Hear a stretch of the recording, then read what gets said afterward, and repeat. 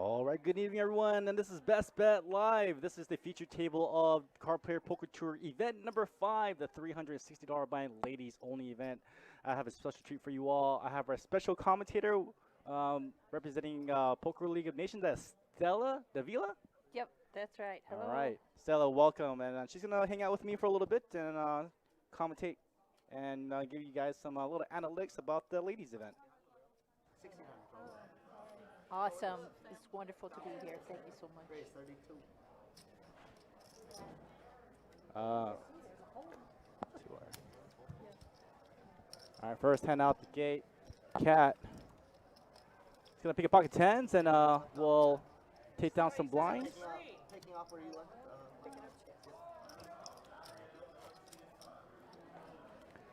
So Cat on event number 1 took third place for a cool $25,000. And hold on a second.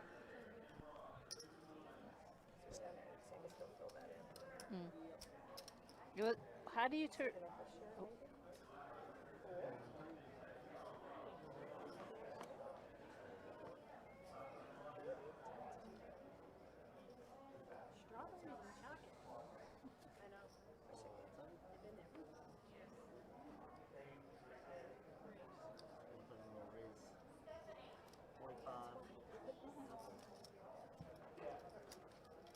Test. All right. Sorry, guys. A little audio issues. Stella, are you hearing me all right? All right? Yep, I can. All right, sounds a little better. So, you said Kat had come in third place. So, recently? Kat, great story. She came in the room with her fiance, and she was playing the cash game and won a high hand for $120.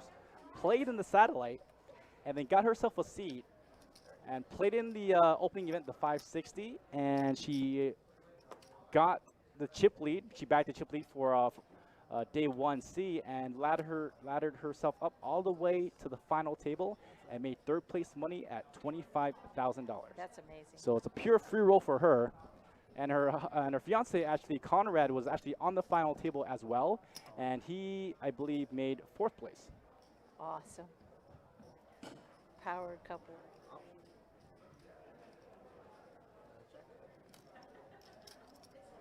So right now we are playing 800 and 1600 blinds. Looking at the stack sizes, they don't seem too shallow, so a lot of play for the ladies. Looks like Lisa's got a good stack right there. So Lisa's going to go ahead and open up the pot at 3,500, 9-8 offsuit.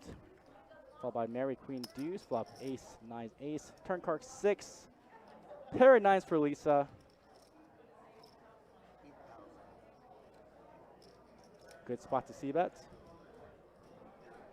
I'm sorry, Mary bet that, actually. So she picked up a flush draw on the turn, and we'll get Lisa to fold the best hand. Oh, wow.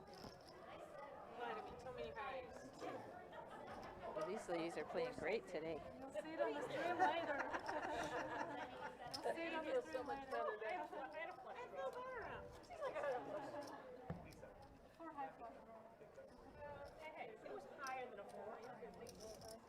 So as of right now, we had a total of 52 entries in this event. 18 players left. Total price full $15,860. We do have our payouts displayed, paying out 7 spots. First place money for tonight, $5,390. Men cash for tonight will be looks like $714. Nice. So we're very close to the money. Again, 18 players left. We need to lose about 11 more.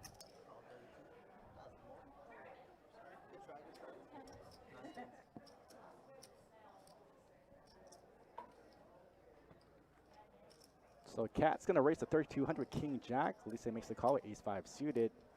Looks like Mary's going to make the call. Kim's going to go to muck 4 tray, 3 ways 2 this flop. Flop King, Queen, 6, top pair for Cat. Mary does flop gut shot straight draw.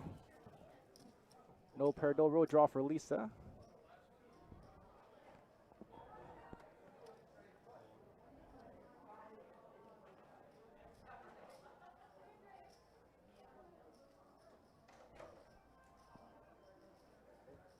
Yeah, good fold from Mary. A good shot. It's not a really good hand to be drawing with unless she might have had some backdoor draws.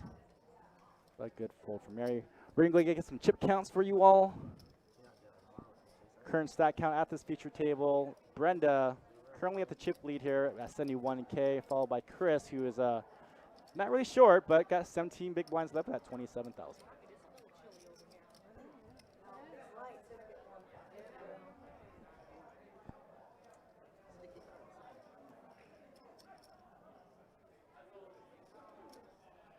So 18 players are left, and they're six-handed on 3 tables that are still open, right? That looks to be the case, yes. So it'd be good to have some six-handed practice.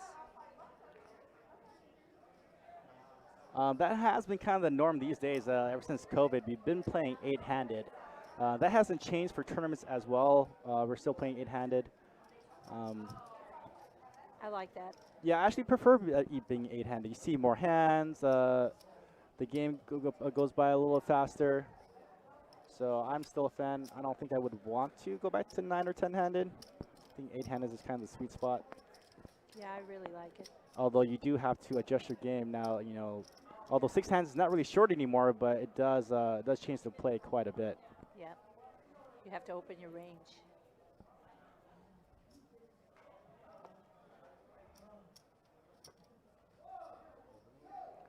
For those in our chat, again, we are not at the final table. We have 18 players left.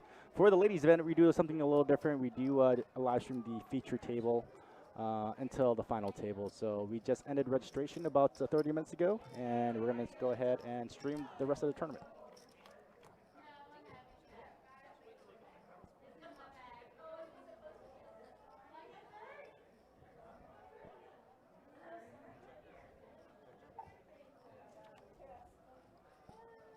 So Chris picks up a pair. The cat's going to take a stab at it, but I don't think Chris will be going anywhere soon. She's to make that call. Oh, she raised. Even better. Nice.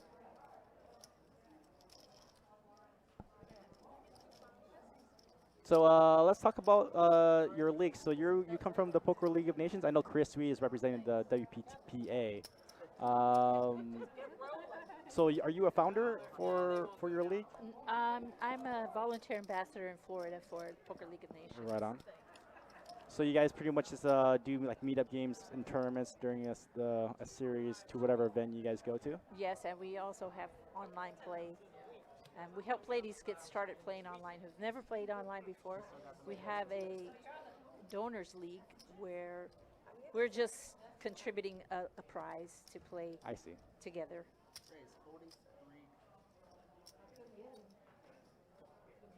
Get experience, and then, you know, we are a good community. Right.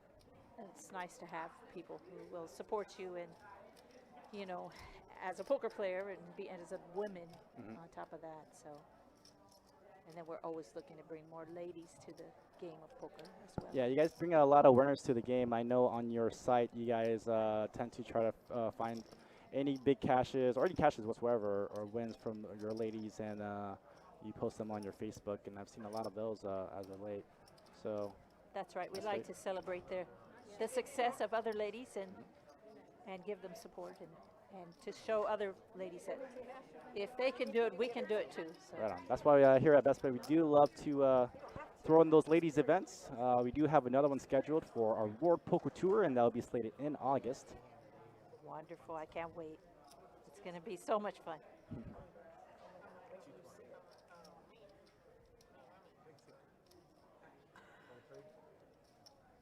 Playing with the ladies is really challenging. I mean, they're very good players. How different is a pure ladies event compared to any normal tournament as far as play-wise? Is there any real differences? I think there is. I mean, the ladies are a lot more careful, you know, so usually there's not a lot of ladies that get out of line. Like, you could run into a lot of loose aggros in the open field. Right. You know, and maniacs as well. And I don't think I've really ever seen too many ladies that are maniacs, and right. There's very few that are even really aggressive, Mhm. you know. So it's hard to play against them, I think. Right. I see a lot of ladies in the field that wouldn't really play terms otherwise, other than it's a ladies event. I know some of these ladies were just primarily cash players and don't really play much tournaments. But as far as a ladies event, they love playing those events at different venues. Yes, there is quite a following for ladies events out there, I believe, and I think it's because it's a social thing Right. as well. I mean, you ladies love having fun at the table, and you guys are a lot more cheery. You guys are more talkative, so much more interaction as far as from what I see, that's different in your normal tournament. That's right. So It's like a sisterhood. yeah, that's right.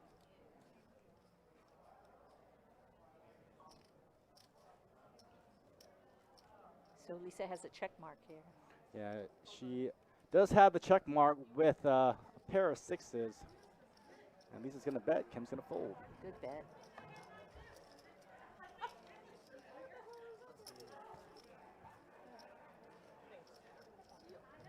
Although I would have liked Kim to make some kind of play there. There's a lot of draws that did miss. So I think that's one thing I might see a little more so than not. A lot of the play, they're a lot more conservative. I see them not really taking any won't really get out of line in most spots. I think there might be a good prime spot to just see if Lisa really did have the goods. And, because all the draws kind of miss, I would have liked to have her make a play there. Yes, maybe a check raise could have gotten her to fold the Definitely. six. Now we got Cat, Ace, King off suit.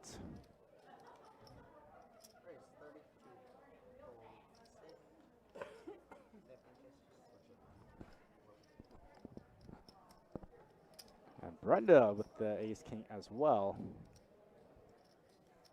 So lots of premium hands and Mary Pocket Jacks. Wow. Would like to see a 3-bet here, but she does elect to just call.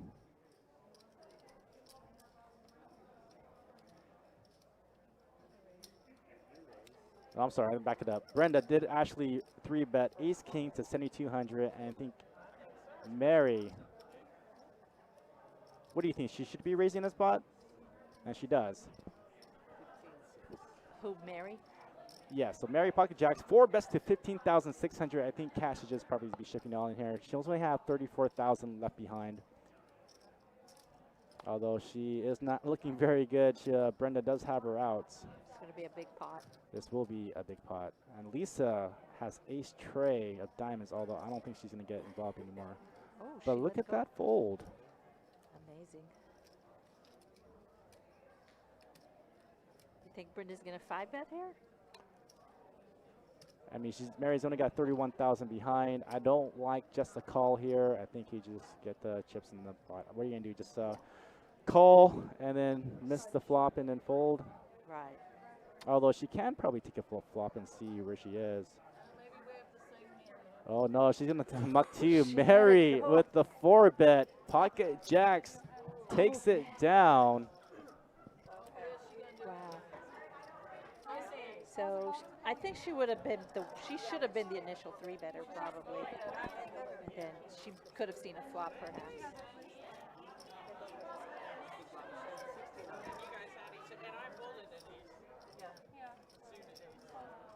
So I think that was a good fold from Brenda as well. A lot of her outs were gone. An ace was gone. Ace King was gone. So a lot of her outs were, at least half of them are gone.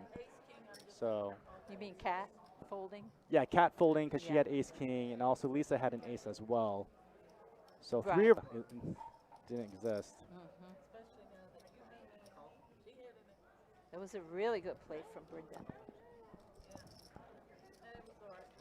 Yeah, from what I see, I think pretty much anyone with that 4 bets pretty much has the stones. That's right. There's very few hands that I see that a lady would 4 bet that's not outside of Jacks, Queens, Kings, Ace King, or Ace Queen.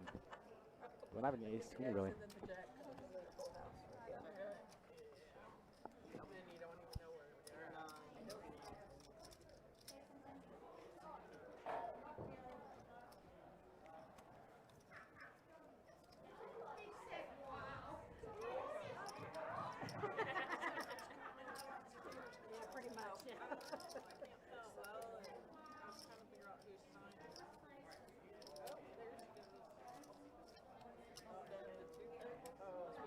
So I believe Zara wanted to commentate as well. Did she go ahead and jump into the Turbo event this afternoon? I think she did.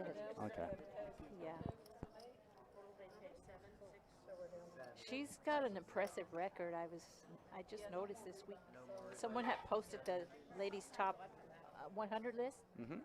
and I saw her. She was quite a ways up there. I think she's halfway up there. Yeah, Zara made a really good run last year, just around a little bit post-COVID when things started opening back up. I believe she took down a event at the Venetian on Valentine's Day, and that was a good 70 or 80,000, I believe.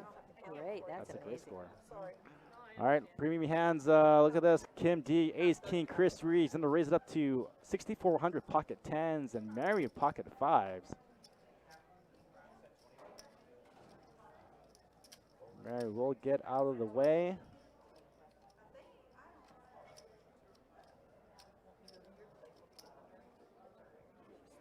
Kim out of position. Looks like it's just going to call.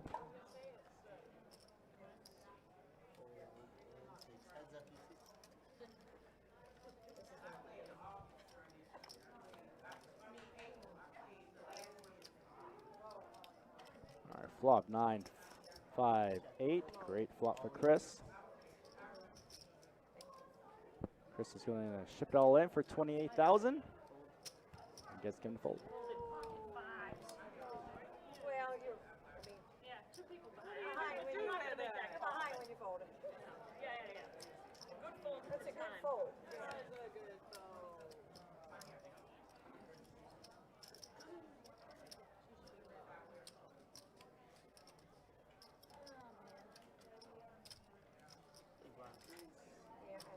Danielle in the chat said, "Let's go, ladies." That's right. Just a reminder, everybody, we're right in the middle of our Card Player Poker Tour series. This is event number 5. Event number 6 is going. It started at 3 o'clock. Again, that's a $260 bind, $50 bounty. Turbo event. You can still get in that tournament. Tomorrow's event will be the Monster Stack, $360 bind. Starts at noon.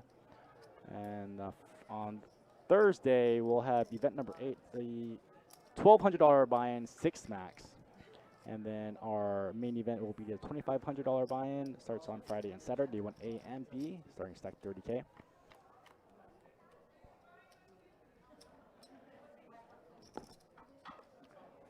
It's like some blind versus blind action.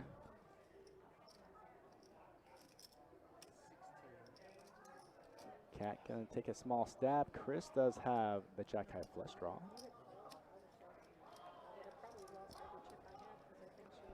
Queen of clubs on the turn. I think Cat pretty much gives up there.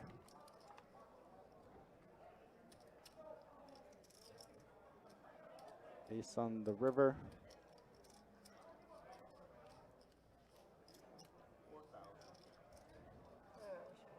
And it's like this bet will get Chris to fold Jack High, which is good.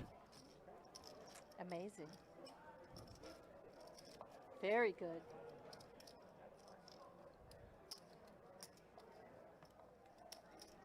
And so you won this event in March, correct? Yes.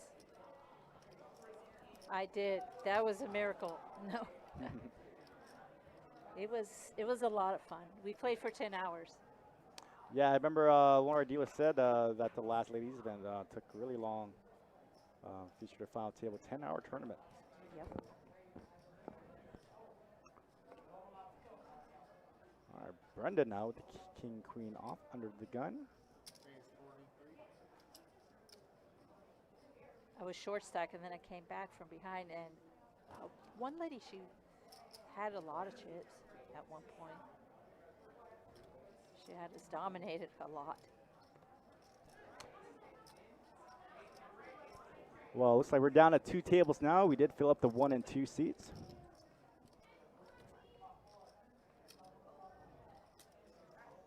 Sorry guys, the action tracker is trying to get caught up here. 3-way action to this flop. Flop ace, ace, 6, Lisa, trip aces. And checked it. Very good. Yeah, a little bit of slow play, and Aaron with no pair, no draw is going to take a stab at it. With position.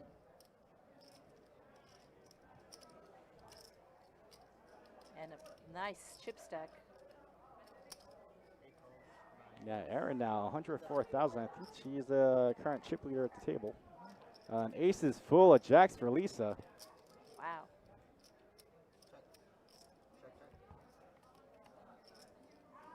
Now 6 of diamonds on the river. I think Lisa should go for some thin value. That's 10,000 into 32,000. I don't think she'll call. Whoa, whoa, whoa, whoa! Nice. So a little thin value. Got some more chips out of Erin. Calls with 10 high. 10 high. I thought when she reached for chips, she was going to raise. Actually, not 10 high. She actually was playing the board. Ah.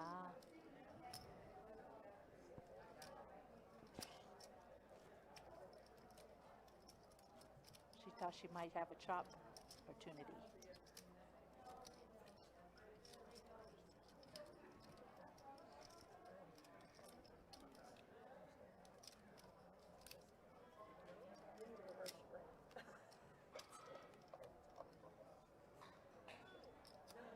So yeah, we've had some staking satellites at the Poker League of Nations for the main event, and there are also some main event leagues, staking leagues, that are taking place live around the country in different locations. So that's a cool, fun way of trying to get some ladies into the main event. That's awesome.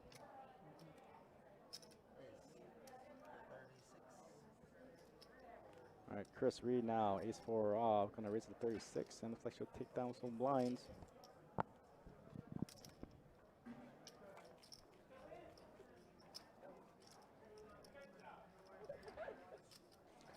So again, everybody, this is the feature table of our ladies event. There are currently 2 tables left, 14 players remaining. Total field was 52 players. I'll go ahead and post some of the payouts here for you all.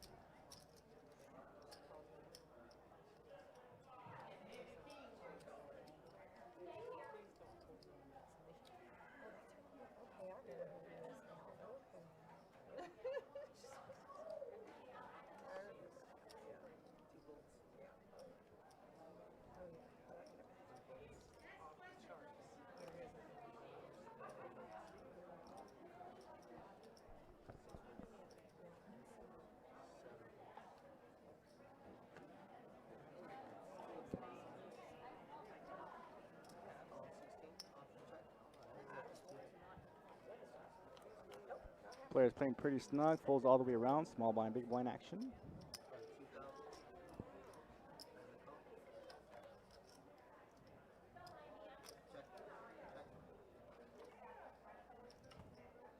Although Erin does turn the nut flush.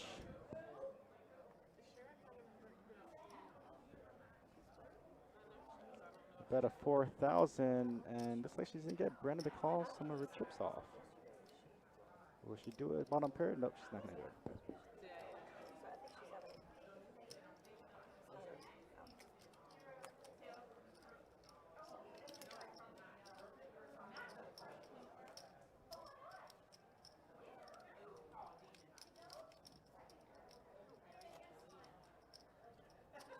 Those are some really good payouts.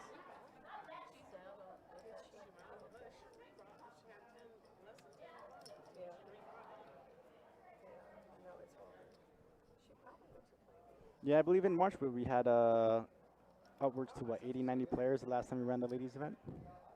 Actually, you eclipsed the ladies event this time. Okay. Yeah, we had 46, and I think you have 50 this time. Yeah, I might have been thinking of the War Poker Tour ladies event that we had. That was pretty big. Yep. I think that was the first one I played with.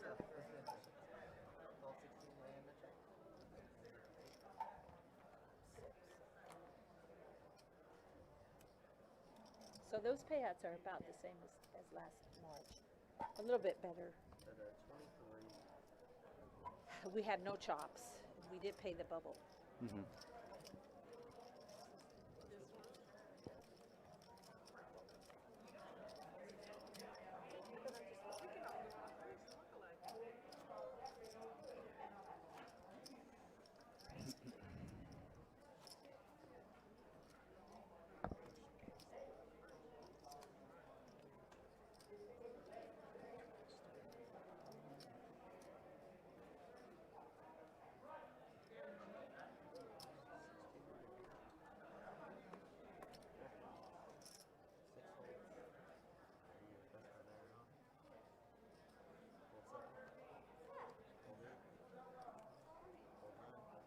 Chris let her ace 5 go.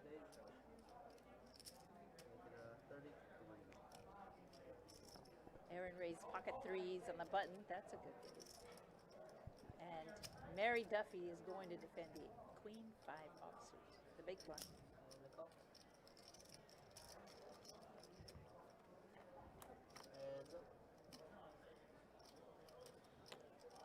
Pretty good flop for Mary. She is open-ended. She could definitely represent some kind of hands, but Era's going to see bet.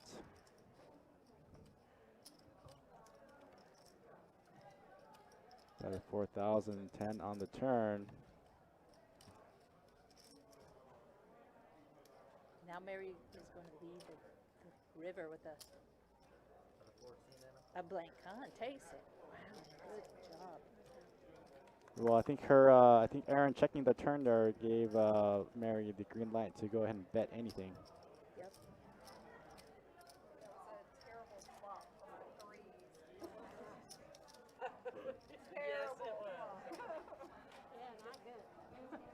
She said it's a terrible flop for her 3, so she let Mary know that she had the best hand.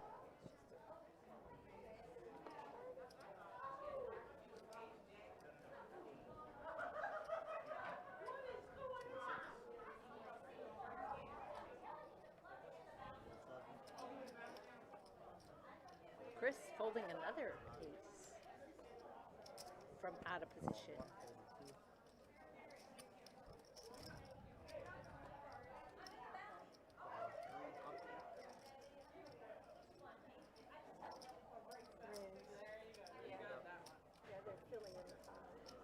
Wow. Now Mary comes in for a raise. No, actually, Kim raised it with King Queen on the big blind. Mary just limped with a Queen 6 off. Oh, she did.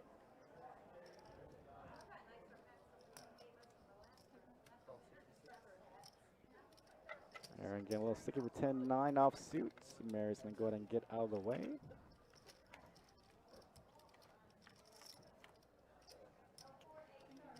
Flop King 10 King. Trip King is for Kim. Although I would have liked her to slow play just a little bit. Yep. But she's going to fire out a bet. Does get some action from Aaron. With the 10 that Aaron hits. Whoa, does not let off the gas. Wow. All in for 33,000. I think in your Aaron spot, she's going to have to give it to her. But nope, she's going to go to make the call. She doesn't put her on a king. Most people would have checked. And look at that, quad kings for Wow. Kim. Amazing.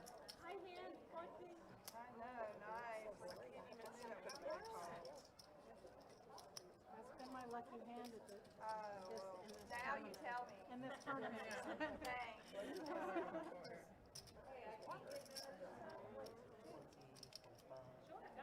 So Aaron just lost a good piece of her stack. She started the game at north of 100K. Current stack count now looks like she lost about half of her chips. Kim now is approaching 100,000 chips. Still playing pretty deep. Age is the only player with 14 big blinds. Short, but not relatively out. Still has a lot of play. Well, 14 big blinds, I know I would be folding or going all in either way. Everybody, that's going to be it for me for now. You guys got fixed. Are they up? The blinds are up? Yeah, blinds are going to be up. Blinds are up, guys. 1,200. It looks like Cat got moved to the other table to balance the table. All right, so we were at 1,000. Yeah, you didn't need all that. Yeah, that's why I said you can blame him. The other you.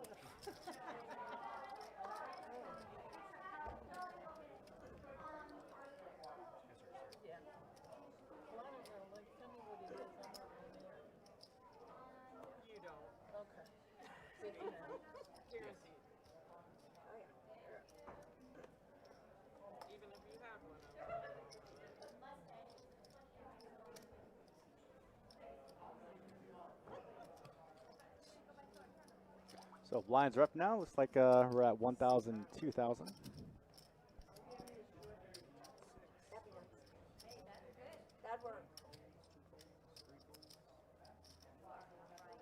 Kevin, yes, this is the feature table. So we're not at the final table yet. Also. Okay, I want her I'm second. sorry, I didn't realize there was She another was still person. stacking I too. Put my apologize. 7 with her 7, and then I'll call. Be careful. Seven deuce, no In a thank you. tournament, that can get you in trouble. On the Yeah, I rail know, over there. it's a very Watching small. us with your big stack. Yeah, it's like not like it matters to you, but I wouldn't cry. I'd be like, I can't. No. you would not. That is Just for one round. Not forever. Age of 5 deuce, she throws that away.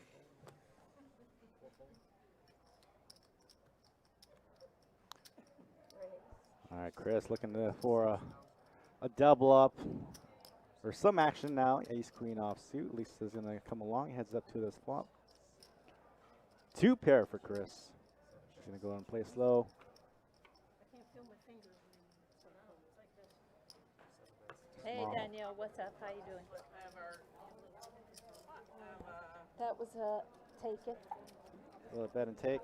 Easy game. You'd have been in trouble if that flop would have come out like 10-7-7. Yeah, I'm pretty sure I would have knocked that. We miss you here, Danielle. You didn't come out for this one. That exact flop. That exact I gave flop. Danielle a bad beat last time. Well, 7-7 Or 10.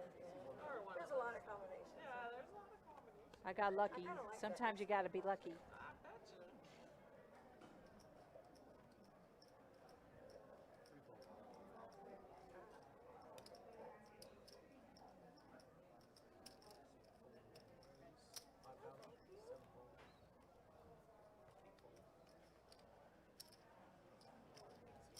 Tony said Asia is one of the best players at Best Bet. She was at my table today when we started. She's a very good player. It is today. Yeah, Asia is primarily a cash game player. She usually plays 2-5. I've seen her in the 5-10 streaks. Also plays a little 5-5 PLO. Oh, you. That's great. She was telling me she's a cash game grinder. Don't forget, you. I did it one time. See, remember? If it wasn't for that suck out, I would not be sitting here. Thank you. I really, you're my new best friend. Let me tell you what. It's an animal bond. It's an animal bond. We look forward to seeing you in the next one, Danielle, for sure, in August. There'll be a WPT event. It's all good. And sponsored by Poker League of Nations, is what I heard today. I had a WSOP dealer tell me on the phone last week. She's like, I've never seen you call white. Like, you call white?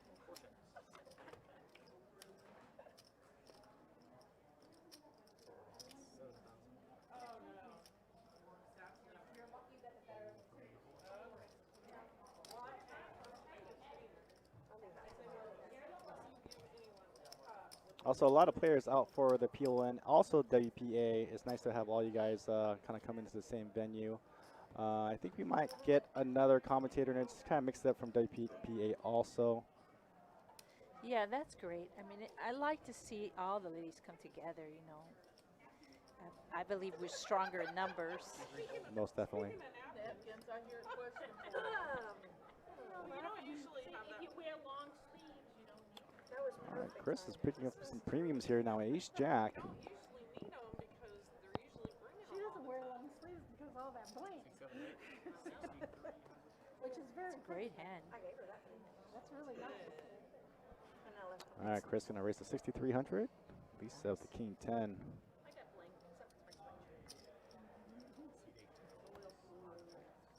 Freezing day at Universal, so you buy a sweatshirt. I have one of those from the animal park in San Diego. I do.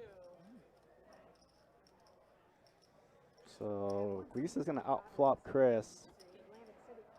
Check from Chris. Lisa's gonna lead out with a bet of looks like 4,500. Oh, sorry, 9,000. Why they sell them.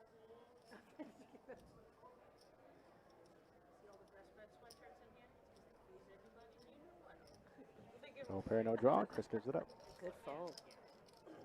That's probably the bigger reason. To give away. cold or the giveaway? No, the jackets and stuff.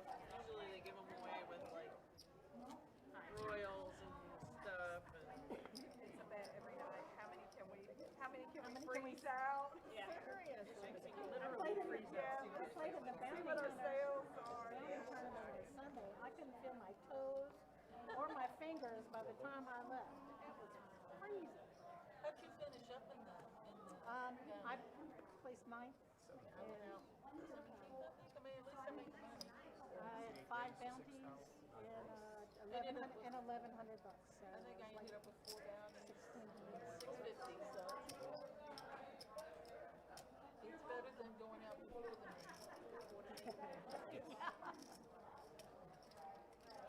Here comes Mary. She likes to defend that big blind liberally. I couldn't wait for breaks to come. It's just so I could go outside and get warm. Yeah, it was very cold. Well, the wrong kind of black for Mary, but Aaron's the only player that's ahead, but she doesn't know it. And when it's raining, there's no sunshine. It's even worse. And then Mary's making a stab. Yeah, she looks like to be open-netted. The back door straight draw. She picks like- up. And she will take that pot down. I don't think anybody else was going to try to defend there. That's great. Nice play from Mary, betting her draw there. Going to pick up a few chips.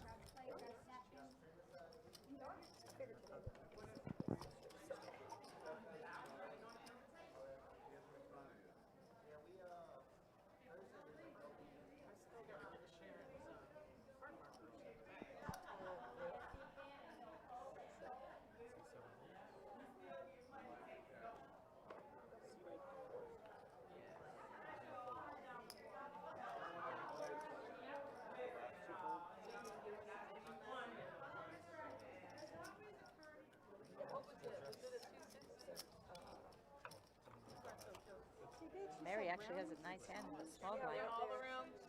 Every place. She meant cheesecake. Not there's some cheese. No, See, I was excited. I know, me too. I know. I'm like, where's And she folded. I think I'm the cheese.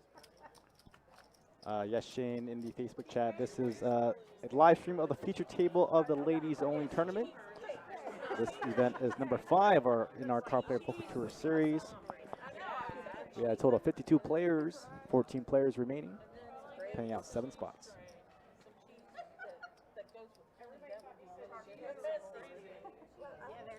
Halfway to the money. No, you got them all excited for cheese too. No, it's lemon. Don't make that face when you say lemon. Pocket eights under the gun. Okay, there you go. You said lemon. Sweets everywhere. Yeah. Brandon electing not to pay pocket 5s, playing kind of snug. Wow. I thought she meant We were all there. Good fold. cheesecake. Oh, she must have meant cheesecake. See, now she wants cheese too. Pretty premium hand for Mary, Queen Jack of Diamonds on the button. Kim not going to play that hand, but Kim with King Queen also folds. Wow, these ladies are really careful. A lot of respect for the under the gun raise. I almost shoved. I almost did too. I had my lucky hand again. What, 8 deuce? No, King, Queen. Wow. I know what You I better not had. get No in there with way. King Queen against that one. Wow. I would Out have of three. position. Yeah, I would have 3 times this stack if it wasn't for her lucky king earlier. My lucky hand is 9 I know, it's definitely her lucky Oh, believe me, I All right, Asia short 18,400. We'll go all in. King 8 of hearts. I like it. No. Oh, Mary. And looks like she gets that one through. Great. I hit it twice in the cash game last night. It was so funny. I like the blind. I took the girl that was to my left before you said that. I took her out with 9 deuce because she. Is there a satellite today for the main event? Let me check here. She just checked you in. Yeah, was she min raised? Just a min. And So I I'm like, believe the yeah, I was like, okay. I think registration just closed for today's Turbo event. That was a $200 buy-in, $260 buy-in, $50 bounty Turbo. That started at 3 o'clock today, I believe. Registration for that event just closed.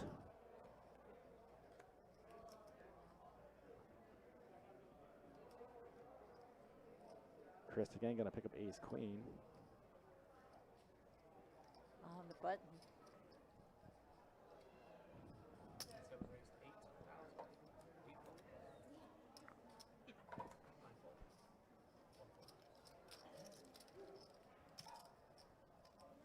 Pretty big sizing. We'll get that one through. So currently, no, there won't be any more satellites for today or tonight. Tomorrow, however, our $360 bind monster stack will start at noon. We will have a satellite on Wednesday night. Again, $380 buy-in. No guarantee on that event. However, Thursday night will hold a 10-seat guarantee. So if you're wanting to satellite yourself into the main event, that would be the event to choose. Again, 10-seat guarantee for that satellite. Starts at 7 p.m. $380 buy-in.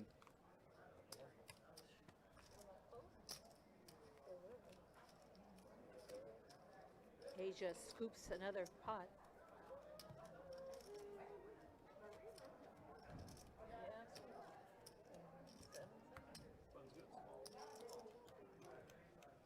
And adds 5,000 to her stack.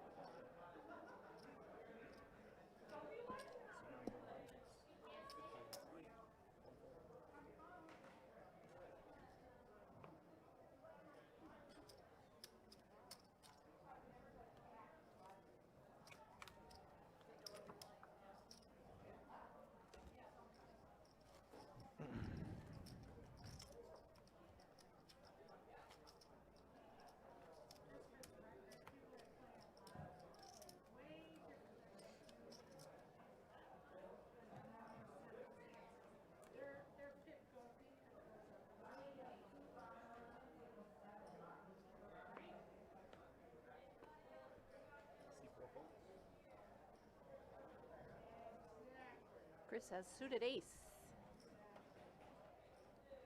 Should raise here. Yeah, not many players have been playing back at her, but she does elect to just call here. Got Brenda now with ace-5 of spades. Would definitely be putting a raise in this spot. Raise to 5,400.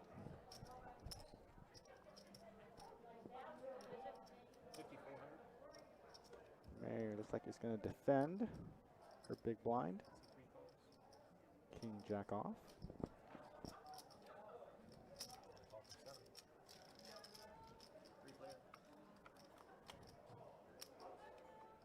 Flop 10, jack 10. No pair, no draw. Actually, Mary does outflop them all. Pair of jacks. She does like to check.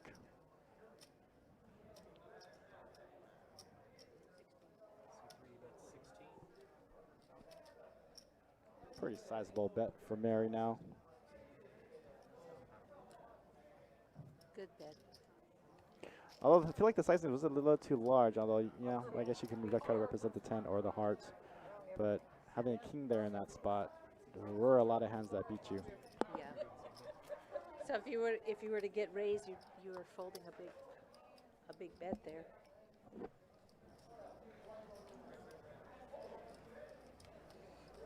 Unless she was sticky and she wasn't going to fold.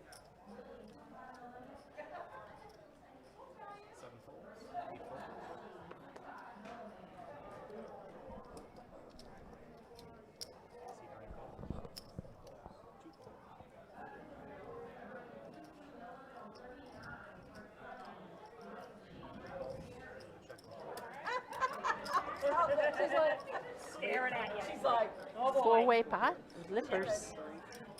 Check 4, check 9.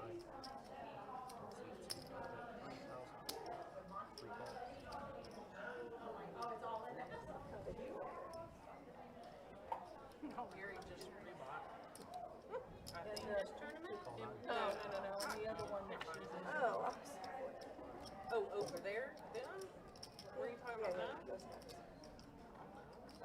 Oh, put in there. So Mary checked the top pair, and the flop now decides to lead out with the 8 on the turn. Erin folds her 3. Good fold.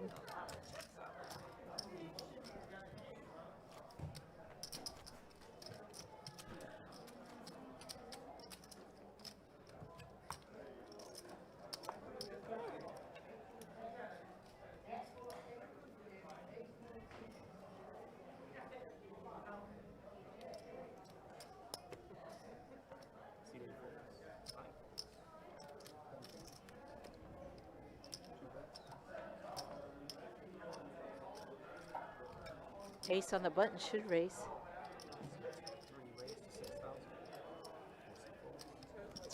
Mary raised 3x.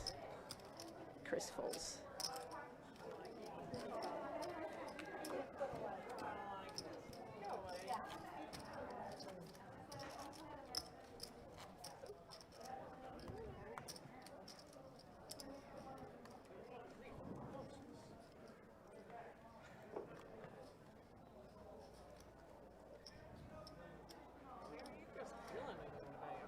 I'm hitting little bits, you know?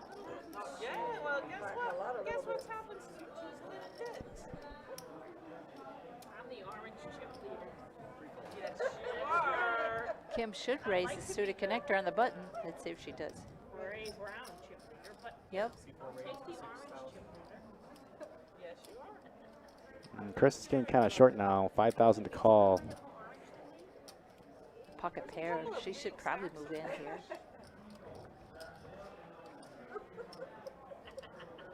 I mean, she could wait for a better hand. Shoving here with pocket fours is a little bit marginal alone, but she does choose to take that line, going all in now. Yeah. At risk, pocket fours, her remaining 32,000 in chips. Tough call for Kim, though. 87 behind. She could put Kim on a steal, you know, from the button. Third reverse stack, but it's tough to call off on the all in here and 10-9 off, but then she does have the chips to call. It will only be about a quarter reverse stack.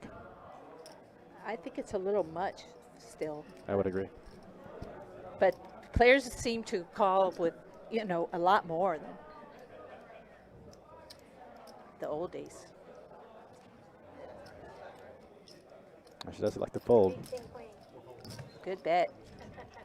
You have to gamble eventually with a small stack, so Good fold. I know, I'm teasing. you don't often get dealt a pair. I would have called you if it was king. I know, I see the man. I know. All right, guys, you're just tuning in. Again, this is the ladies' event of our Card Player Poker Tour Series. Lots of action here at Best Bet.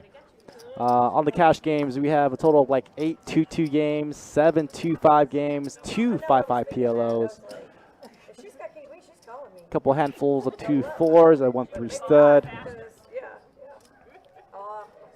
That hand's been good to her today. Really good. Really, really good. Also, our Turbo Caught my ass if she had king, queen. registration just ended in that event. That will close out the tournaments that you can get into for today. Right now, we are our high hands right now are $500 to the winner and a $50 table share. So lots of good promotions here for live cash. You want to stop in and play some cash games. Again, $500 to the winner and a $50 table share.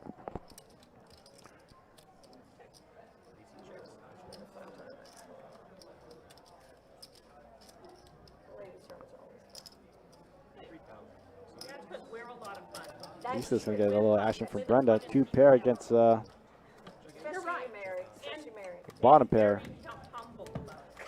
Look at that. Look at that. That's amazing. No one I folded Jack 4. No, Oh, boy, that was damn lucky there. Yeah. Calling Jack 4. And That Jack. even makes it, that even makes No, the Jack was that was the case She for had Jack four before, yeah.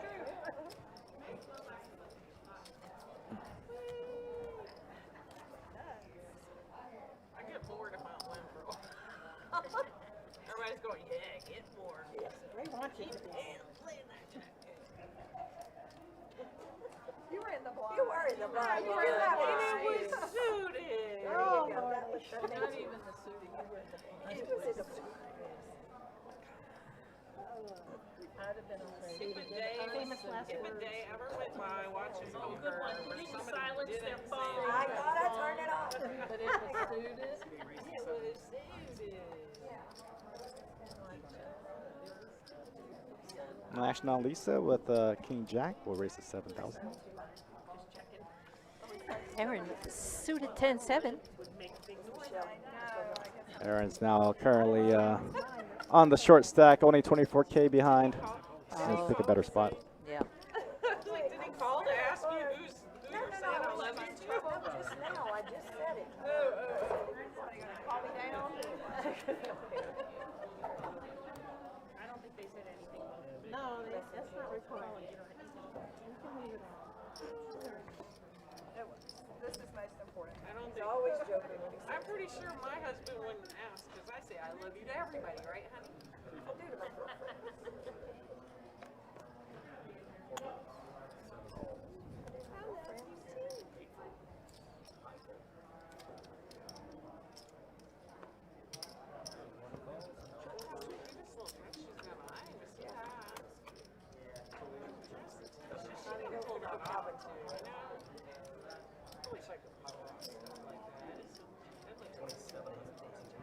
So Asia with the Open-ended. open under. It's going to go ahead and take a lead out of his bet. Isn't it nice? Aaron does make the call. King 9 high, and Aaron's going to like to take a stab at it now. She's trying to represent the 3.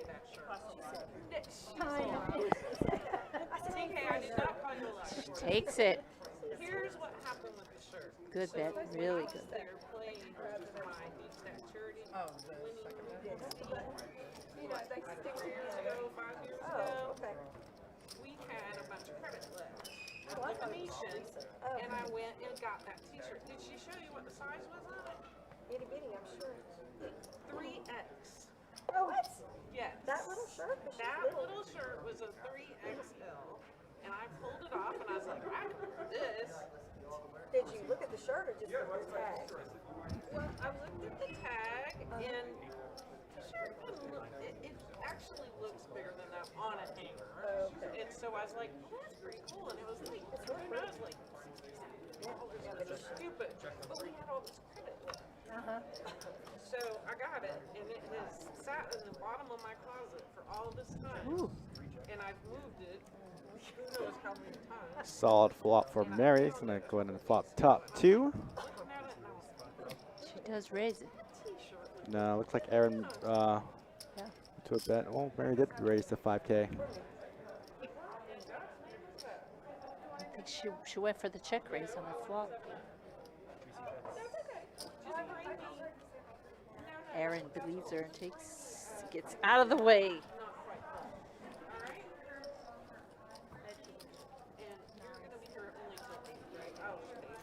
I had one pair. Oh, thank you. Okay, so just bring me a couple sets. You had an ace. Yeah, I did not have the ace. She gave me that. So we don't have any stats on them yet, do we? No, we do. I can go and throw some stats out now right now. This is after 38 hands, everyone. Current stat counts.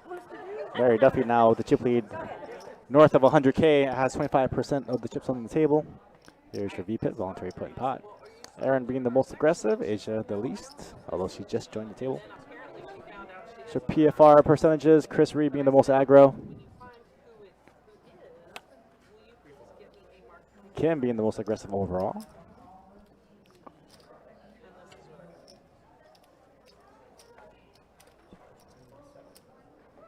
Awesome. So again, payouts for this event, total prize pool was $15,860, paying out 7 places. First place will receive $5,390. Min cash for this will be $714. Then we got Asia going to move all in with her final 14,700 chips. Going to be at risk with King 10. Mary has made the call with 8 tray off. Action on Kim with King Jack.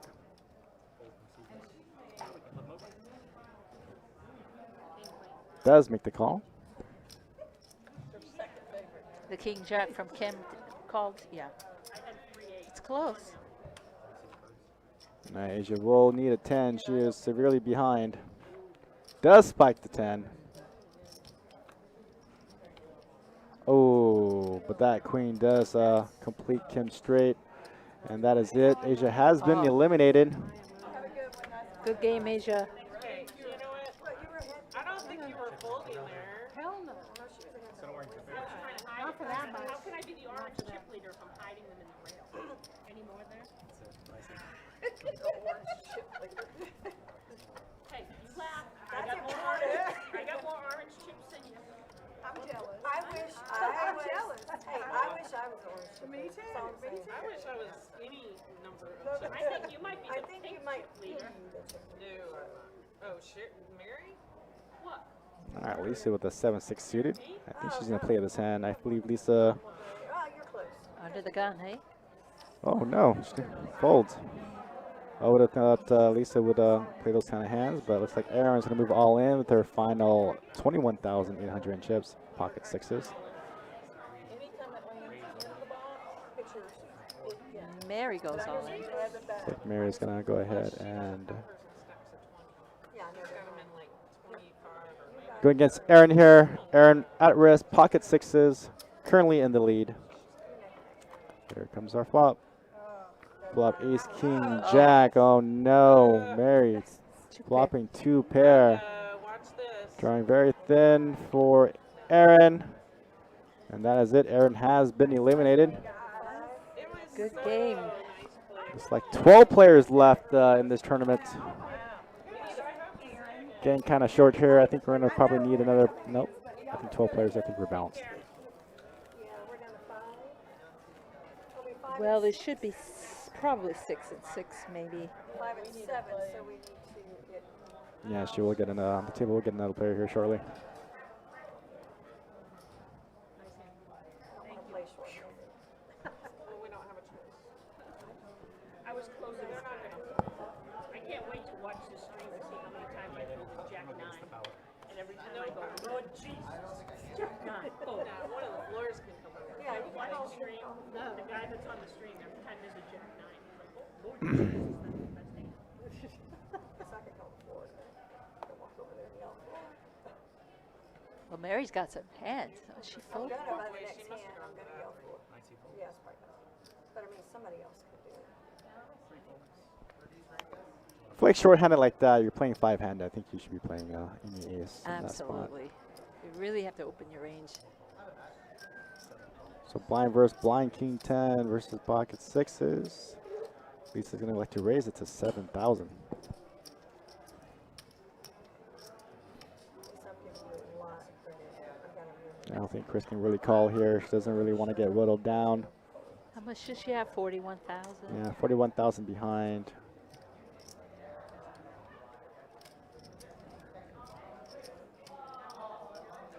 King 10, not a very good hand to be playing heads up, especially if you're playing kind of short. Looks like she wants to go all in. Oh, she let it go. Yeah, we're racing. Well, yeah, I don't want to see a flop. Yeah, I'm coming back. Yeah, I have to get my bag as well. So I'm up right now. Looks like we get a new player in the game. This is Octavia. Octavia is one of our regulars in the room. No, I think they brought her over. Plays a lot of tournaments, lots of cash. Oh, cool. Just say T-A-Y.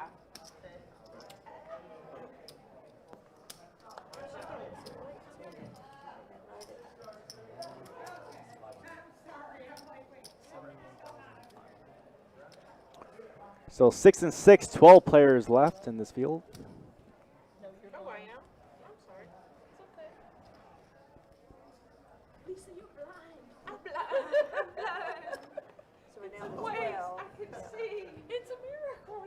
Have you guys heard my favorite song now? Mary with the Jack 10 suited. See clearly now the masks are gone.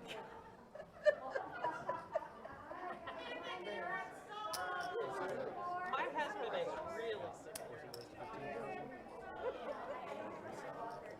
So Kim called, but we can't see what she, oh no, she 3-bet. Kim with the 3-bet with the mystery hand. Now 15K to go. Mary's gonna take a flop. When I wear my mask, like my sinuses are so much better.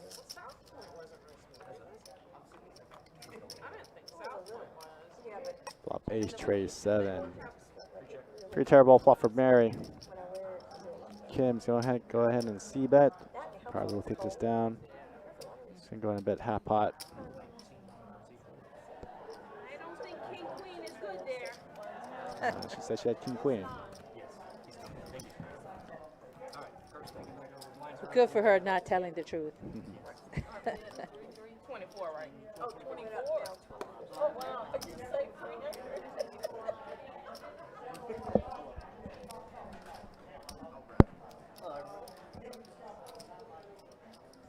That's something right there. Because I'm sitting there saying,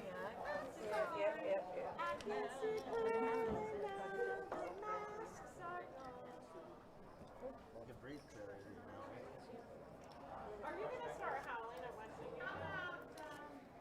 Everybody out live streaming. Sitting about a different song. Yeah, I was just saying. How do you Oh, solve a believe problem me, like I have made all kinds of additions to it. Mine is How do you pitch a crowd. cloud and pin it down? How do you find a word that means Maria? They moved a point. A flippity gibbet I'm a little concerned. None of these broke into the chocolate covered strawberries or the champagne that was offered. She's got a bunch of chips. Those aren't props. That's very nice of Best Bet to always offer that. That was playing. It's not easy to play under the influence of chocolate covered strawberry and champagne, though. my life. Almost as much as Mary, Mary, Quake and Trary, you know what I'm saying? Although I think that would up my game, honestly. If I had been offered chocolate covered strawberries and champagne at any table, I would have to indulge. Oh, Octavia is coming all in, 69,000. I don't know, maybe it would induce the bluffing factor. Yeah, I think she might have missed a little value there. I think she should have probably raised a little less, try to get a little action. It's hard to get pocket kings in a tournament. I must say I used to bluff a lot when I was drinking a lot of beer at the poker league, at the bar league where I started when I first started playing.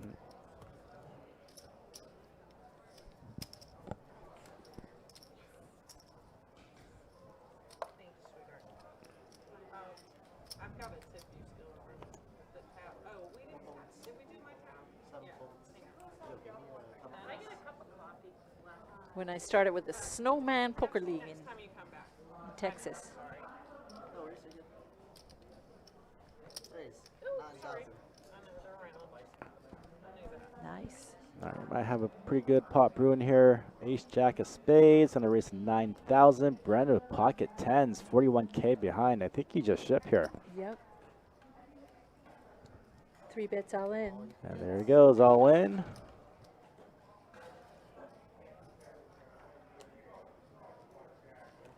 Gets a fold from Tay.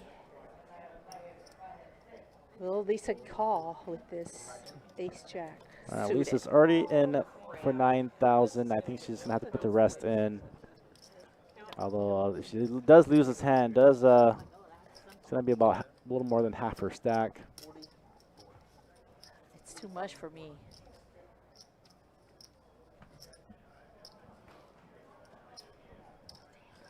Lisa goes in the tank.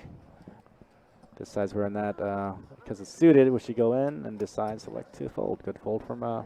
Lisa. Good fold. I mean, she has 2 overs, but that's just too much of your stack, I think, to risk. Make it worth my while. I keep holding these dang aces. Gonna get me in trouble. Yeah. Cause I already knew on my hand that if you had an ace, I already know. I did. I know.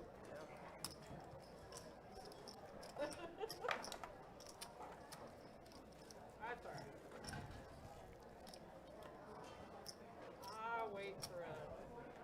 If I'd have had ace, queen, or ace, king there suited, I probably would have gone ahead. Jack. Good phone. Good phone. Yeah, lady. She's not so sure about that.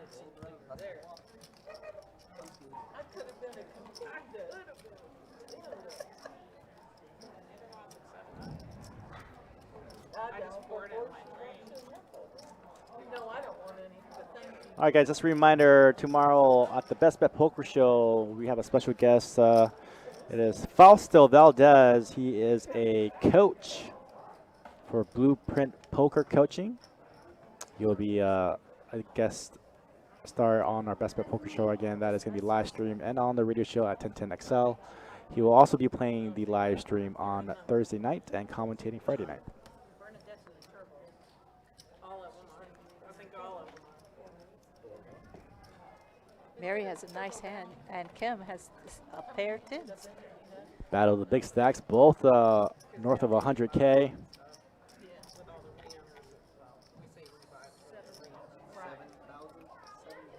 Bet a 7K from Mary. I think Kim should be 3-betting here, trying to isolate. Yep. Goes with a raise of 20K. And Mary is going to go ahead and just ship it all in there. Wow. I don't think Kim can call. Mary got that strong 4-bet move.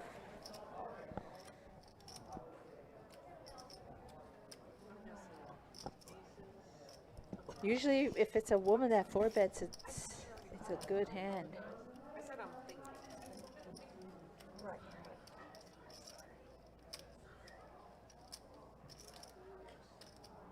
It seems like Mary's the most aggressive on this table, I think. But Yeah, she's been the most involved, although she has been getting a lot of premiums. But she has been using her cards and her chips to her advantage.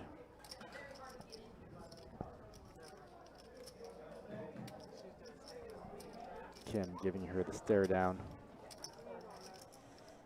and Mary not giving up any info.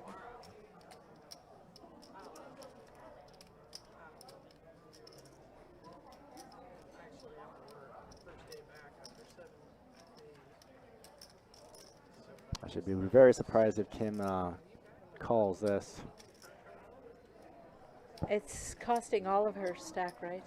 Yeah, pretty much. She's well above average. I mean, average chip stack right now is 65,000, so she currently has double the average. But it's for her tournament life, right? That is correct. Yeah. It's a hard call to make.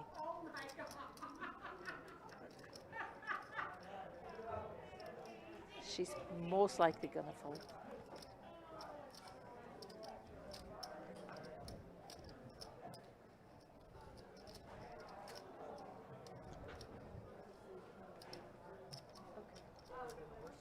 Yeah.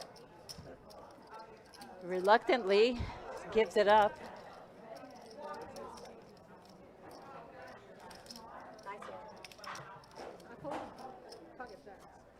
Oh, man. That's a hard pull. but She I never think I tells can the make that work truth. too. It's for your whole tournament. They life. never do. And she's probably not doing that with anything less than ace king suited, in which case you're racing for it anyway. Oh, we're still 24. Still using the black ones. What is the blind now? 12 and 24, 24? Yes, current blind levels are 12 and 2400. wait. Oh, show no, but Kim getting a lot of pocket pairs, pocket sevens on the button.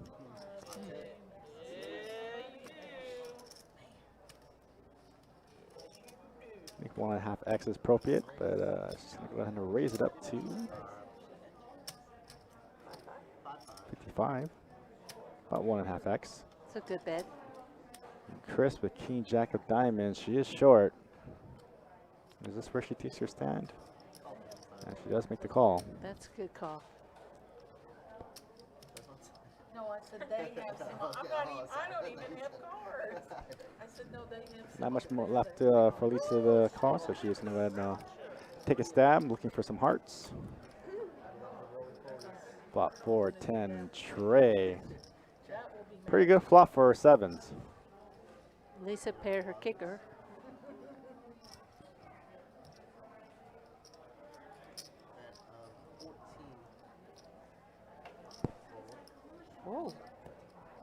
And she got the best hand to fold. Got me out of there.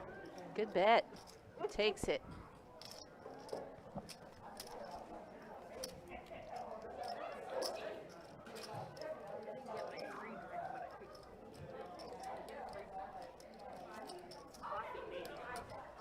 Yeah, get a Starbucks coffee. They even have they have really good Starbucks hot chocolate or they really do. Small one. Their teas are good.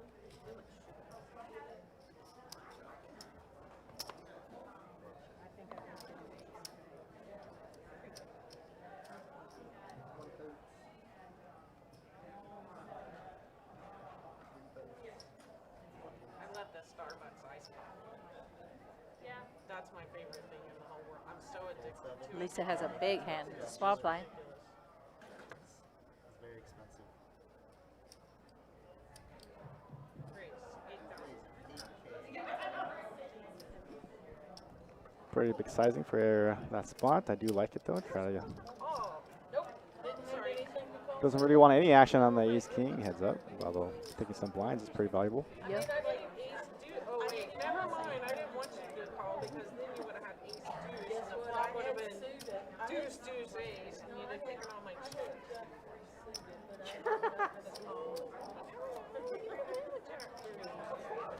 That's why you only put 1200 in. Now they see the flop. There you go.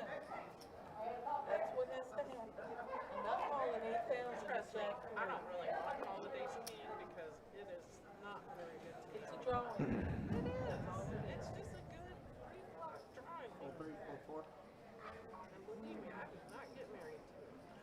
I literally full 7, full 8. more love.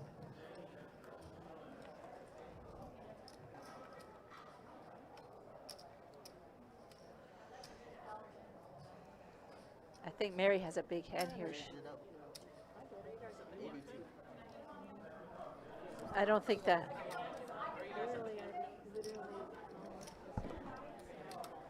That anybody could call.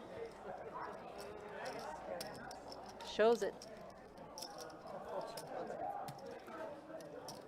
Didn't want you to think I was stealing from you. Oh, no, you're good.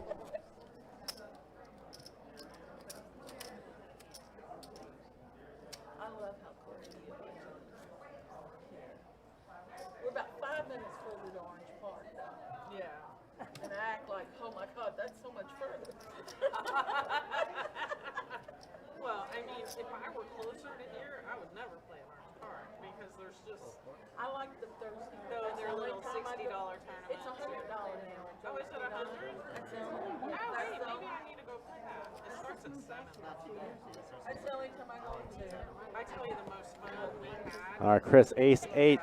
Gonna move all in. 30K remaining in her stack. All the best bet personalities playing cash. Yeah. 130. Oh my gosh. Mary with ace 8. I think she just calls here.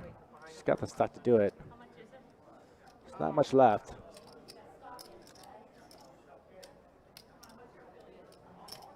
20, 25, 27, 27. I was gonna go, but then I ended up out of town. I was only able to stay for like an hour and a half. I had to set something going on that night. And I made like 27, $500 from that. And I left. I was like, oh, thank God I had to leave. 'Cause no means God. It was just They have the same hand except Mary has hearts. Yeah, but because of her stack, she has 142K behind. It's not very much from her stack, It's so a snap call. it's a snap call in my opinion. I agree. and I would.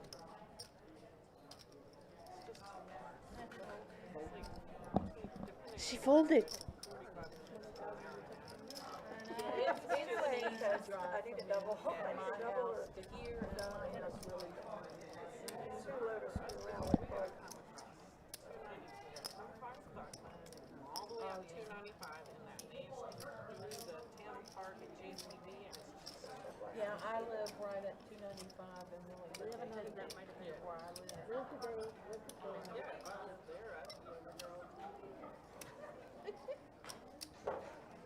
Yeah, very tight fold. Ace 8 is suited against a player who has a very short stack. Shoving against a big stack. So that's one big difference in the open field. Hey, they would have called right away. Yeah, pretty much with Chris's stack, you're pretty much shoving with just any pair, any ace high. Yeah. Suited connector, perhaps. Maybe any two broadways, any king, any queen. I would take. No, I think that's a big part of her check. Is not having You know, like. Blind versus blind, I think someone should bet and take. Make a stab at it. It's like, oh, this is. Showdown. King high takes it. Oh, Lord, no. Oh, my gosh. I'm sure that I am sure there are people that do it. I am sure, but I could not do that. Now, I would miss hands for doing that, sure.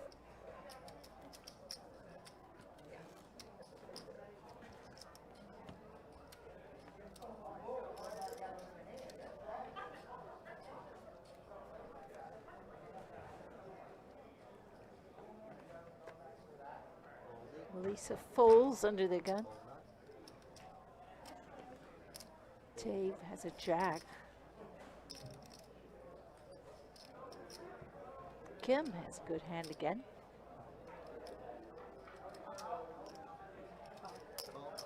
She just calls. I would have raised that ace 3.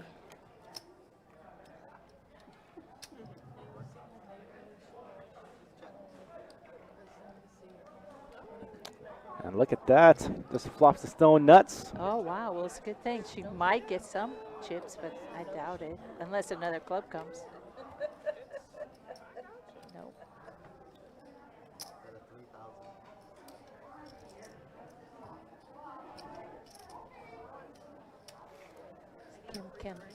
Chris cannot call. Yeah, it's pretty nice. It's not a bad flop for you. Spoiler there.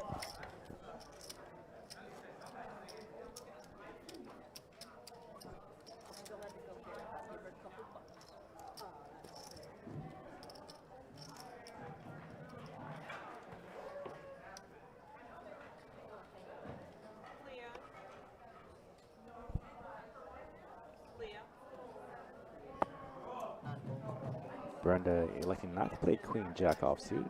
Mary not going to play ace deuce. These ladies with the stack aren't playing any hands. That's so tight. I don't know if you know. Six-handed is really tight.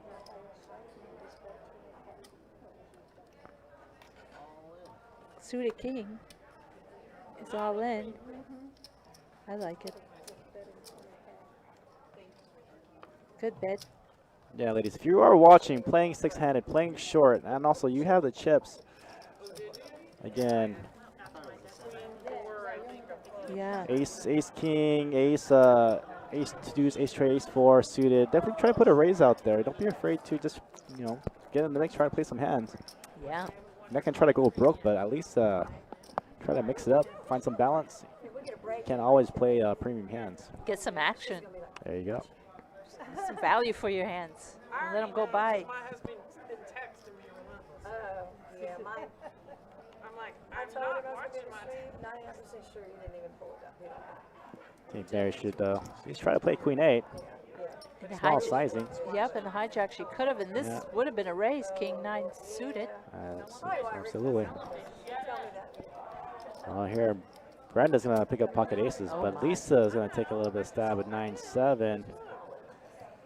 Brenda, let's see what she does. I think Brenda with the small stack should raise just a little bit. I Raise might- too much. I might have checked. Oh, that's good. She did get her to call. Because I don't want to chase my player out with aces right here. Heads up. See no flop quad aces. High hand. There's been a lot of quads and straight flushes that I've seen through the field. I think I've seen like 3 or 4 of them. There was a quad kings on my table when we began. You have an ace, really? Asia had them. And you checked that all the way through? Brenda should say no, I don't have an ace. Look at this. Lisa has 2 pair in the end. This is a horrible, this is really bad. How much is the bet to call? 25? Yeah, decided to go half pot. It's a little bit too big of a sizing. Yeah. I think she elected to go bet like maybe 10 or 15,000. Could have got a pair of nines or a pair of sevens call. Yeah, some thin value. At least it does have both of those cards. She might go for it. She might make this call. She's thinking about it. Yeah, but then again, you're only beating a bluff in this spot, you know, with Yeah. this bucket with a pair of sevens or a pair of nines. That's right. Bluff catcher. Good fold.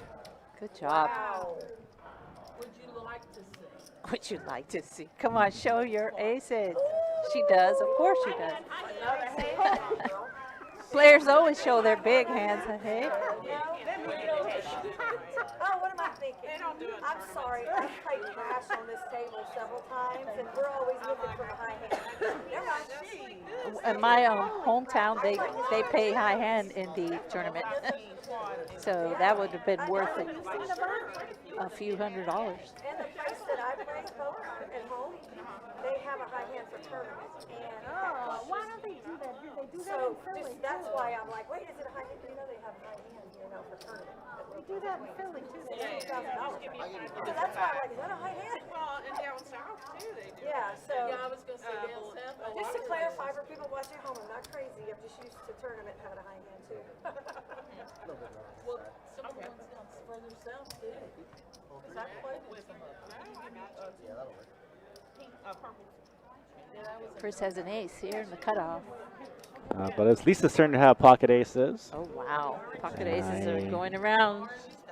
I think this is going to be the start of the end for Chris. Not much she's going to do. I think she's going to be able to ship here. So I'm going to get 36,000 behind. Yeah, she has to. She has to. I'll go all in here. And Lisa's going to snap it off. All in. Isolating.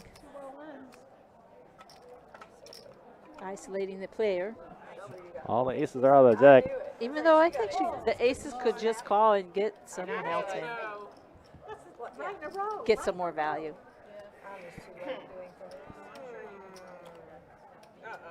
Chris does pick up a 9.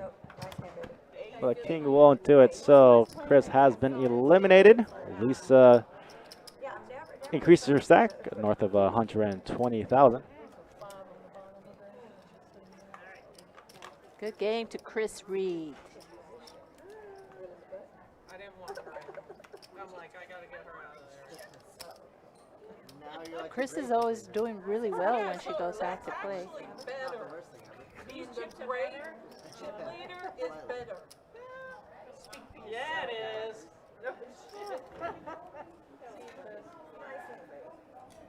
Yeah, like I said, sushi snap. She's got it. Just put in enough to stack it. Fold it. Fold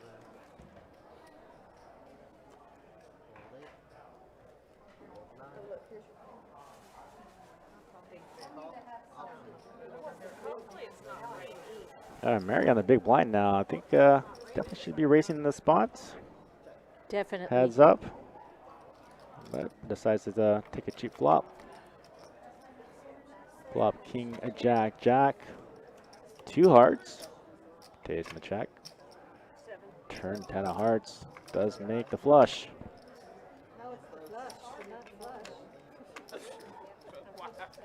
What else? Definitely not. What I had in my hand was black. No way.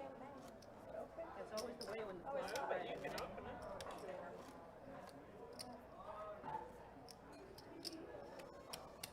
Looks like Mary's gonna go help herself with some strawberries finally.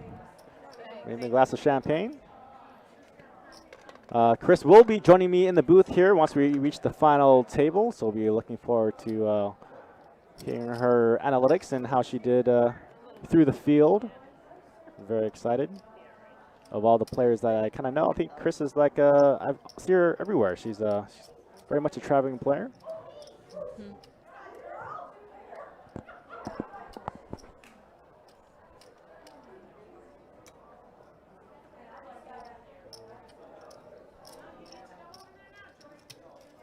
I've known her for a long time now. I met her when we played in the online games. 3 minutes, 3 minutes.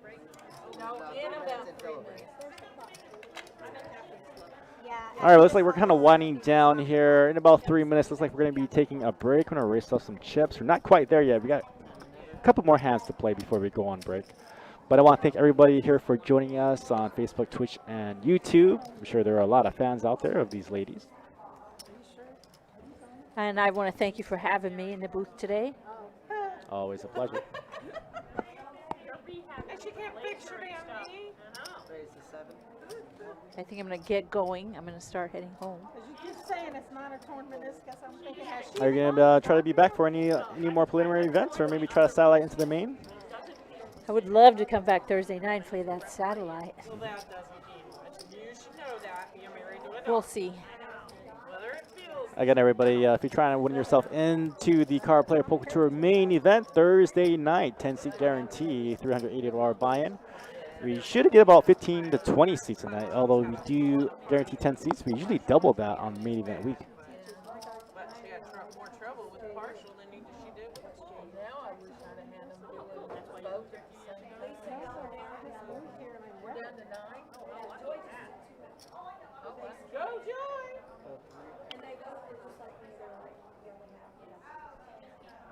From the sounds of it, looks like we're down to 9 players now, 1 player away from the final table.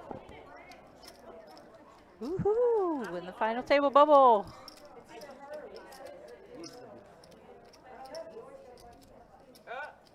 And then when they get the final table, they might decide to pay the bubble. Because then they will be on the bubble.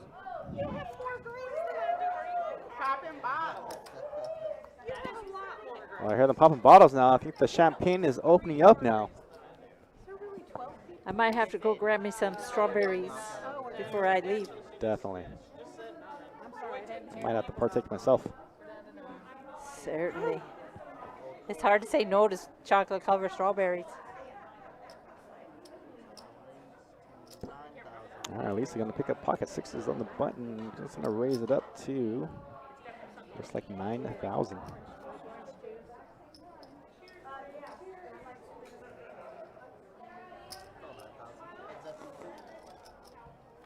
You think Tay should peel and see a flop, eh?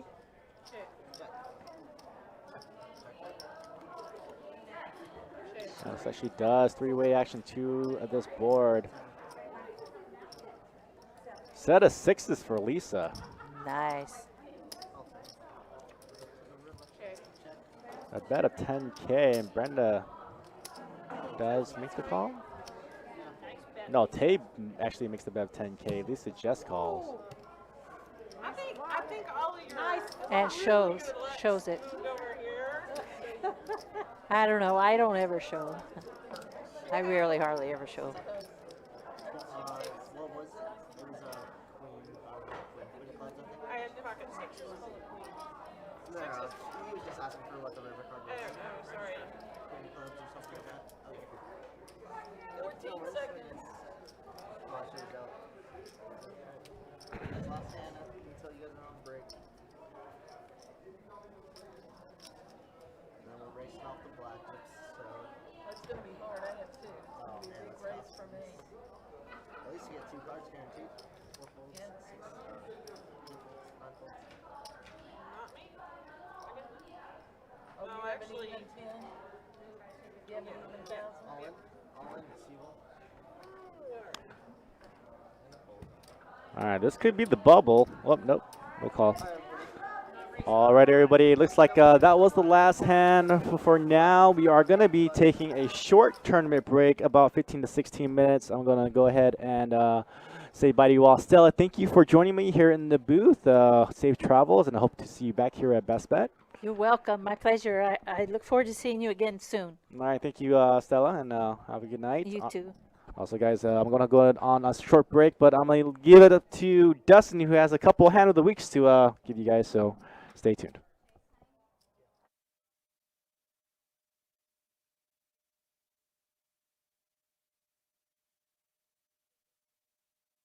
Live coming your way with a very special edition of Hand of the Week.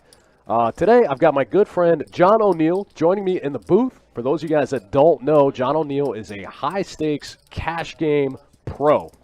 So John's going to walk us through this hand. This hand took place in a recent 5-10 game that eventually became like a 5, 10, 25, 50, 100 game. You can see John right there in the 7th seat. He was in the game, so John had a front row seat to all the action, and he's going to take us through a couple of spots in this hand. And we're going to get a quick insight into the mind of a high-stakes crusher. So, John, walk us through the hand. Hey, what's up, guys? This is John O, and I'm going to be taking you through this hand in this 5-10-25 game. In this hand, there's a restraughter to 50 and a restraughter to 100. Don makes it 300. Don opens for 300 with pocket 5s. Sean smooth calls with pocket queens. George makes a call with pocket 8s. Paul has Jack 10 suited. He's going to make the call for 300. Comes around to Russ, who originally straddled for 100. He picks up pocket 9s. It's a lot of dead money out there. He's going to squeeze it to 2,100. That's going to bring it back to Don, who only started his hand with about $3,000. I mean, if he gets it in, he's just going to have to jam and hope that they're flipping. But the right move is to probably just fold it. He's going to think about it for a little bit, think about what he wants to do. Eventually, he's just going to let this hand go. Sean just smooth called with queens. I'm thinking this is a great spot for him to back raise to confuse Russ. Russ will also make very loose calls if he doesn't think you have it. Surprisingly, Sean just flatted for 2,100. Comes back to George. He has pocket 8s. There are very deep stacks out there. So he's hoping to just set mine and spike an 8. Paul has Jack 10 suited. He only starts with about 6,000 and would have to call like 1/3 of his stack here. It always feels dirty when you have to fold a hand like Jack 10 suited. He just takes the less variance route and just folds it, just praying that he does not hit this board. And off to the flop we go. 3 ways. There's about 7,000 in the middle already. Still some very deep stacks. Russ just spikes top set on the flop, but there is 3 hearts out there. George checks with pocket 8s. He pretty much just whiffs here. Sean has queens but no heart. So interesting to see what he's going to do this hand. Russ is going to lead 5,000 here. Puts Sean in a weird spot. Sean's hand is so under-repped here that I would probably still get it in. I mean, if Russ has just the ace of hearts, if he has ace king or ace jack with just the ace of hearts, maybe even the king of hearts, Russ would bet here. Sean thinks about it. It's a hard call to make when you have no heart. Me personally, I probably still would have jammed if I ever did just flat pre-flop. And there he goes. He makes the fold. Comes back around to George. And I would think that this would just be a snap fold from George. But surprisingly, he thinks about it and he makes the call. And then comes turn is a queen. Sean is disgusted at this point because he would have turned the top set. Russ now jams for 15,000. And now George is not really sure what to do. This is why I think he should have just folded on the flop. There's no real good turn cards for him except for an 8. Russ could have hands like ace king with the ace of hearts and ace queen with the ace of hearts and maybe ace jack off with the ace of hearts. Those are the hands that George can beat. But with the queen on the turn now, he can't beat ace queen anymore. He can really only beat ace king and ace jack off with the ace of hearts, maybe ace king with the king of hearts.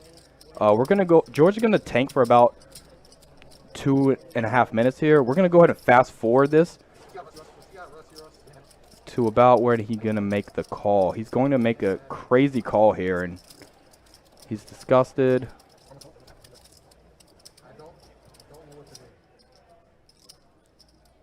About right here, he counts out 15,000. He makes the call here.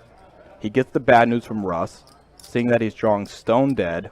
I mean, we could have gave him the deck. He could have picked his own card out of the deck and still couldn't have won.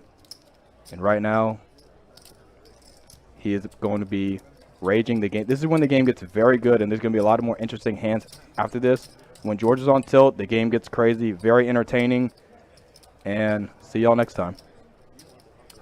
All right, there you have it, guys. True cash game insight from a high-stakes professional. I want to say thank you very much to my good friend John O'Neill for joining us in the booth today to walk us through that wild hand. You guys make sure to like, follow, subscribe on all the platforms, and we'll be back soon with more Hand of the Week. Best Bet live stream. Watch us play.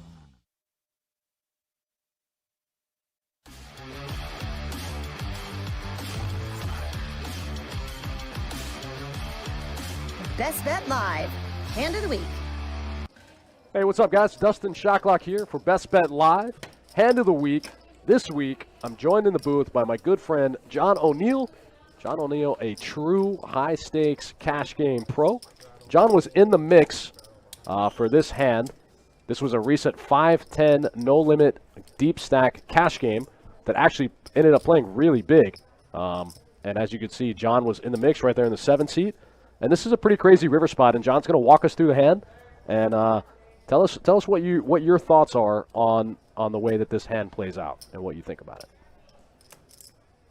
Hey, what's up, guys? This is John O. I was in this 5-10-25 game, and I'm going to take you through one of the hands that happened.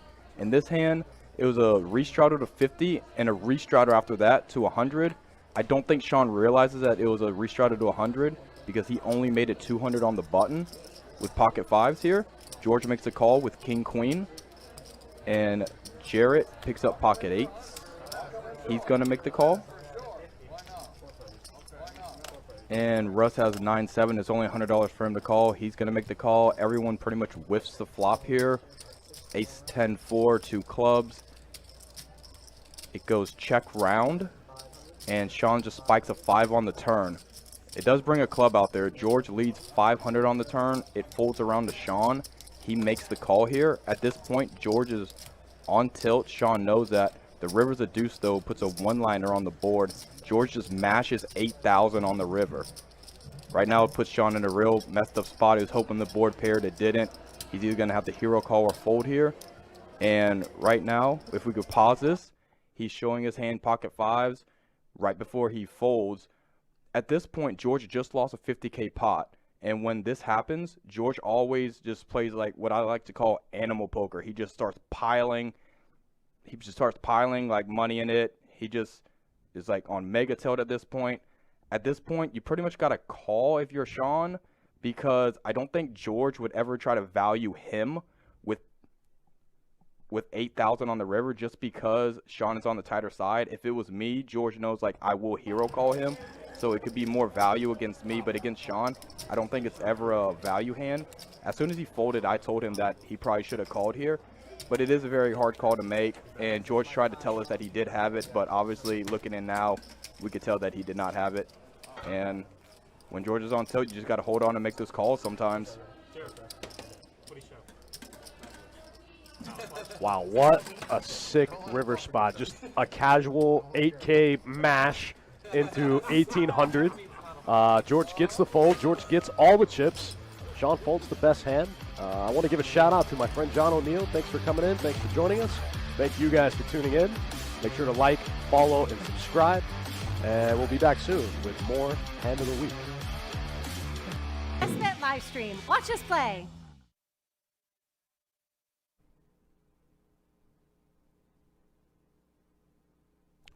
Hey everybody, I'm Jesse the Boss. Welcome to Best Bet Live and this edition of Hand of the Week. We got an interesting one for you here in a 2-2 no-limit hold'em game. If you like these Hand of the Weeks, you want to catch more of our streams, check us out on YouTube, Best Bet Live, Twitch, Best Bet Live, Facebook, all our social media platforms. Don't forget to hit that like and subscribe buttons.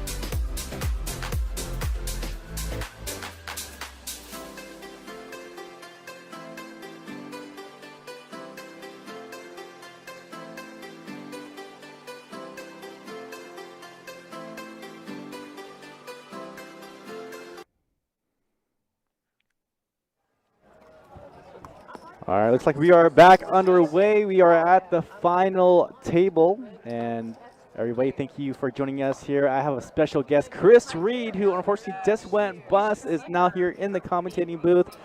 We are back in it, and we are at the final table. Say hello to Chris. Hey guys, can't wait to see who wins this thing tonight.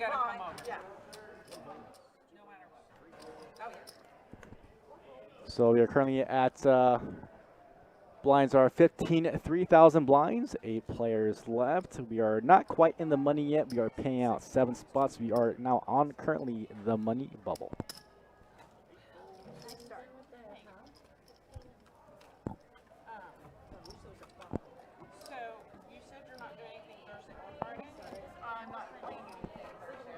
So Chris, tell us a little bit about yourself. So you are part of WPA. I am the advocate for WPA for the state of Georgia, and I also run a separate Facebook group called Poker Queens, and basically that's a cheerleading site just to cheer all of the ladies whenever they make final tables or cash-in events. And yeah, today everybody's playing pretty well. Had a couple of coolers before we hit the feature table and just never made it out of that. But I'm cheering for several of these ladies who are really good personal friends, and hopefully we'll have some fireworks going on here soon. Yeah, that's great. And I really love what the WPA does. Brings a lot of awareness to a lot of the venues, brings up a lot of the ladies. And I think it's great that we run these ladies events and you guys can be involved. So back to the action here now. Tay with pocket ace and go all in for 53,000 in chips. Action now on Sharon, the ace queen of spades.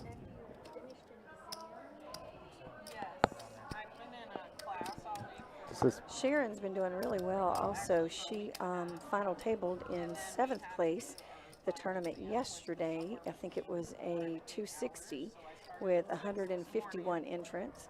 So got here the night before. She's actually my roommate, and so she's been playing very, very well, and hopefully she'll go very deep here. Yeah, tough spot for Sharon. This is a very significant part of her stack. She does elect to give it up. And now action back on Kim, who initially did raise into this. So 44,000 left to call. This will be for half of her stack. King, queen of diamonds. And a little background, Kim, I played with her all day, and Kim, king, queen suited, has just, it's the reason she has the stack, it's the reason she got in late. She won 4 massive pots with king, queen suited, including one where I had pocket kings, and she 4-flushed. So this is like her favorite hand of the day, and it's what got her this far.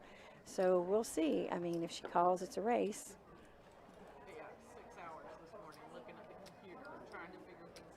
Yeah, looks like she's just trying to size her stack up. It's a tough spot for her. It is going to be for half of her stack. Oh, I see on the Twitch chat we have Amberly 1974, which is Joy's daughter. Joy's always wearing those big hats, and so excited that she made this final table. Yeah, I love Joy. Joy is one of our regulars here at Best Bet. Her and her husband, very great people. Looks like Kim does elect to give it up, and looks like Tay will survive and continue on. Again, we are on the money bubble. 8 players left. Final table paying out 7 spots. Min cash for this event is going to be $714. Yeah, and I think that they decided to pay the bubble, I think a couple $100, $200 maybe we were talking about out there.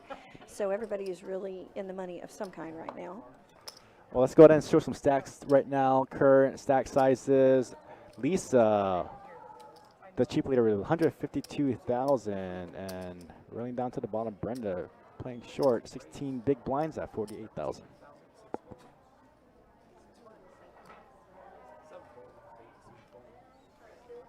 And these ladies are going to be playing for a first place prize of $5,390. Yeah, and WPA provided goodie bags for all the final table winners, which has some really neat little prizes in it. And the winner is going to get that $5,300, plus they're going to get that Best Bet Amazing Trophy that everybody gets, and also has a bracelet from the WPA and a hat.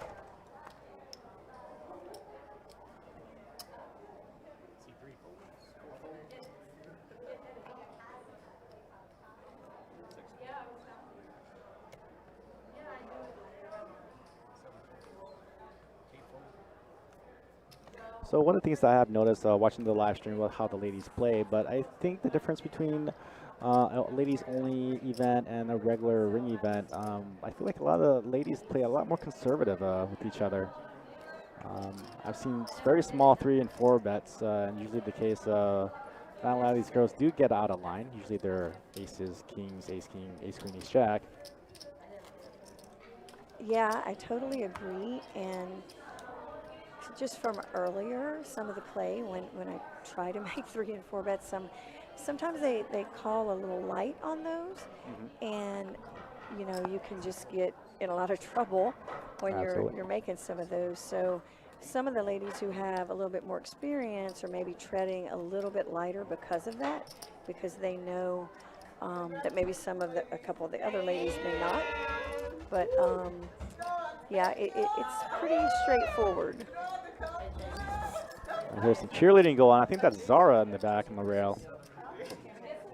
Yeah, Zara and another one of her friends were definitely out there cheerleading for Tay. All right, Kim gonna pick up pocket queens, gonna move all in for 82,500. Yeah, I wish we could see Joy's cards, but there she goes. I see you getting into the strawberries. They were really good. And I popped the champagne in a few minutes. All right, also. finally. Yeah, I was getting a little bit bothered that by nobody getting into the strawberries or champagne. So now that I see it going through, I'm happy about that. Well, the last time I was on a live stream here for Final Table Ladies event, actually went heads up with Lakeisha from Georgia also. And my husband got on to me because he said I shouldn't be eating at the table. I was eating strawberries and drinking champagne, and he told me I should not do that. So I refrained until I got out. Okay.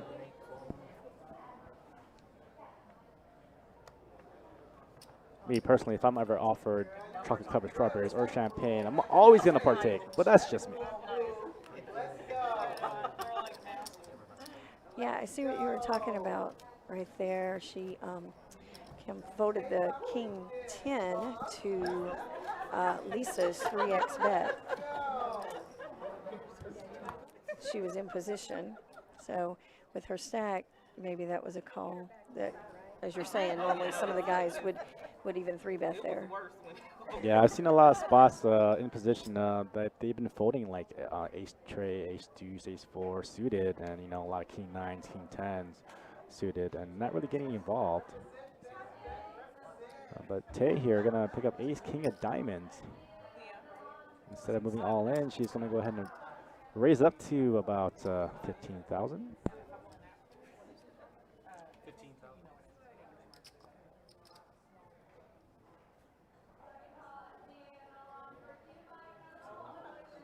Great spot for Joy. She does have position, but likes to pocket forge, which I think is a good play.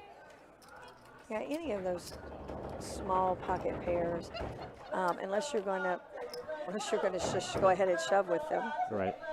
It's probably a pretty good idea just to fold there. And she's not too short. She maybe has about the 12 to 14 big blinds, so she could definitely pick a better spot than just getting in the pocket four. So I think the range there, I think maybe 8s or lower. 8s or lower you can muck. Maybe 7s or lower you can muck. Yeah, I would say 8s or higher, probably a shove there.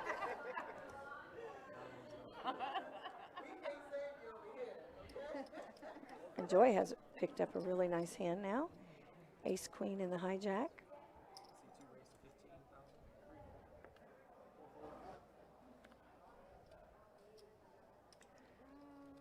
Oh, I'm surprised that our chip leader did not call there.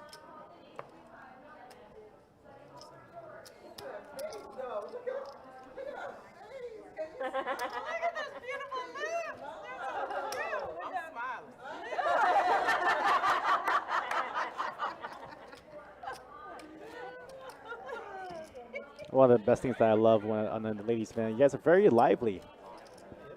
Usually in normal tournaments, everybody's kind of stoic, not really talking to each other, but through the whole tournament, it's always a lot of chatter, a lot of laughter. Yeah, definitely. These are always the funnest tournaments. I play in a lot of open field events, and yeah, there's times when you try to speak to the person next to you and they just look at you, you know.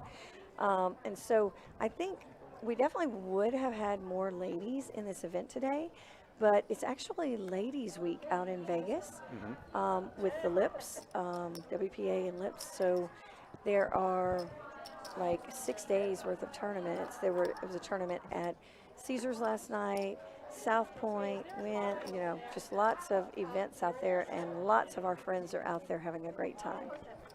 South Point, is that usually the home casino where you guys usually play at? Yeah, it's where LIPS typically is. We had a week also in April for the Nevada Ladies Poker Championship, and that was held in South Point.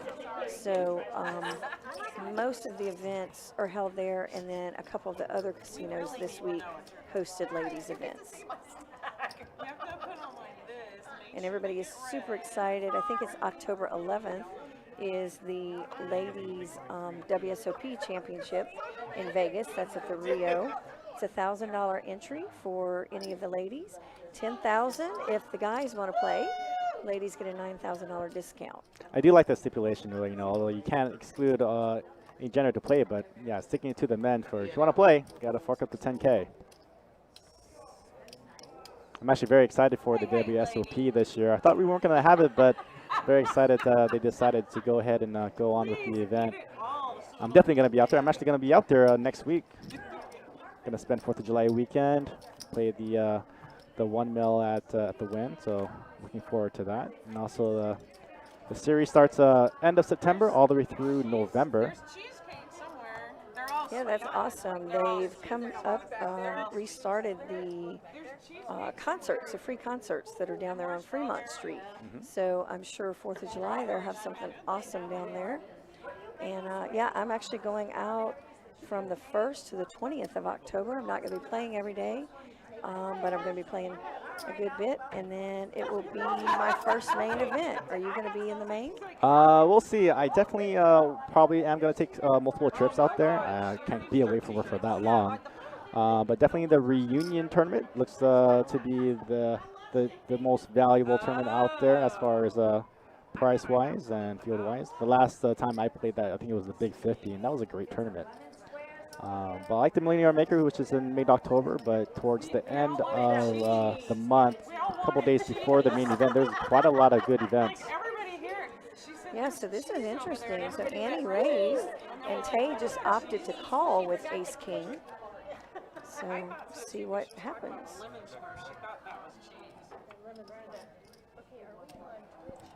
Curious to see if either one of them lead out here. It doesn't look like it. It's going to be checked all the way through. And Tay's going to have it. Yep, there we go. Yeah, there's a significant delay though. Tay's got quite a rail back there. She does. Those are two ladies, but they are very rambunctious ladies. They are cheering their girlfriend on.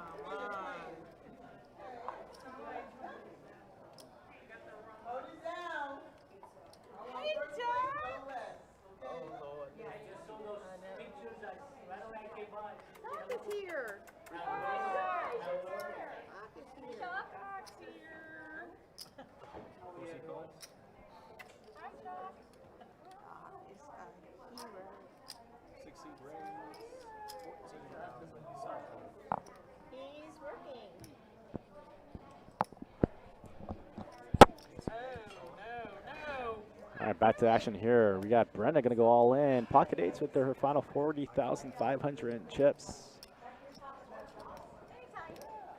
Joy's going to pick up King Queen off. Yeah, very interesting. Let's see what she does here.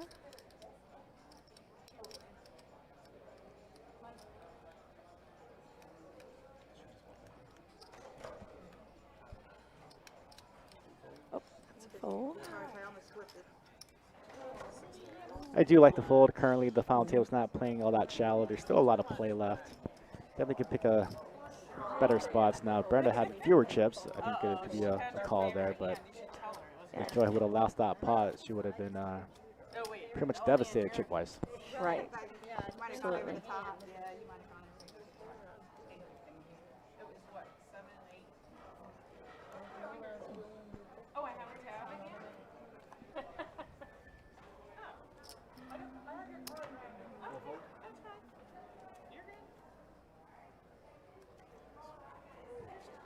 I see Danielle sent a message in Facebook. Thank you, Danielle. I appreciate that. Ooh, Lisa picks up pocket queens.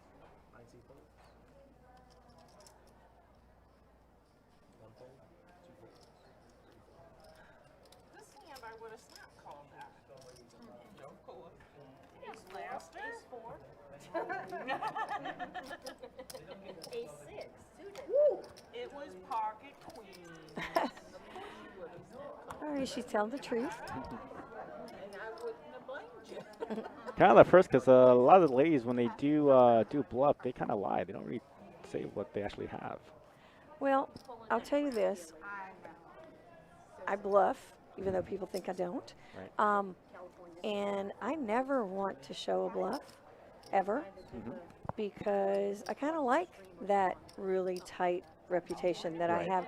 And I'm not talking so much at the ladies event like today, but out in the open fields, I do kind of like that they think that I never bluff. And a lot of guys don't give the ladies credit for, you know, 3-betting light, 4-betting light, or bluffing. And it's just a policy of mine. I'm never going to show a bluff. I just want them to always think I have it. Yeah, I think kind of the same line. I rarely ever like to show my hands, unless there's a player that I feel like I can put on tilt, and then I'll try to exploit and take that as much as to my advantage. So there's certain spots where I do kind of show my hand. Right, and I will too if there's a purpose to it, maybe Correct. setting up something for later. Right. Sometimes I'll show the really good hands, again, just so later down the road when I don't have anything at all and I'm just against an aggro guy who is constantly raising 2.25% under the gun, I can, you know, make a really big 3-bet and get him to always give me credit. We've all been there, Let me tell you what. Another player who ran really deep today is Kat.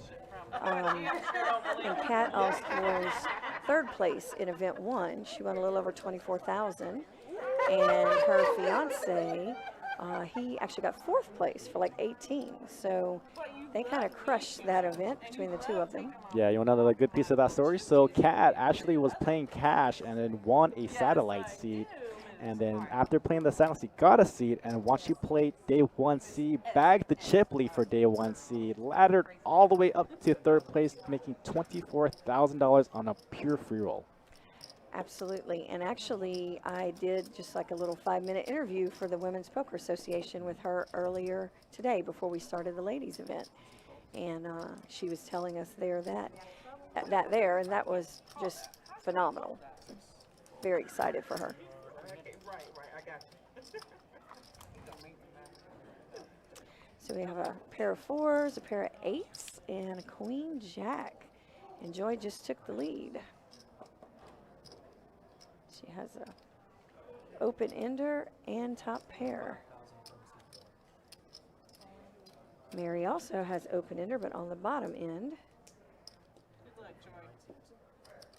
How much is it? I think it's less than I was going to say it's less. So we get a shove from Joy. Mary calls. Actually, Mary bet enough to put Joy in. Need a 7, I guess, right? There's a straight right there. There it is. Looks like Joy finds herself a good double up, turning that straight. Now she's going to sit comfortable on chips. Very nice.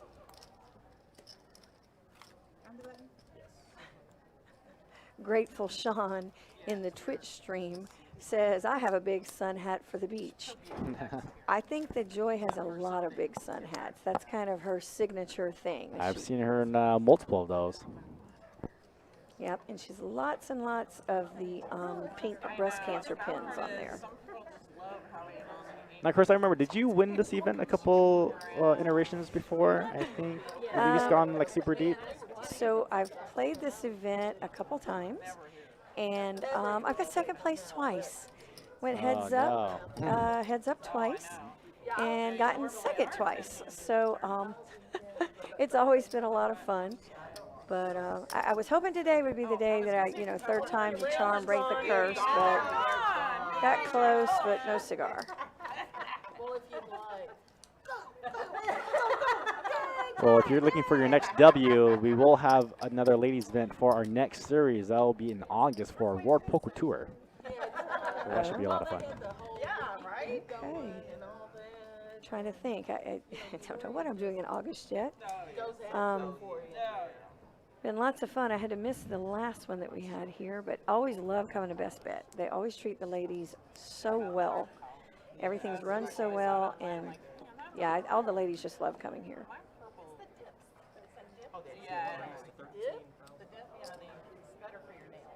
Now, the last main event that I played here, I did end up getting fourth place, and that was very, very fun. I do remember that, yeah. One of the probably 5 worst spot coolers that I ever got. But probably like number 5, not all the way toward the top. But it's tough getting cooler going so deep on the final table, Yeah, with the like 700 people in the field, and to get that close and have your ace-king suited crushed by ace-10 offsuit.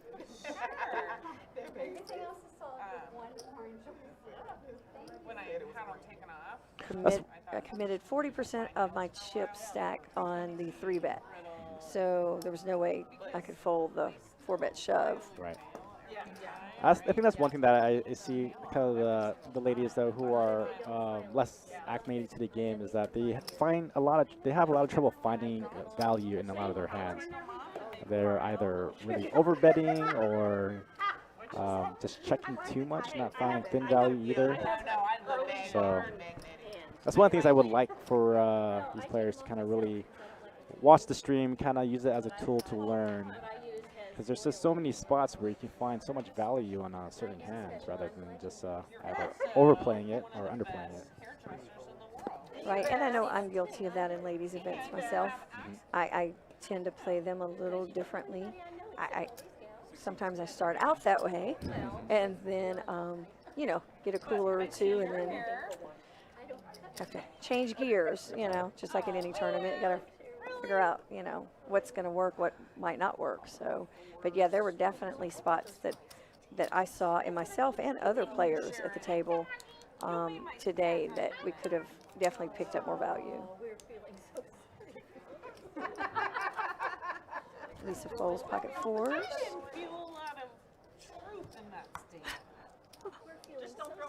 They're having a really good time. That's going to be so much fun. I was so looking forward to going last year, or this year, last year. Hey, Diane. I see Diane Casino is saying hi from Myrtle Beach.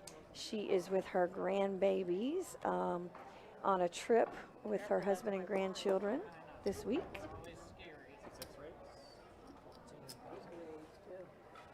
Yeah, all the best to Diane and Mike. A couple local players from the room. Love seeing them around.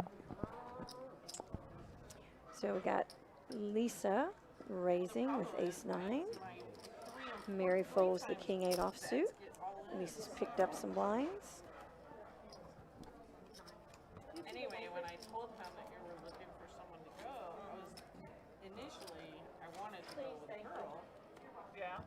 Thank you, Susan Murphy. I appreciate you. Getting some comments here in the Facebook stream.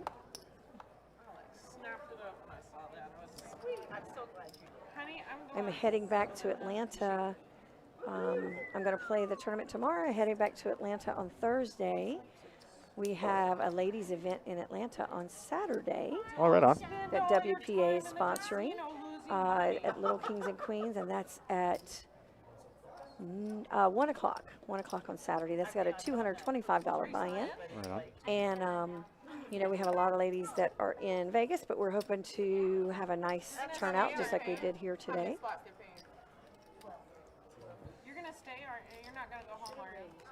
Okay. 'Cause I'm going to stay. Okay, everybody, if you're just joining us, my special guest in the booth is Chris Reed, local grinder, traveling grinder, always regular in our series events. Yeah, you guys are like a 5.5 hour ride for me, so it's not too bad. Not too bad. I see my husband's in the chat. I didn't think he was going to hop on at all. He asked you. I mean, come on. Rickery, thanks, honey. And we are actually moving to Biloxi for more poker. We're building a house on the water there, and hopefully we're going to break ground soon. So sometime probably next spring. And I've already mapped it out. It's exactly the same distance to Best Bet Jacksonville. Oh, wow. So I was very excited about that. Well, congratulations on that. That's awesome here. All right, we might have a little pot brewing here, or might be a big pot brewing here. Kim, got a pocket queen's going to ship it all in with 80,000. Ooh. And Annie's debating. I don't know what she will do, but I'm looking at that ace-jack with Lisa. Yeah. But there's a lot of chips. And ace-jack is a very hard hand to call off with ace-jack. I seldom ever do, but Lisa does. She did. I seldom ever do also. But I love Lisa. She's a really good friend of mine. She's a great poker player, but she does like to gamble it up. And set of queens. And that does it, Kim. It's going to double up through Lisa. It's going to take a huge chunk out of her stack. Now Kim at 178,000. Yeah, it's tough calling off with ace-jack because pretty much you are always going to be behind, whether it's going to be ace-king, ace-queen, or somebody's going to ship you with a pair. You're rarely going to be in spots unless the chips are really shallow to be somebody shoving into you with like ace-7, ace-5, ace-8, ace-10. Correct. And so I don't mind shoving it, I just don't like calling off with ace-jack. Correct. It's a women's tournament. You have to win with queens. Yeah, well, I will forevermore call Kim the king, queen. So, not a surprise that she did that with queens. It would have been a lie because There's been quad aces, quad kings. Oh, Yeah, straight flush. There was a straight flush. I had quad So somebody watching us from Indiana, Bertha Mull from Indiana. Hi, Bertha. Happy you were here watching the ladies play. And Tanya, she left here and went to Orange Park. So she said she's watching us from Orange Park right now.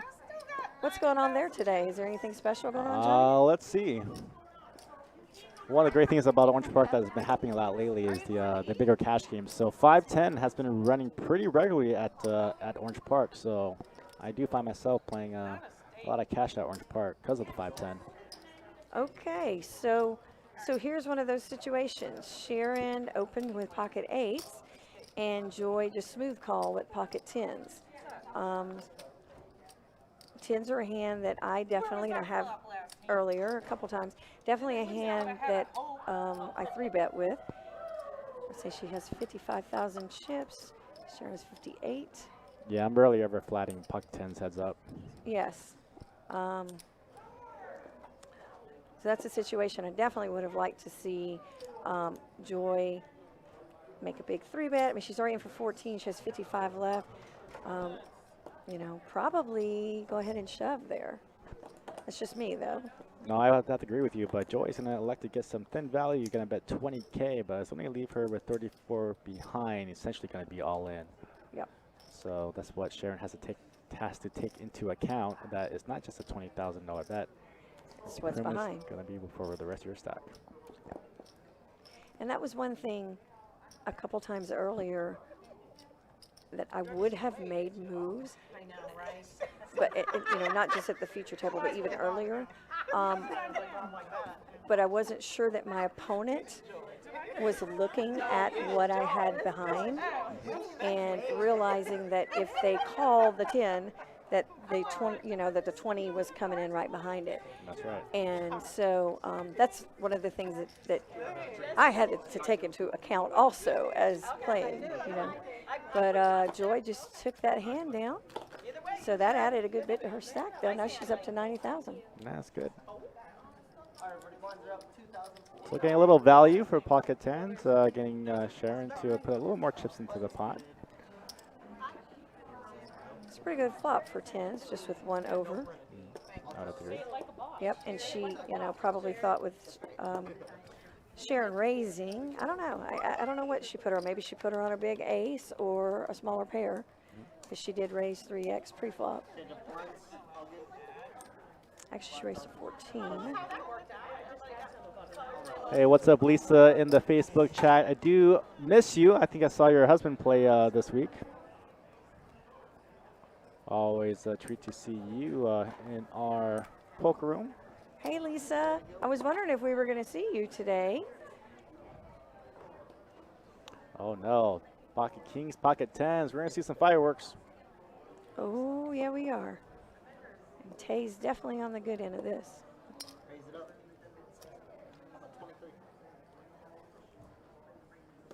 Huge sizing for pocket kings under the gun. Remember, blinds are still 15-3. Well, and Brenda, that's half of her stack to call. So she has 57, and it's 23 to call. So I think and I've played with Brenda a good bit. She's a pretty good player. I think she's trying to figure out if she can call half her stack or if she's going to go ahead and shove. Oh, she called. Going to like to take a bit of a flop, maybe leave some chips behind just in case gets a scary board. King, yeah, any of those overs call. And Joy's in there also with her eights. I don't mind trying to set mine. Ooh, Lisa has a very good hand now.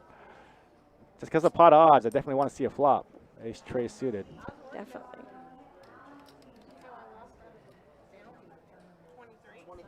So I think after this pot, we can find a new chip leader. Pot's going to balloon up to 100K now. 98,000.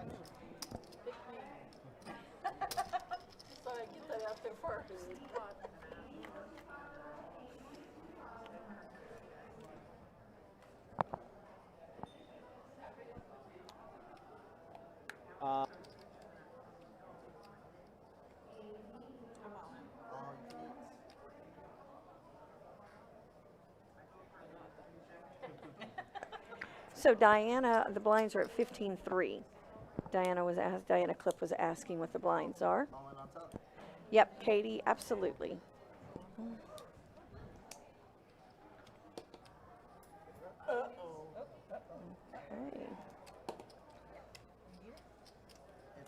So Tay has opted to shove all in with her overpair to the board. No, I think it was Lisa who was the one who shoved, and Tay just moved all in. So. Sorry about that. We were talking about something else, and I just looked up, and I made an assumption there. Oh my gosh! Runner. I told you Lisa likes to gamble, right? And oh yeah. She is a lucky girl. Lucky and in this game, luck is awesome. Super cooler for Tay. Yeah. Lisa, that's awesome. She's going to be up to 221,000 chips. I think is going to take the chip lead. Yep. Tough spot for Tay. Again, we are on the money bubble. However, I think they did a save for the bubble. So next player out is going to reach some money. But huge cooler with pocket kings. That was ugly.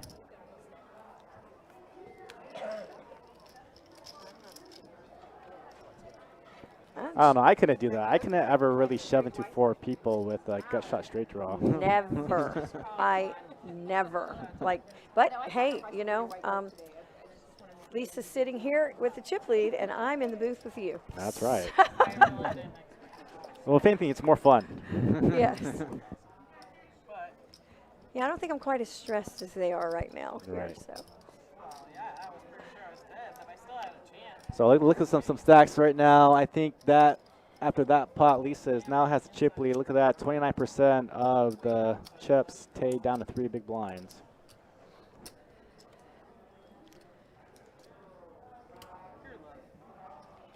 Sharon has a premium hand here with ace queen. I think I just opened shove here in this spot. I think.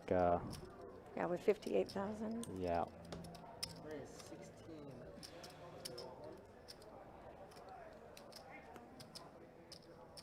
Oh, Joy picks up a big hand also. She's opting to call. Lisa's gonna fold. Tay's gonna fold.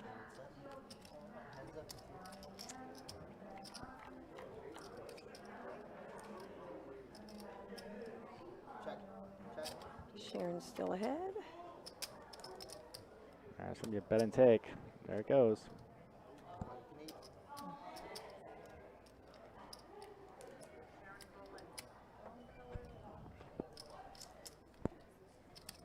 It's going to get through. It's interesting when the third club hit, that's when she opted to shove versus betting or shoving on the flop. What do you think about that, John? I think checking the flop is totally fine. Actually, checking the flop shows strength. Right. So making your turn bet seem a lot stronger.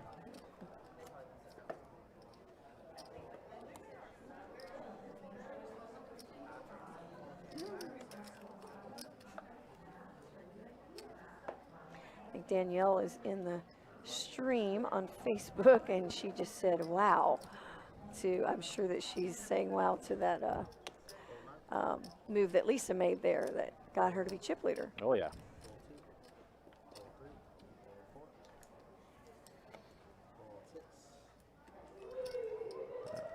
I tell you what, in No Limit Hold'em tournaments, not being afraid to lose does a lot for a lot of people. Yeah, you definitely need to find some key moments where you can try to get a huge stack. I mean, it's hard to play perfect, but you know, you do need to get lucky sometimes. Absolutely. Although cashing is important, but you know, trying to get as much chips as you can to try to play for first is another thing. Right, and sometimes you do that and run into a really big hand, but you know, you got to do it. You can't just try to play for a min cash. Yeah.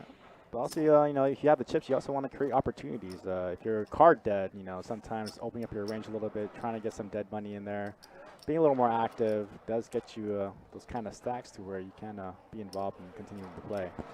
I don't like sitting at that, you know, the 15 to 20 big blind range and only waiting for good hands and then getting whittled down and having to shove with like, you know, 10 big blinds with like ace 5. So. The last hand here, they chopped because there was a flush on the board. I like the raise from Kim there. I was like, wow, that was close. This Then, of course, we have the shove for just a double that with the ace-king. Sharon's going to fold. I think Kim will call this. Not much left to call. She has And she's got a nice 161 stack. behind. She is live.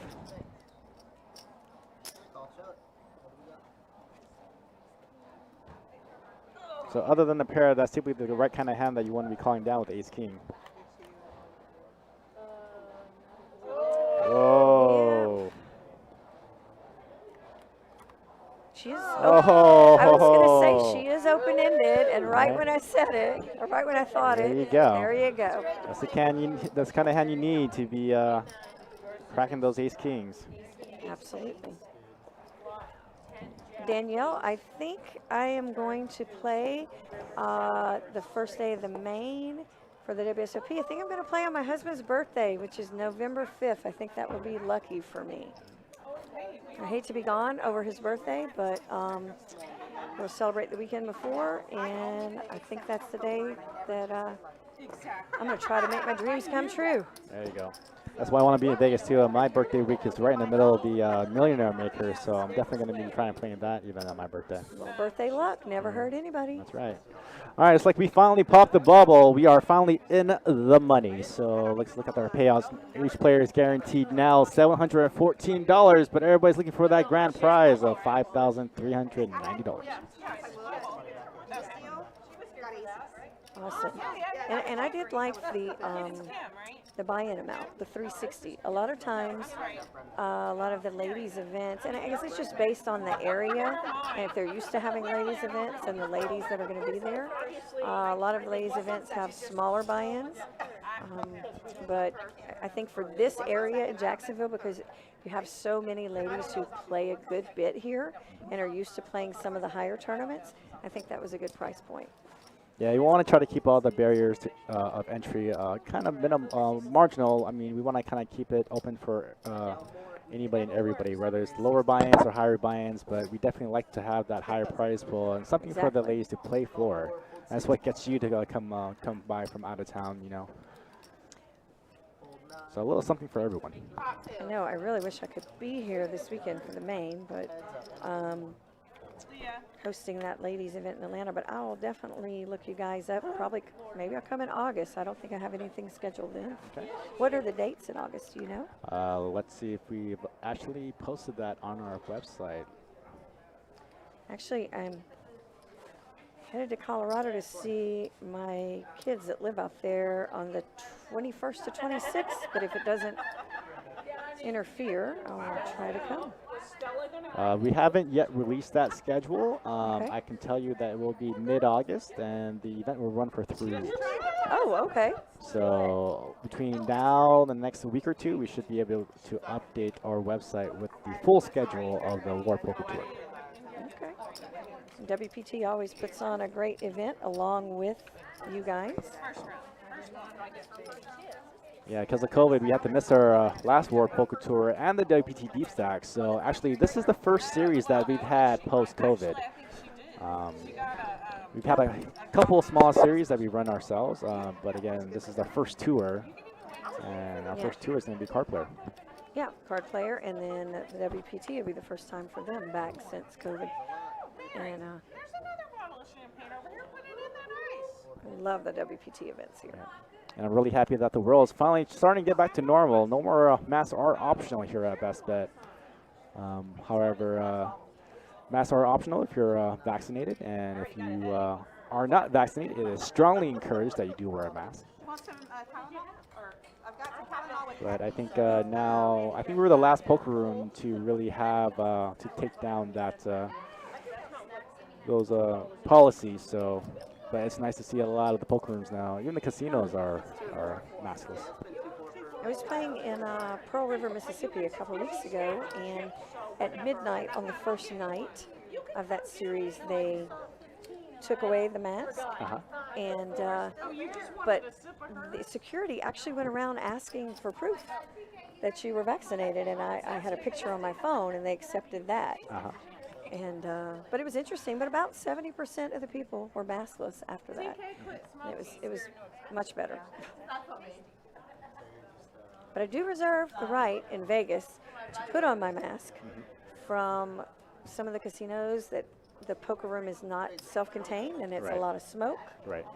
Sometimes there are some smelly boys at the table. Absolutely. Next door. Usually always. Yeah. And sometimes it's so cold, and that mask actually helped me to stay warm as a little thin-blooded girl. So there's a couple reasons, but I would say 99% of the time I'm very happy to get rid of those. Yeah, I would agree. I mean, it's been kind of long enough, 15 months under lockdown, so it's nice to have some normalcy. Okay, Sharon takes it down, makes a bet with her ace-king. Like I said, we got here night before last. She's having a really good trip. I'm very proud of her. She's doing awesome. She also did very well in April in Vegas. We had the ladies' week. Oh, right on. I won't leave without. I'm going to stay over here in Mary's room. Oops. Oh, by the way, Joe, I'm staying with Mary's room. Lisa, you can stay with myself and Sharon if it's too late. she can't hear me, I'll have to send her a text. It is fun, really fun coming here. I have so many girlfriends that I've made that will be lifelong friends at poker, and so many of them are from Florida, from this area, and that come from the Tampa area. Yeah, a very huge community here in Florida for poker. Oh, yeah. I think some of the best players in the world have come out of Florida. Florida was honestly my first choice for, moving for poker. And my husband is really wanted Biloxi for the great fishing there, some of the prices. So, but I love it here.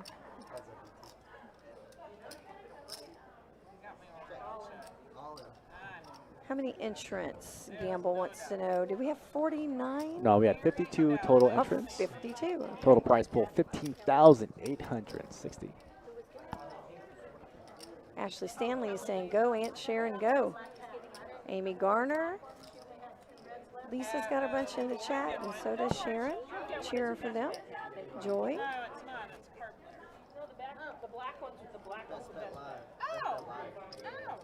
We are down. Someone's asking, is this all the players left? Yes, we are down to our final 7 here.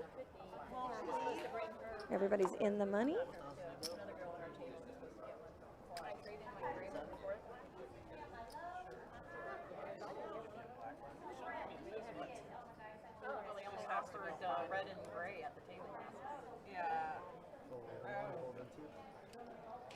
So tell me a little bit more about the WPA. So how do you guys engage together with? Do you guys do it like in one massive text thread online, like a chat group? We have a Facebook page that we have a group and a page that we primarily put everything out on. We have a partnership with Poker Power, which is we have a goal to train to get 1 million ladies in that haven't played poker before or they're new to poker.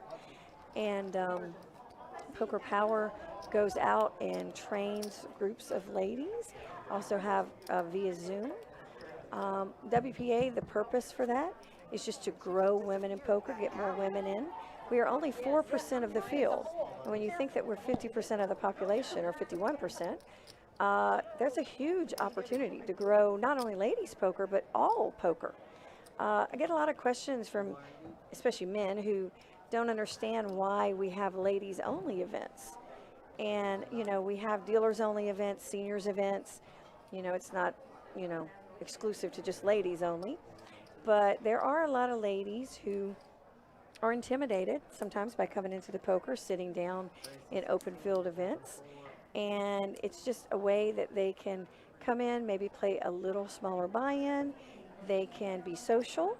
They can learn how to play without a lot of the judgment that they sometimes, I know when I first started, they sometimes get from the guys. And it's just, it's just a way for us to try to grow the poker community. So that's what Women's Poker Association does. We don't put on poker tournaments, but like here, we host, we, sponsor final table bags. And if you go to www.wpa.poker, you can join absolutely free. And then on Facebook, we just eliminated Tay in 7th place. She played awesome.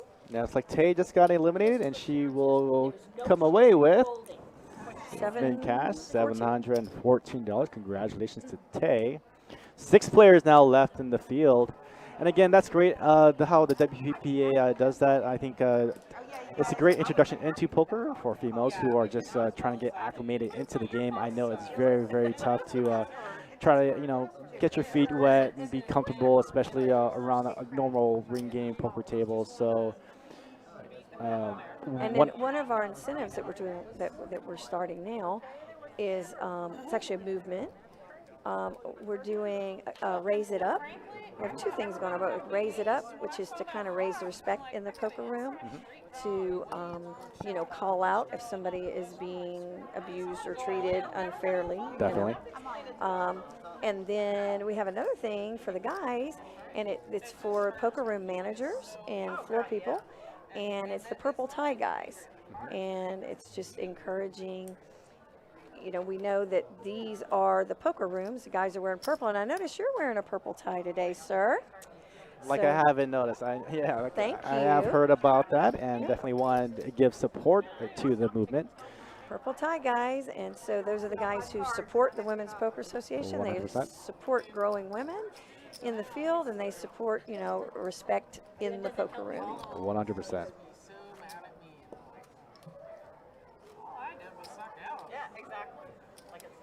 Tricky Hunter says, I like when women are at the table. They're more friendly and talkative. That's awesome.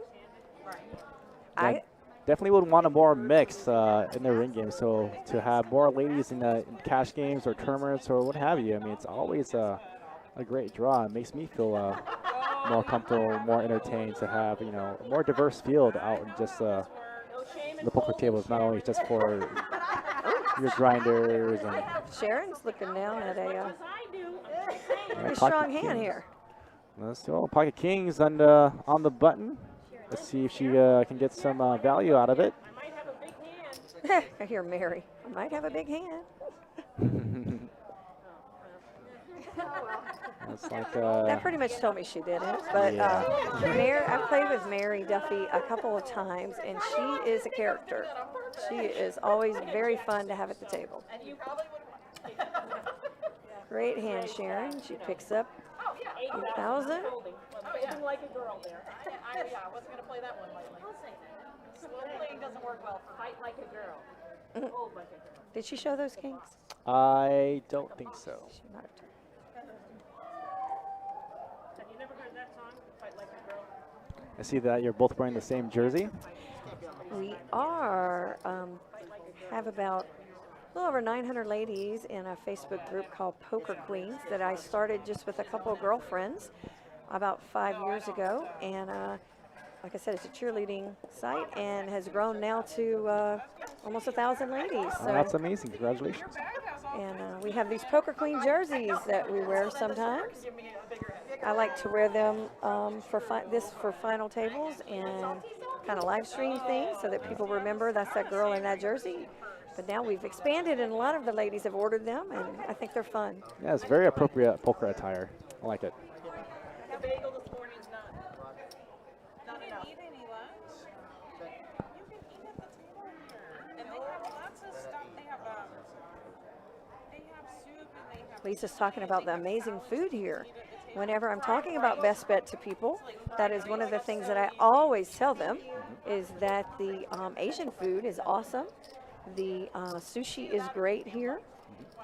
Pretty much all of the food is really good here. Sometimes that's a really sore subject for some of the poker rooms.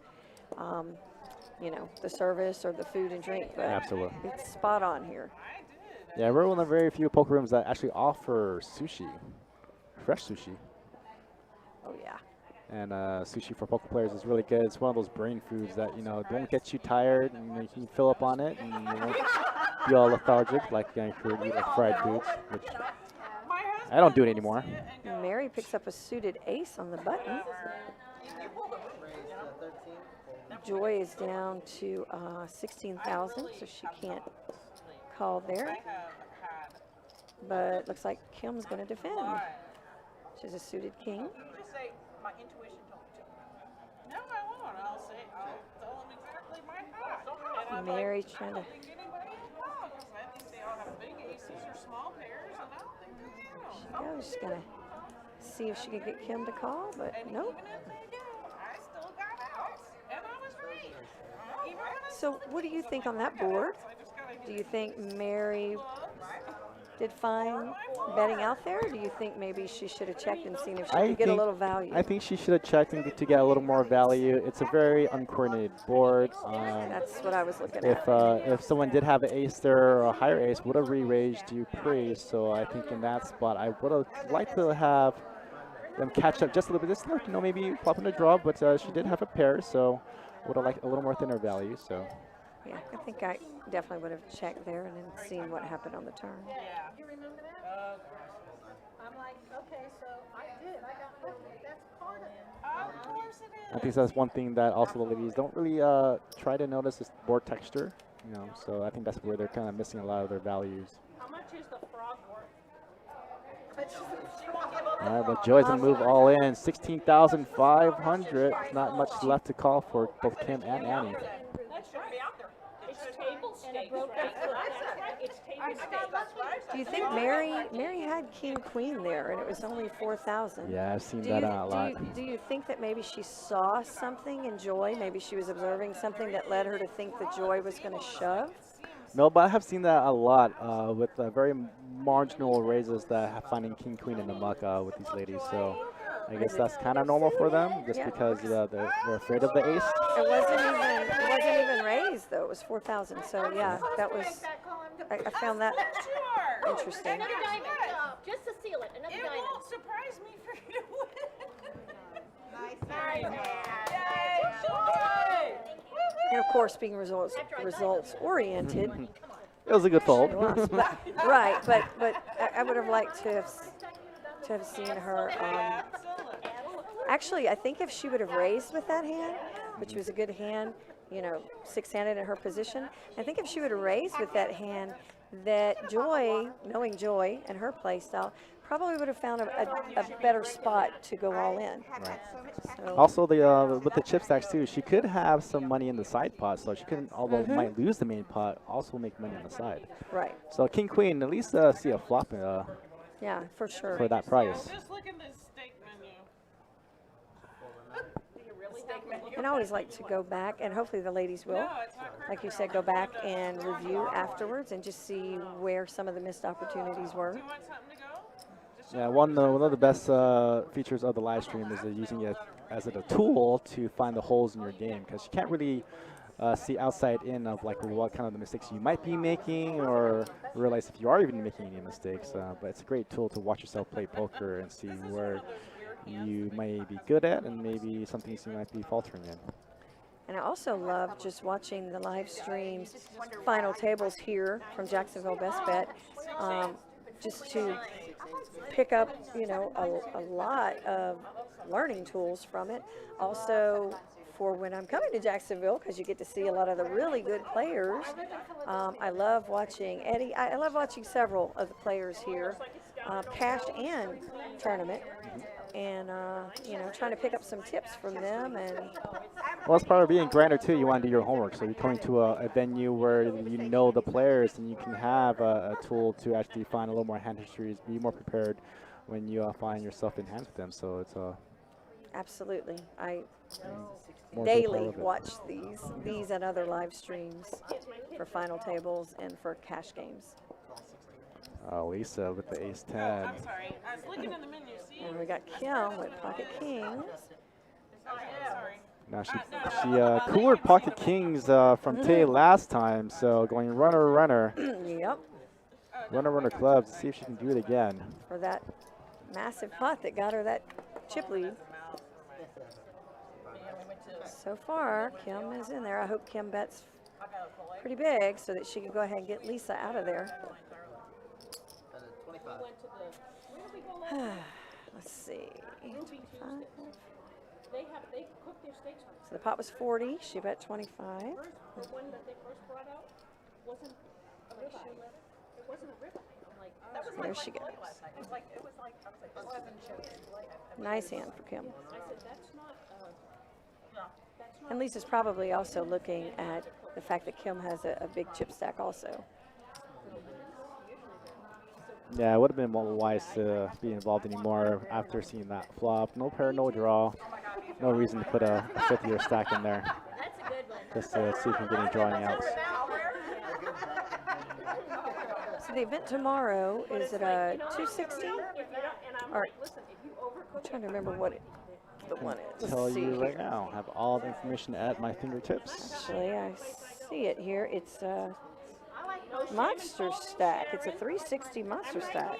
So it's a very popular tournament, the Monster Stacks. You get a pretty good starting stack. Again, 360 buy-in Monster Stack. Starts at noon, 7 p.m. satellite, and then following on Thursday will be the 1206 max, and then we'll have a 10-seat guarantee into our Card Player Poker Tour main event at 7 o'clock. Awesome. Well, I know several of us ladies will be playing the Monster Stack tomorrow. Looks like that'll be a great tournament.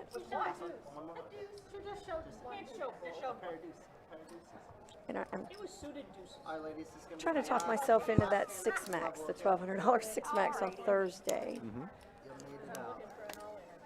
Well, I can do what exactly you did when you came in. Didn't you play some cash and free rolled yourself a couple buy-ins for the ladies event and the 260? I did. I free rolled for the 3 events, for the Monster, the 260, and the ladies. Well, hopefully you'll do well in the cash games tonight. Pick yourself a cool 2K, and you'll get a seat into the 360 Monster Stack and a bullet into the 6 max. That would be fun. And if I have a table at the 2-2, which was awesome juicy here, like the other night, where I have guys 4-bet shoving into me when I have the nuts and they have 9 high, that'd be awesome. That's one advantage of being a woman at the table. They Must don't be nice give you running credit like you. I never sometimes. get gifts like that ever. Well, yeah. As I said, sometimes the guys underestimate us and they think if they shove for our stack that we'll fold, you know. I think I'd like the 3rd nuts, but there's no way I was going anywhere with that.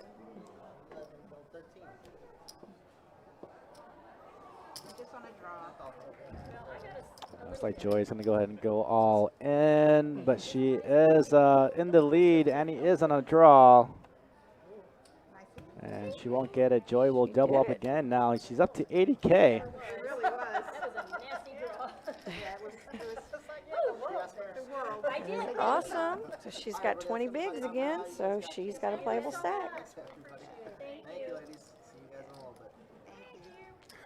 All right, guys, new dealer. Looks like we'll put some new stats up for you all. Here are your chip counts. So Kim now is in the chip lead with 219K, followed by Mary, closely behind. Sharon on the small stack now with 18 big blinds. Yeah, the 4th, 5th, and 6th are pretty darn close together. Kim being the most aggressive pre-flop. Yeah, earlier, for a good bit of the tournament, I was at Kim's table from the beginning, and she was definitely betting pre-flop more than anyone else.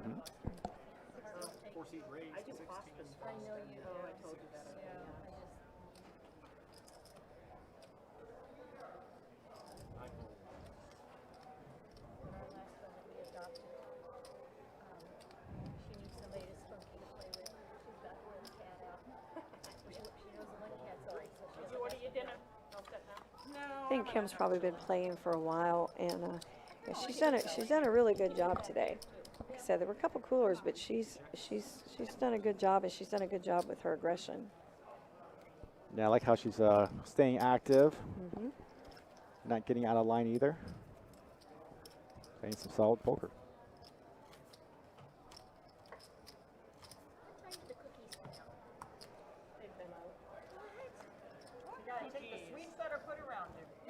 Strawberries. Yeah, the big line, yes. Sweeter than cookies? Strawberries? No, the strawberries are good. The strawberries were delicious. I don't know what they're talking about, just okay. They were so good. I don't know where you guys get those strawberries, but every time we've done a ladies event here, you guys have had them for us, and they're so good. I think we make them in-house. What do you just need? A little chocolate, some strawberries, just dip it in there. Yeah, cool but I off. mean the strawberries are big and they're Well, sweet. I think it's strawberry season. I think I went to the market last week or two, and they come up pretty good. So I think it's kind of strawberry season. He's not the one who showed us the pictures of him and It's usually the case during the summer. I think it's just cherries and strawberries that come out really sweet and crisp. Yes. well, we were sitting next to a guy who was a little driver last time. Money. Oh, no, he wasn't, no, Al wasn't. Reading some of the things in the chat here from Grateful Sean. He probably sees some cool people. He sees some. Hey, he doesn't see us, so. Kim has a pocket pair. She's on the button. She's going to raise. We are the cool people. We're the cool people. I didn't say that they were cool. She did a 16. Really cool. Unique. Oh, Okay. that's a whole other world. Well, The yeah. guy who is And he calls with a king jack offsuit. Oh, wow. he ordered The ace will slow them both down, I think. Oh, No, Annie's going to go to Annie lead out. with let that out. 15,000. but I think Kim is thinking, nope. Yep. The fold. Stepped in a little bit. Wrong time to be leading out. When you're that rich, Yeah. I guess you can just be stupid, you know? I thought I had to take a stab at it because you've been raising with kind of middling hands. There you go. So Annie said she did it because she'd been raising light, but she sniffed it out and got her to fold. Yeah, it's getting big. It's getting really Polka's going up. I really like that move, actually. From Kim. very easy. You have no idea. Easier than I have to bring no way. No way. I'll bet you a quarter right now. No, a quarter? Good spot to kick it up a little bit. A little 1.5x. And he's got my favorite non-premium hand. Actually, I really don't like Jack 10 unsuited. You don't like Jack 10 I suited? don't. I do. I haven't been able to find a good way to play those. They've been very, very good to me through the years. So now pocket kings, on the other hand, No, you can give me pocket cost me kings. so much. I'd rather play pocket kings than Jack 10 suited. And I'm with you on that, but I've lost a lot more. It's a little easier for me to get away from the Jack 10. Just in big, huge spots. Yeah. Kings have been my nemesis. That's the accent of everything. So Sharon here. I feel like you want to play Jack 10 suited like you play Jacks, where you want to try to get into the flop cheap, try to get yourself a nice draw, but if there are any hands above you, just ditch it as fast as you can. Right, or in position, just try to take it down pre-flop. Right. That way you're not seeing those overcards hit. Yeah, it's a good balancing hand to 3-bet, 4-bet with. Right. David Paul wants to know, why ladies only? It's not weightlifting. I think we discussed that earlier. Maybe he wasn't listening earlier when we talked about why we do ladies only tournaments. Mm-hmm. Well, talking about pocket jacks, Annie's going to pick them up and going to go all in for 84,000.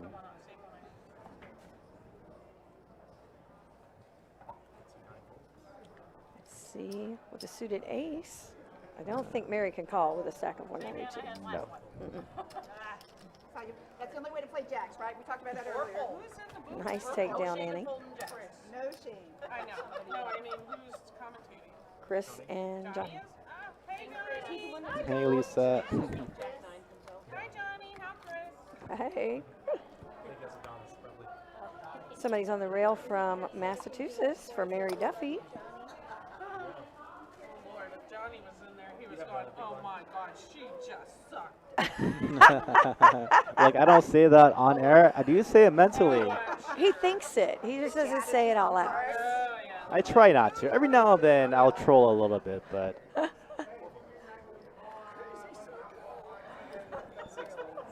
I have said it before, though. I think the last time I said it was the last hand between James and Eddie.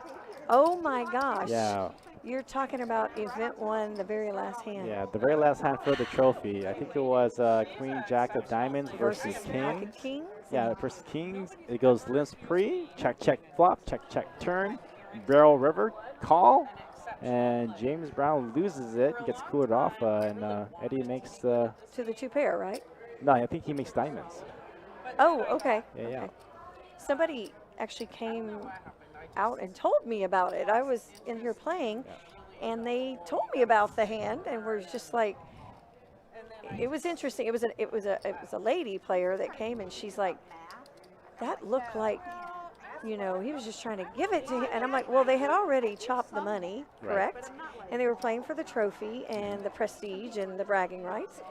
So, you know, I said, no, I don't think it was that. I just think he was trying to slow play and take it down, and Yeah, I would have to didn't work agree. out. I've seen. That's why during the stream I saw James pretty much flat every aces, every kings, especially heads up, and tries to pick up thin value. But spots like those, and I think it just backfired. And I've never been successful slow playing, even heads up with big Me neither. hands. I've only tried a few times and got my same thing, Yeah. butt handed to me. So I yeah, I always do keep that that. in mind. I've gotten stung so many times where I would rather pick up a small pot than lose a big pot. Is whenever I pick up kings or aces, out of position, playing heads up. Let's just get it in.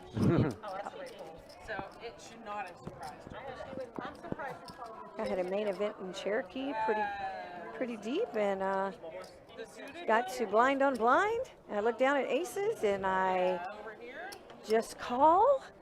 And the other guy who I know very well, he's a big pro, he also just called. And the flop looked very ambiguous. And he had fives, and there was a 5 on the flop. Yep. And then I was seeing the door. That's a good way to go broke. Slow playing aces and let them get there. Never do it again. So we have, this is a big hand here. Queens versus ace queen. Yeah, I think Mary just might have enough to just go ahead and 3-bet. She only calls.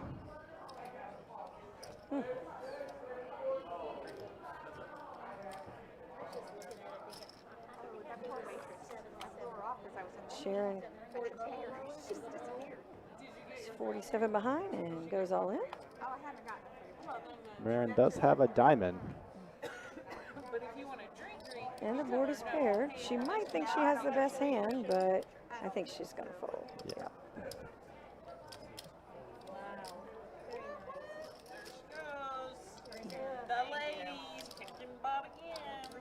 Now she's over 100K.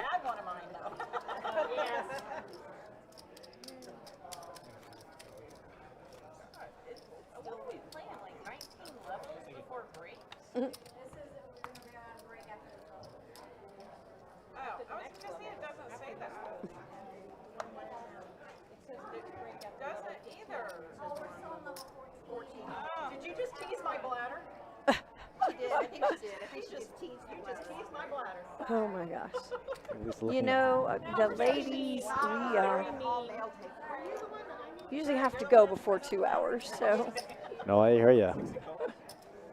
One of the worst things playing at the series when you got a pee and you're deep and you know that break's coming. You know that giant parade of all these players going to the bathroom at the same time. Yes, I actually commandeered during the ladies event in 2019 at the WSOP. We had 1,300 ladies and 1 bathroom on this side. And I just walked right into the men's room. There were men just standing there. Sorry, fellas, I gotta go. Holding things. And I said, they freaked out. I said, I've seen it before. It's okay. We are taking over this bathroom. And I commandeered it and made it a unisex bathroom. And went out and told the ladies to come on in. And, we just shared it with the guys. And then we had our 2 or 1.5 bathrooms there. And somebody sent a message to Jack Eiffel, actually. And by the next break, we had more bathrooms. So there you go. That's why Jack's the man. Worked out fine. Lisa making a move. Let's see if Sharon can figure it out. There are 2 overs. Yep. So one of the new things I think they're going to try to adopt here pretty soon, especially in these big venue events, Justin Hammers, I believe, created the staggered break. Yes. So I think that's going to be really good. It doesn't really do good for us because we don't have that big fields. When you have 2,000-3,000 players trying to go on the break at the same time, I love the staggered breaks. Yes, it's very, very good. So what essentially that means is that players from a portion of the field will go on break first, and the other players will continue on playing like a level behind, so that we did that somewhere. I'm trying to think where it was. They do that in Hollywood and Hollywood. Tampa. Yeah. That's Hollywood exactly where it was. I was trying to think. We did do that. And for us ladies, any venue you go to for anything, whether it's a concert or a baseball game or whatever, there's always a huge line for the ladies, and the guys are quick. But in poker, it's just the opposite. It's the one time, except the ladies event, that when we go out to Vegas, that there's not a line on the break typically for the women, because we're so few in the field. We're trying to fix that, but it's the one time that I walk by the guys who have the line snaked all around, and I'm just like, haha. No, a real one. And what did I choose? Hey, Mildred, thank you for watching us from California. Lobster bisque. Johnny, you have fans from everywhere, don't you? We sure do, from all over. No, I did not kill the lobster. I knew, well, see, TK is not a vegetarian, but she doesn't eat meat, and I knew she wasn't going to go for the killing the lobster, so I bought lobster. Look out, Annie, pocket aces. Let's see if she can find some value on the button. Well, we started. Taste of 3.2. I think the recipe said it took about 3 hours. So I think we started it. Maybe if she would have just done 2.2, 2.25, she could have gotten one caller. Yeah, against the blinds, I think 1.5 to around that area is good. Want to give enough reason too for any players that want to click back that they can. You don't want to make it too big opening it up against the blinds. Right. But just a min raise would probably get one of them in there. The big blind probably would come in. Joy's picking up a big hand, ace queen. Yeah, about and Kim right behind her with suited connectors. Oh, she folded. And then she took a nap. Yeah, with 10 big blinds, I think she should just shove there with ace queen. Yes. We did not finish the lobster bisque until 9. Can't miss the flop and then fold and leave yourself at 41K.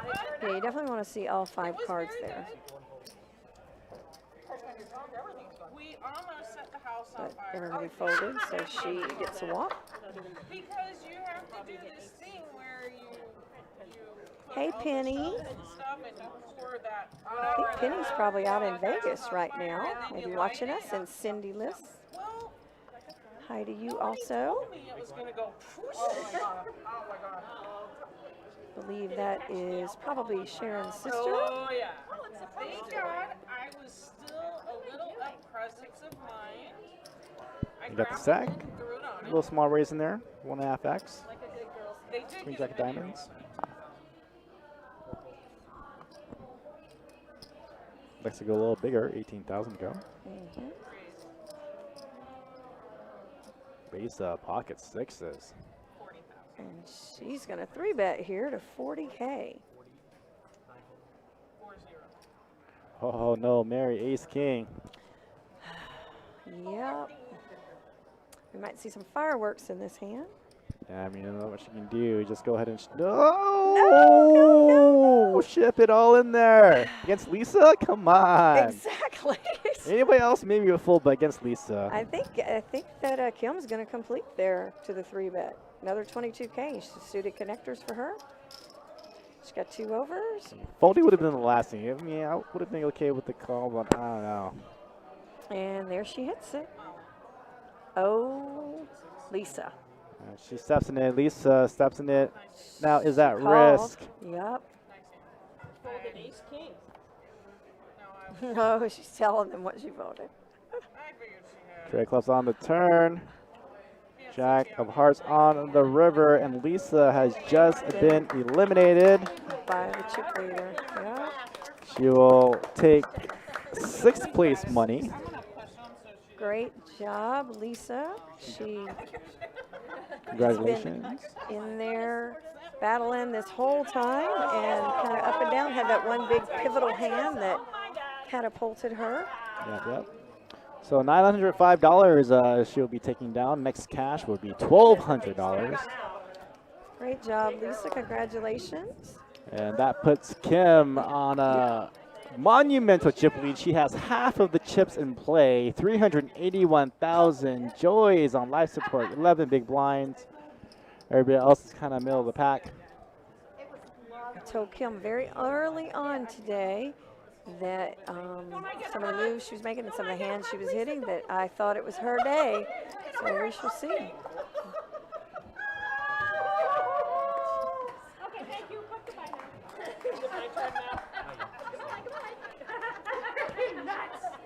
Bumps everybody up on the money. Oh, you're welcome, honey. Love you too. Oh, and you just got a Oh, and Sharon's got a really nice hand here.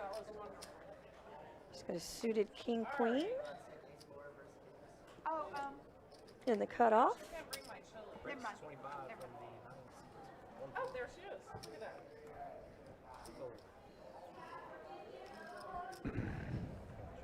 Pretty sure that's going to get through. Yeah. Picked up another 15,000.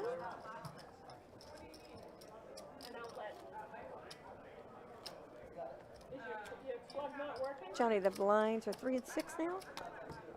Yes, blinds are currently 3,000, 6,000. Okay. Yeah,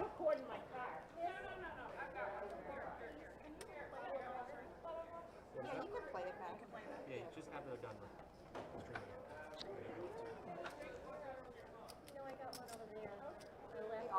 Somebody in the stream is saying if Mary shoved with the ace king, then Kim folds and Lisa knocks her out.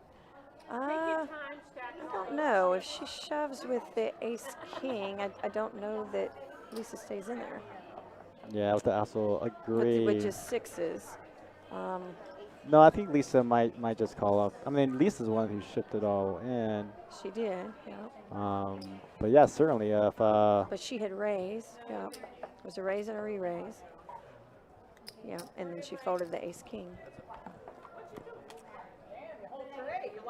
We may never know, but yeah, if she just ships it in, it definitely would. Might have played a lot differently. You're in the last one, right? Yep. All five of us. Oh, everybody? Really? I just don't have my sticker. I have He said better fold than I could make. Oh, that's right. But you know, Mary, you know, I guess maybe she's, like I said, it's not what we would have done, but Mary, she's thinking about ICM implications. Yeah, I was just thinking not a that. made hand. No, I was actually just thinking that. So, you know, it's just as important to ladder up as to try to get chips. So if you see a lot of players who are short on chips, Yep. but are about to go bust, you can definitely make a lot more money folding huge hands so that you can find Exactly. a little better opportunities to stay in rather than risk your whole tournament live. Although with a great hand, but it's not a guaranteed hand. Correct. You know, it's not a made hand, so for sure. She has a frog? Is that what she's frog? Okay. So a pretty good ICM play for Mary. She's still looking at 150K. Still in it. Joy's got 100K. Just waiting for her big hands. Joy picks up King Jack offsuit. And she's going to raise to, she's got a 5 exit from the cutoff. One of the menageries that we have in my family. Yes, 2 dogs, 2 cats. Works out fine. That's so funny. That's awesome.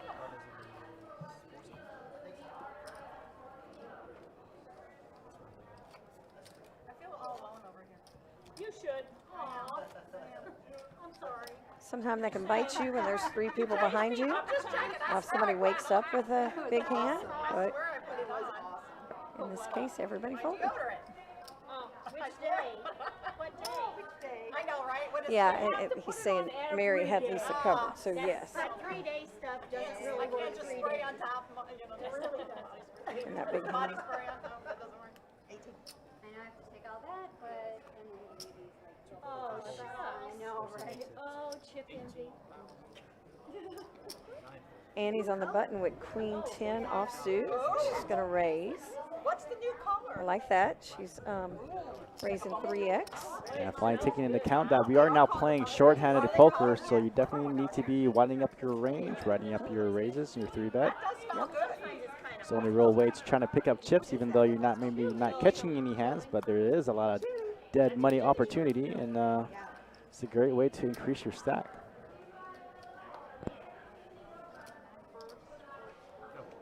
I think that may be why I really like playing 6 max. Because I get to open my range and be good with it, be fine with it, because we're short-handed.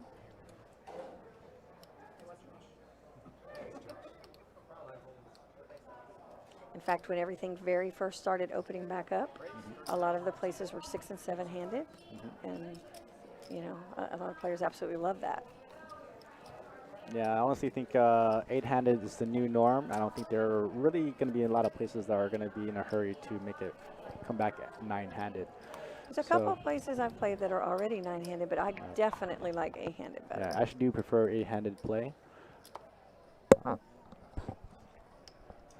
think places that don't have enough tables, or got a big crowd, I think that's the ones that are have already gone to 9-handed. But you guys, you have such a big, nice room here. You have a lot of tables, and 8-handed seems to be fine.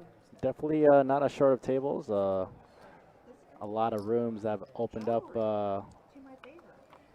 full on have had trouble because of staffing and logistics. So I've heard a lot of horror stories of alternate lists being 100 deep and taking multiple hours just trying to get into that tournament. So we had a gentleman at the cash table last night who the ladies refer to as man spreading. And he had man spread with the legs wide open and the big, out here.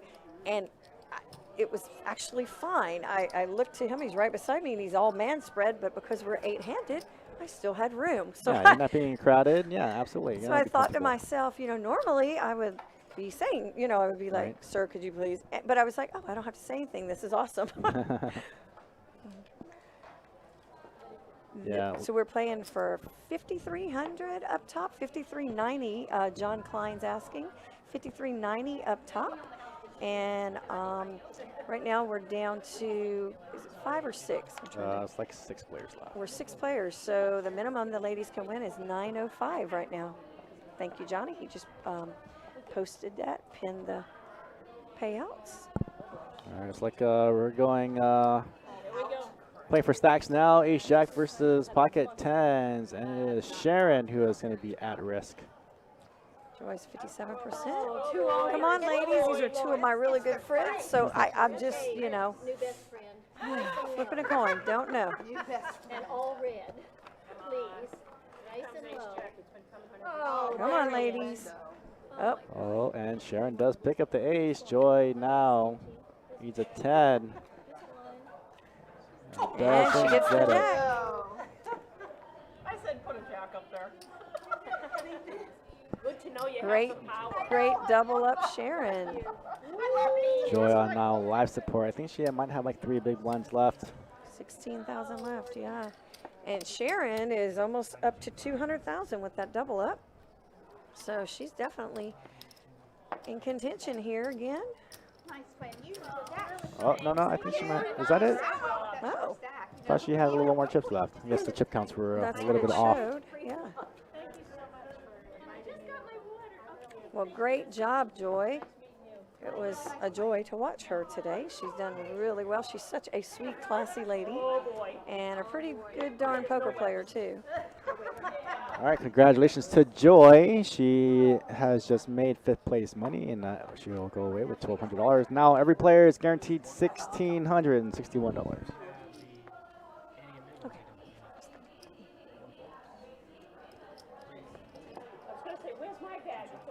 Woo-hoo. I have 5% of Sharon. All right. But that did not influence me. I was cheering for both of them. They are both great ladies in the WPA. In fact, Sharon is actually an advocate for the WPA, like I am in Georgia. She is an advocate in the Tampa area. Right on. Those are the ones you want. Yeah, no friends in poker, but yeah, it is hard to take them out. So like the WPA is kind of like a meetup game. Pretty much anytime you guys travel and play in different venues, this is one giant meetup game with you ladies. Pretty much. We met for lunch today, just before the ladies, and we roommate together and travel together sometimes, and it makes it easier, especially being women who play poker, especially if you're going to be out of town. It's a lot easier to have other ladies with you versus just, coming by yourself somewhere. That's a very fine point. You enjoy yourselves a lot more. You get to do a lot more things together rather than just staying in a room, just playing cards. Absolutely.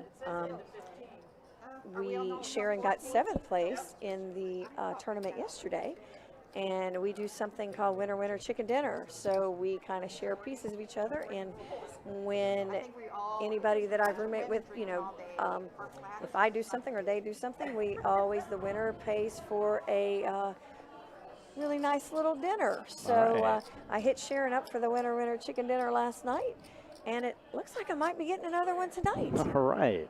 I don't know. I don't know if she knows the rules. If it's twice, you get two.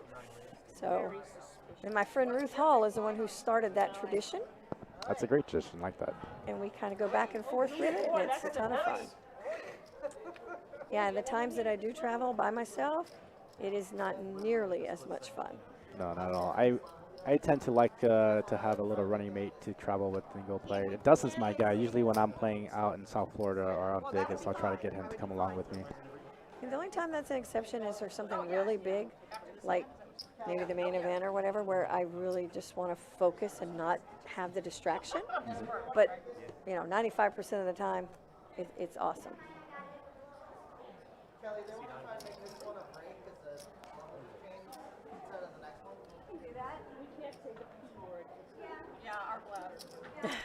Everybody's asking for a break. Yeah, it's like we might have to take a 5-minute break after this hand here. So a short little potty break, and we should be right back in action here. And that sounds great. I was going to suggest that too, Johnny. Bernadette says, yes, winner, winner, steak dinner. Are we pausing? I was just a big blind. I guess we're deliberating whether or not to take a little potty break here. He was trying to make me the big blind before it was my turn. I think they're getting it. The winner gets the beautiful WPA hat, but they really get this gorgeous little bracelet. All right, it's like we're going to throw out some gifts. So a little hat, little gifts. All right, guys, we're going to take a small break here as we give them a break. So we'll be right back, everybody.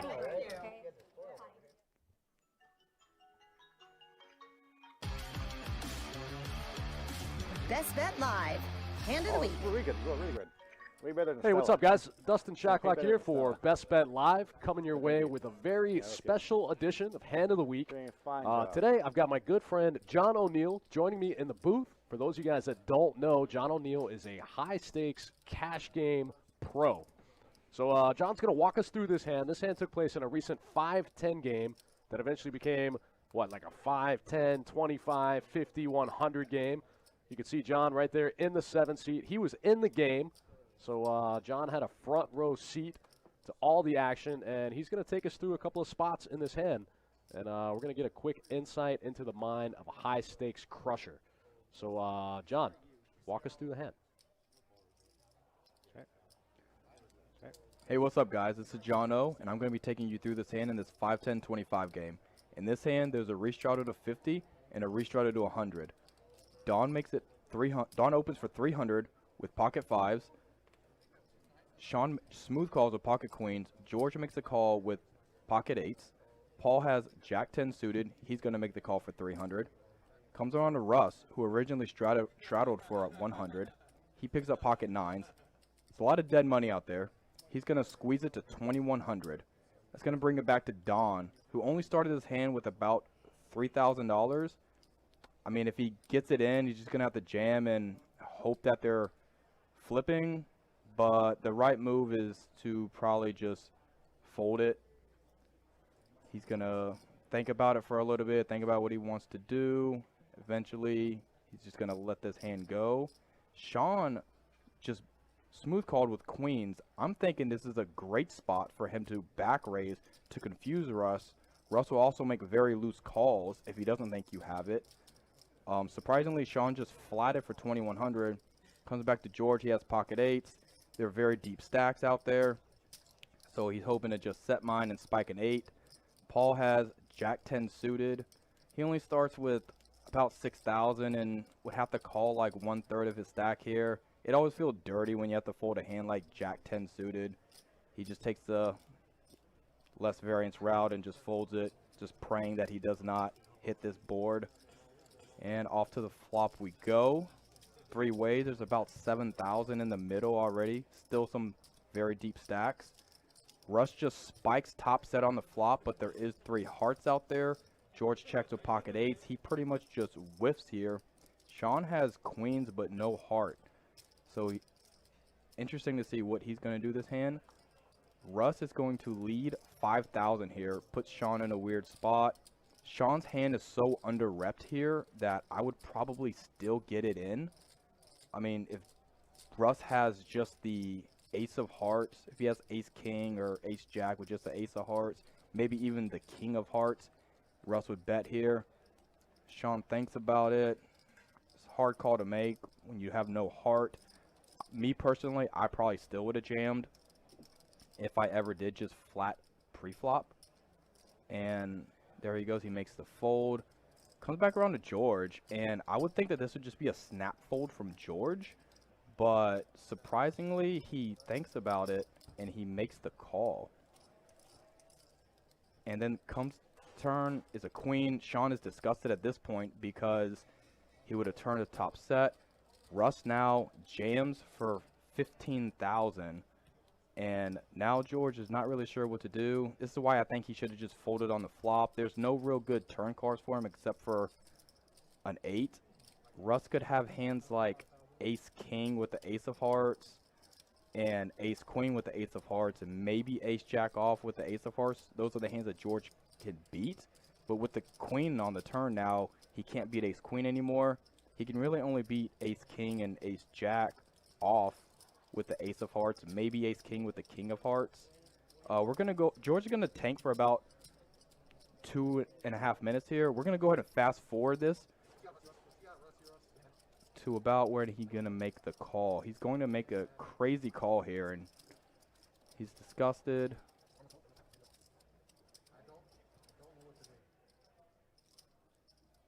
About right here, he counts out 15,000. He makes the call here.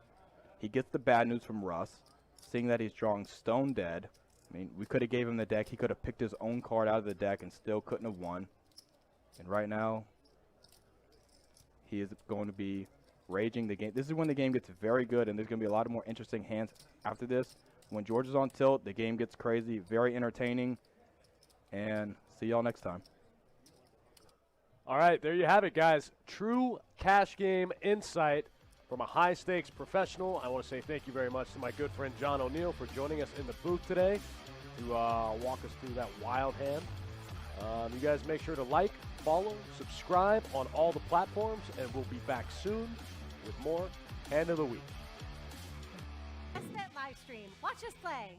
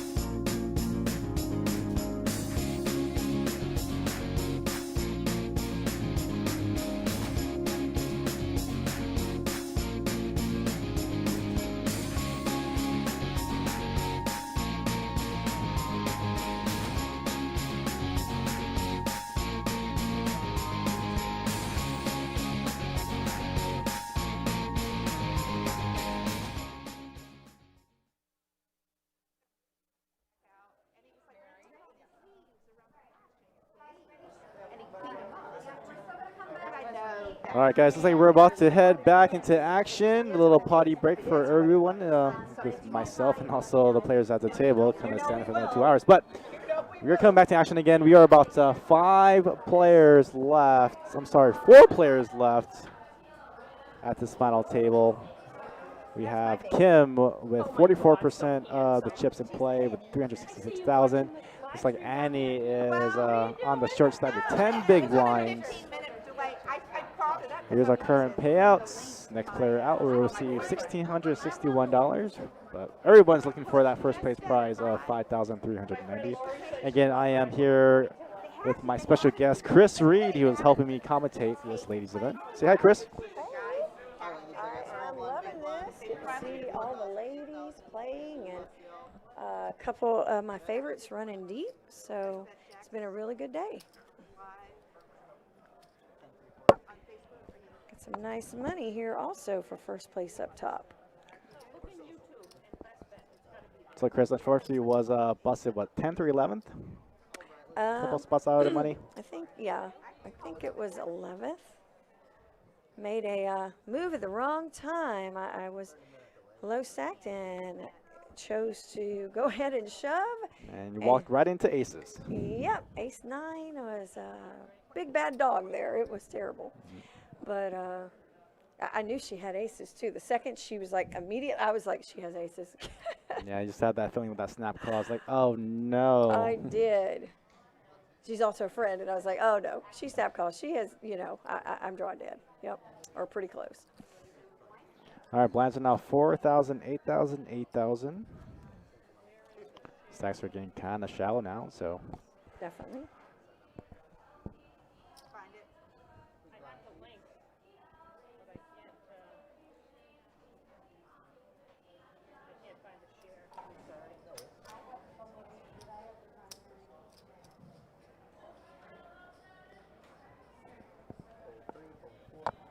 All right, back in action here. We have Sharon with King 7 offsuit and the small blind. I like a call here to see what I can get. Maybe a little raise. Sharon does elect to go ahead and see a flop. Mary's gonna most likely check her option. Flop Queen 6 King, just like that. Sharon will flop top pair. Spot on bet of 15K. We'll get Mary to fold.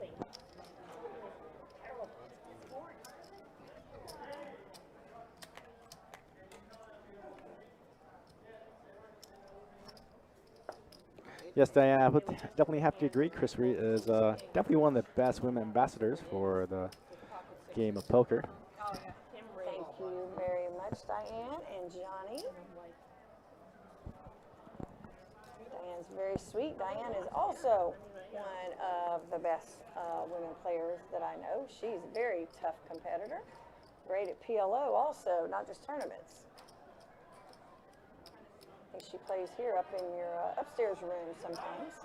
That's right. She's a pretty big regular for the 5-5 PLO. I ran into Bernadette on my way to the restroom a while ago. Bernadette is also an advocate for the Tampa area. And she takes credit for getting Mary Duffy into the WPA. She met her at a tournament and got her into WPA. And now they ride together and travel and roommate and play. And it's just awesome. It's an awesome group. Oh, yeah, right. And Probably all be different, too. Best you know? 5 out of 10. I'll choose aces. No, we should do it. No, I wouldn't. Don't bet. What is it? Johnny, do you know where Annie's from? Is she a local here? I think she's a local. Something like that. I haven't played with her before. I saw her yesterday and today, so I was just Grab your wondering. favorite 2 cards out of the deck. I only get out here about every 3 or 4 months to Jacksonville. It's one of my favorite places, but I only get to play 7 to 10 days a month, pretty much one place a month. So I always get down here. Where you guys just, like somebody raises. Yeah, I kind of have the same kind of play schedule you do. I rarely kind of play on the regular, although I can play at Orange Park, but I seldom do because I work so much. But when I do get out to play, I like to kind of travel and play. So I'll play a lot of events down in South Florida, a bunch in Vegas, Southern California. Yeah, I know there's so much variance in tournament poker. You have to play a little cash. And Well, absolutely. You just take into account the traveling expenses too. So Exactly. it does get pretty expensive going out there and playing all these events out of town. So that's why you do have to actually mix in some cash in there. You can't just play primarily tournaments because what the Absolutely. The cash rate in cash, if you're a great player, is what? If you're a professional player, is what, about 15% cash rate? Yeah. It's about that. Yep. Actually ran into Greg Raymer a couple weeks ago, and we were just discussing that. And one thing that I'm working on is, and I have had some deep runs, like some main, final tables here, several of those, but looking at cashing less, because my actual cash rate's about 40%. Looking at cashing less, but cashing for more. Right. Cash it like we were talking about earlier. So it's something that I'm working on, and maybe trying to trade off of one of my aggressive male poker pro tournament pros. Maybe teach them a little bit about short stack play and get a little more aggression play for myself. So. There you go. That's right. Say it like a boss. All right, we got ace deuce. Kim raises under the gun. Rightly so, playing short-handed poker. Ace-2 suited, definitely going to be a raise almost all the time. Absolutely. Yep, and she got folds, picked up some of that dead money. And I think pretty much in any position you'd be raising ace-2, ace-3, ace-4, ace-5. Less so on ace-6s through 10s. More so on ace-jack and up, ace-10 and up.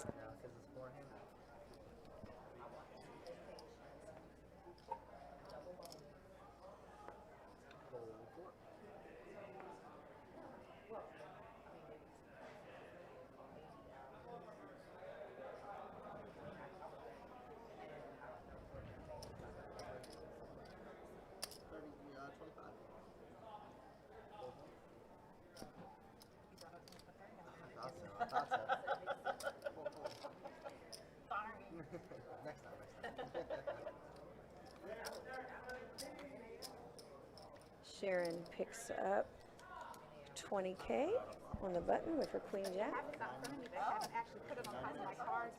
That's for when you put them all, put all your chips in, then you put it on. So down to four-handed. So here we're pretty much just waiting until we get some big hands and fireworks, because everybody's kind of going to tread lightly.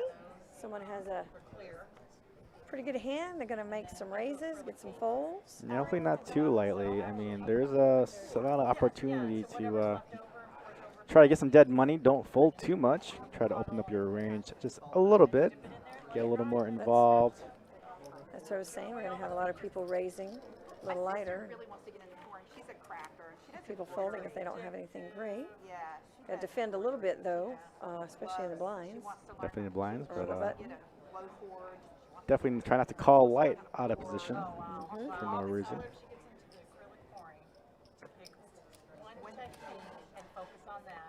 Try to play a post flop as best as possible.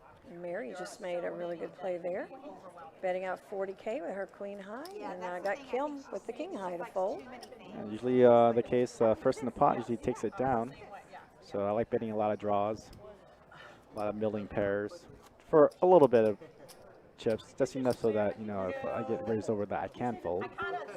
Don't ever want to put yourself in a spot where you're pot committed on a very marginal hand. Okay, so Diane said Annie is a local. Michael says she plays a lot of the weeklings. I think my dad's watching sometimes for that. Yeah, Sharon's talking about her dad. She was telling me her dad is when got her into poker, and he is in his 80s, and he's like ecstatic that she's doing so well. And she showed me a text last night that her dad said something to her about you should get a really good poker nickname, like something kick-ass something. I mean, it was, to hear this, there's an 80-year-old man saying this, Right. It was very funny. Should be the Duchess of poker. Queen kick-ass or something. Yeah, it was really cool. And then she showed me his picture, and it was just like, oh my gosh, he seems like a character. She's very lucky to still have her dad. We just had Father's Day. Right on. And my dad's been gone about 16 years, and it's a blessing for anybody who is our age that still has their dad. Right. I had to give my mom a call on Father's Day, like I always do. That's very sweet.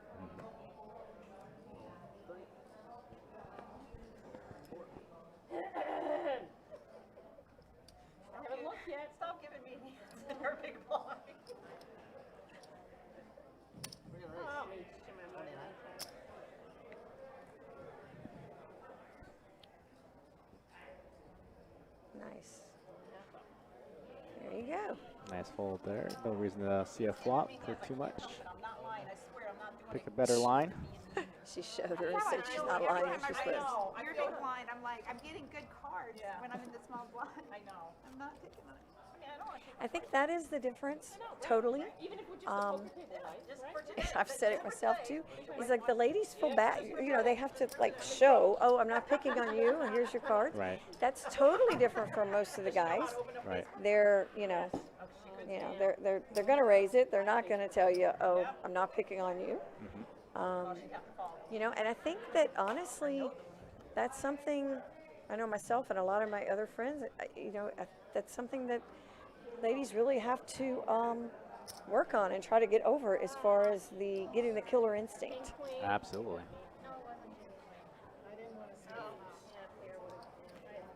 Some of them. Then there's a couple, and I'm not going to mention names, Lisa. No. You know that it's second nature. So, and that's a very good thing. Well, I mean, it's always good to find some balance too. It's no problem like when you're playing short-handed, especially on the final table, to show a hand or two when you're raising quite consistently off of the blinds, and then you can start mixing in some bluffs there, so you can get some of those through. So I don't mind it. You know, sometimes you pick a couple of aces or some ace rag and then try to get some blinds. So yeah, raising because I have an ace. Absolutely. So I can keep folding, and then once I get there with like a 5-6 suited or something, and I'll raise again, and I'll get that through. Absolutely. So Kim has an ace here. Oh, she's going to raise. Very good raise.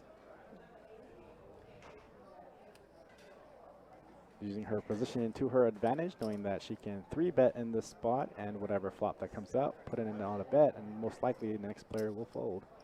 Exactly.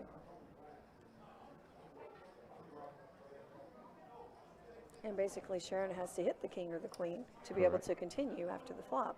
Correct.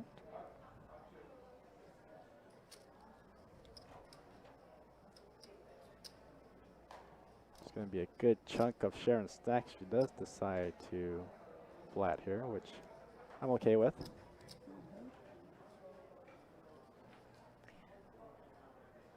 Yeah, she's just 34 additional. Looks like she's getting raising chips out. Or maybe she's just calling what she's going to have left behind. That would be impressive if she, I think maybe she's taking too long now, but if she had just, made a big raise, because then Kim would have to go. Yeah. Big 4-bet here would put Kim to the test for all of her chips. Yep.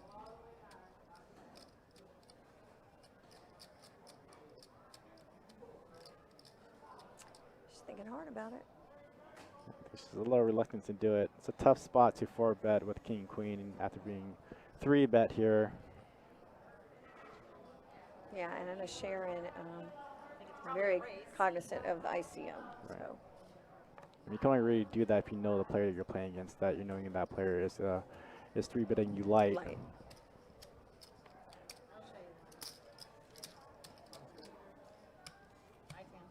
Yeah, and Kim has made some raises light early, some 3-bet raises light earlier, but she's a really sharp player too. And Sharon knows she's not going to be doing that at this time. I feel like you kind of can do that because she's like the most aggressive player at the table, so there are going to be a lot of spots where she is going to be doing that. So go with your instincts. Sometimes you can pick up a tell.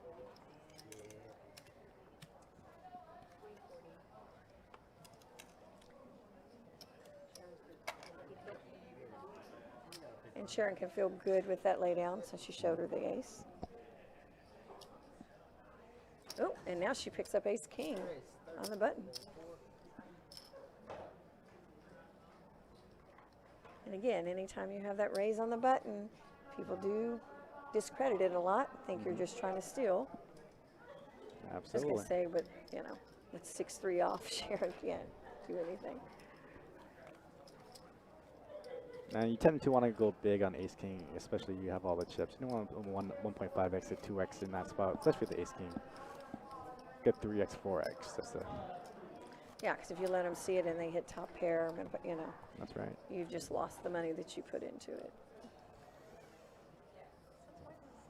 And at this point, every chip is crucial. Yeah.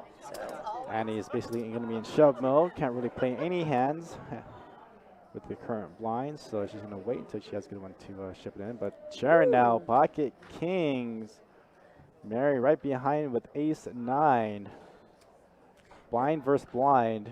it's like the third time she's had kings Yeah, I in think a she little needs while. to make it small here. I think she's making it a little too big. Oh. Yeah. Yeah. Just to find a little more value here. I don't know if Mary can really call. Let me see. I'm telling you. Oh my God, I folded an ace too. And Oh, she showed her. no. Yeah. There you go. Yep.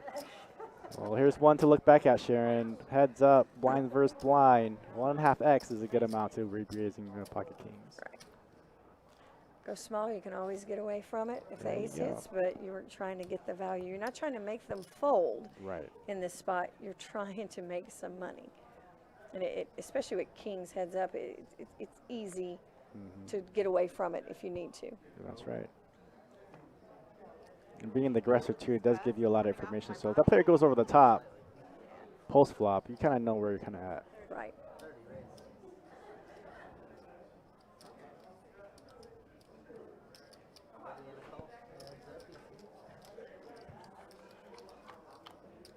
$60-40 here, Kim and Mary. Kim picks up a gut shot. 2 overs. Now we'll like a bet out here because I have a heart blocker. Mm-hmm.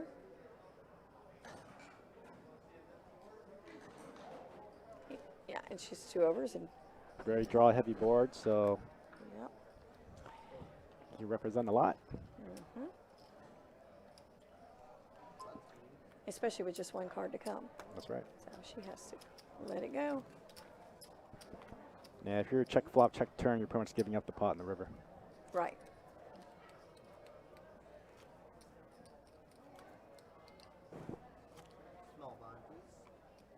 Sharon has a big cheering section right now on Facebook. Looking at all of the comments over here. Well, she'll have to do better than 4th place now because the last term she played in, she got 4th place. She got 7th, and that was 7th place. I thought she said yesterday. 4th. That was yesterday. Back-to-back final tables. There you go. Yeah, there were like 151 people. I think it paid like 19 spots, and she got to final table. Yeah, she's doing great. Wow. That's awesome. It wasn't even suited, right? No. And even if it was, no. My husband said, "Great game, Lisa. I was pulling for you." We have hung out with Joe and Lisa a couple times when we've come to town. Very, very nice people. 30 raise. Actually, I guess we hung out with him in Tampa. Just a reminder, everybody, we still have a lot of content for you all through the course of this week. Live streams Wednesday, Thursday, and Friday. Tomorrow's live stream is going to be the 2-2, Thursday 2-5, Friday 2-5. Also, the live stream of the final table on Monday for card player. That's right. Ace king. That's what you have now. Just as good as ace king at a 4-handed table. Oh, yeah. Oh no, 9 deuce suited would be the bomb. Still at 8. We are still at 8 for now. Another 9 minutes. 30 raise. Pretty large sizing for King Jack Diamonds. I think Mary, Oh. I'd like to see a flop with there. Yeah. I was just about to say that. I would definitely like to see Mary call with those suited connectors. Yeah, you're in the big blind. It's only, 24,000 more to call? Mm-hmm.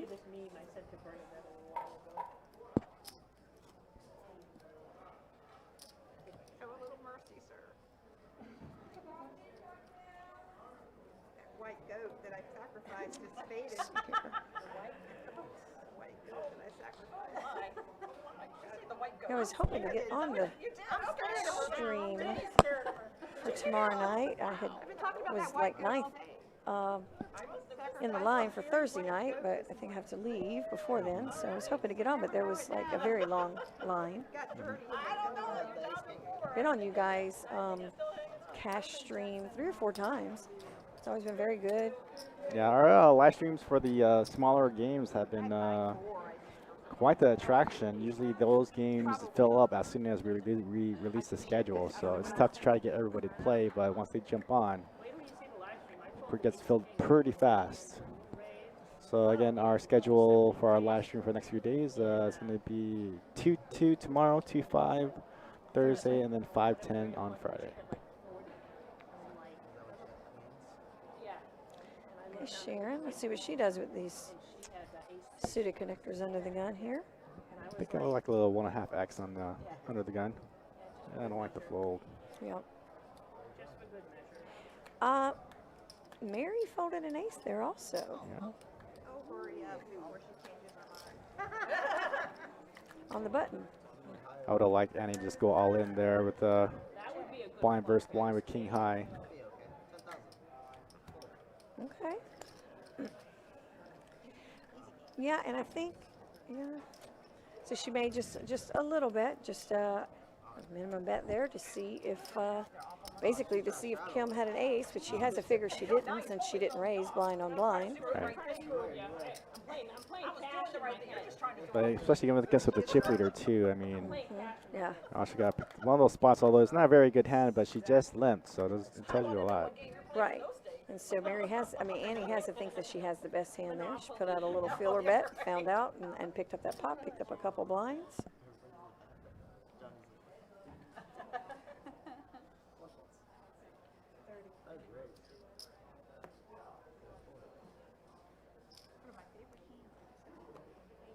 Like the raise from Kim there. On the button with a suited king. I had a suited 1 gap. Not a suited connector. Anybody want to cough drop? I think we went over that the other night too. How do you call those hands? Not a suited connector, yes. Those are suited gappers. I don't want to pay it this time. Almost just as good as suited connectors. Right. I think that's all that matters, right? You had it out, you took it out. right. We saw that you had it. It's those suited gappers that you play it and you hit it, no player can really put you on it. Right, so Annie, okay, that's a good shove from her. She has a suited ace there, 4-handed. And this should get through. I played playing at Foxwoods one time, and somebody turned over Yeah, because it's almost half of Sharon's stack. King 10 suited, but I would think she would fold here. Yeah, definitely not a hand you'll be calling off, especially for almost half your stack. Correct. You know, and that's like use 2 different colored decks kind of thing. There she goes. All right. Here we go. I don't. So Mhm. a little too much. The liberation. Annie picks up a couple more blinds. Gets her up to 90,000. Especially if you had suited connectors. No, I had a big suited ace though, so. With my stack. Daniel in the Facebook stream is saying, I know it's the Final Four, but they're playing way too tight. Maybe not quite engaged yet. I'm not there yet. Well, ICM is in play right now. There are big pay jumps considerably. Next player will receive 1,600, but there is about a $600 or $700 pay jump from 3rd place. So absolutely.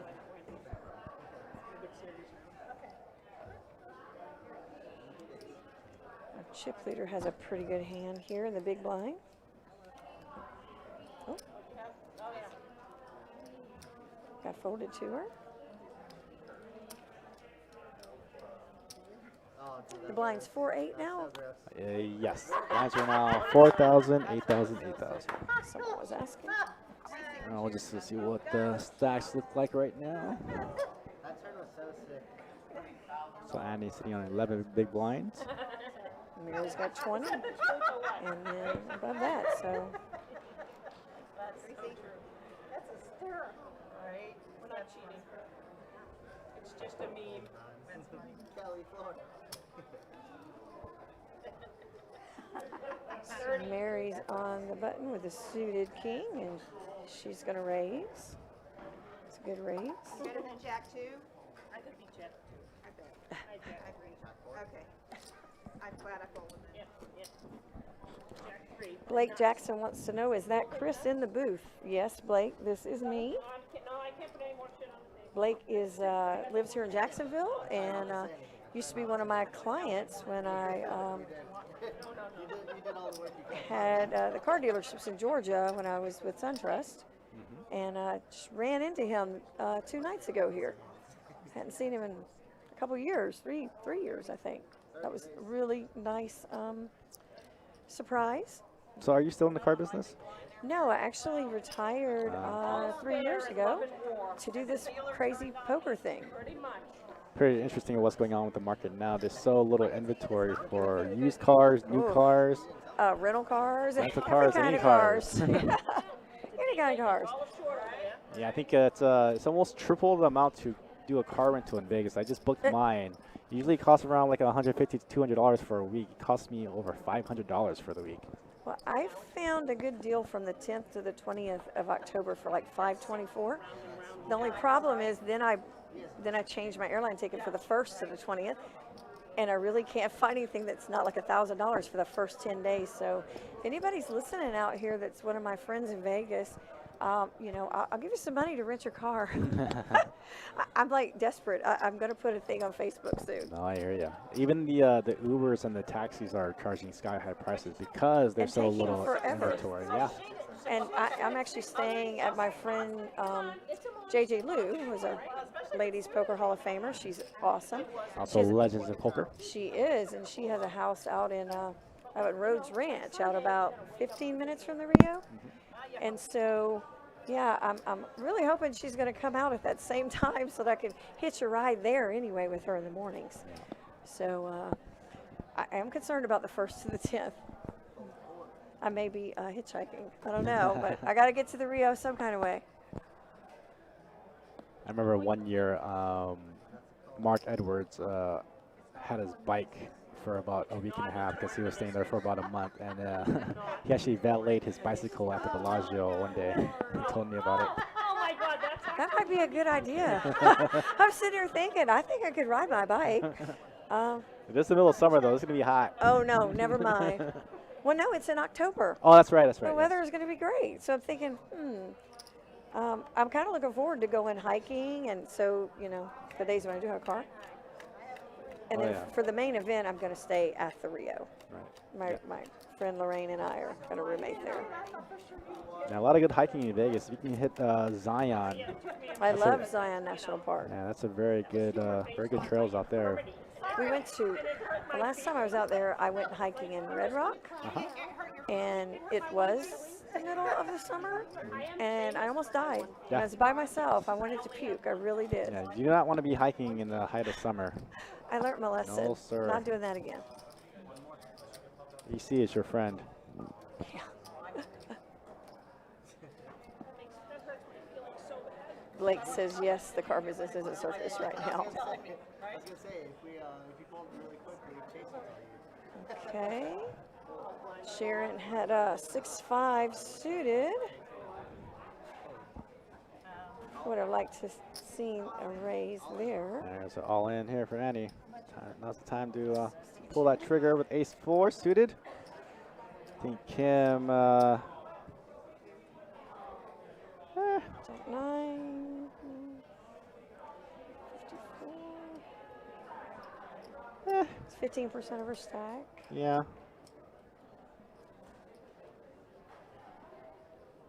So John asked how many ladies were in. I think we have 52 ladies in here.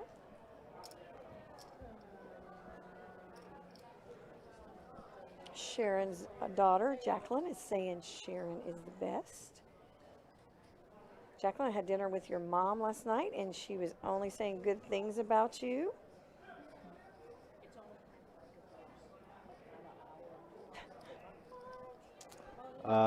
AJ Trigger, no, I am not the member of Adonis's Church of Jack 9. I do not play Jack 9. I've tried to play Jack 9. I've failed every single one of them.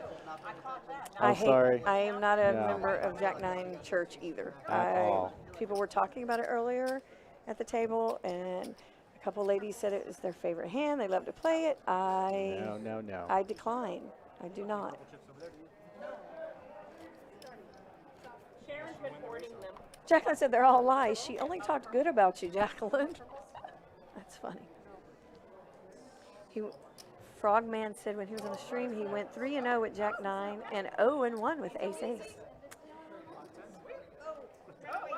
I think Frogman might be a little results oriented in that comment. Yeah, but definitely not GTO. yes. Definitely try not to make money on the long run because I am still negative for life on Jack 9. I don't think I've played it enough to be negative for life on it, but Right. it's just not. Definitely in the same boat with Jack 10 suited. I do not know how to play Jack 10 suited. Yeah, I don't like Jack 9, but I do love me some Jack 10 suited. All right. Just 10. to an extent, just pre-flop, just to see. All right, Annie looks like he's going to be at risk now. Okay. King 10, she's not going to like what she sees. She is going to be behind. I had the monster. I had 2-3. 2-3 might be good. Hey, it's live. It is live. And there it is. Yep. She's got to hit a king. She's got the 10.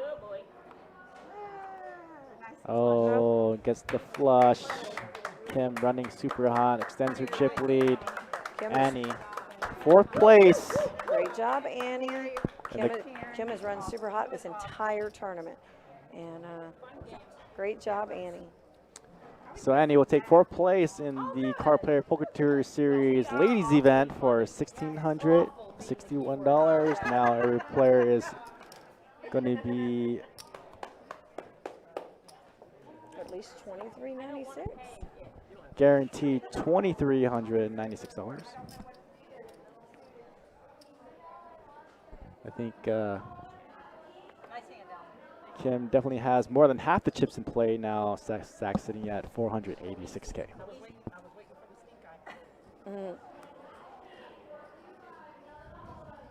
Okay. Sharon definitely got a raise here in the big blind. Oh, a limp. All right, I'm looking now.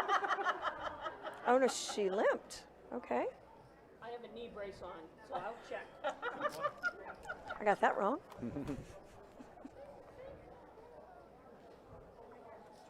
Check. Neither of us hit that crap. Sharon did hit that crap. Like a small value bet from, oh, why did she check? She still got the check mark unless Mary decides to, nope. Yeah, I think she might have missed some value if Mary did have some kind of hand there hitting that club draw. Yep.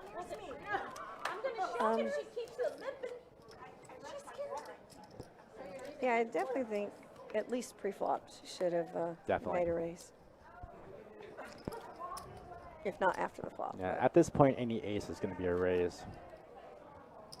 Yeah, I mean, with it folded small blind, big blind, pretty much any time. Yeah, you're going to be in An the ace blinds is a pretty raise. much all the time, so.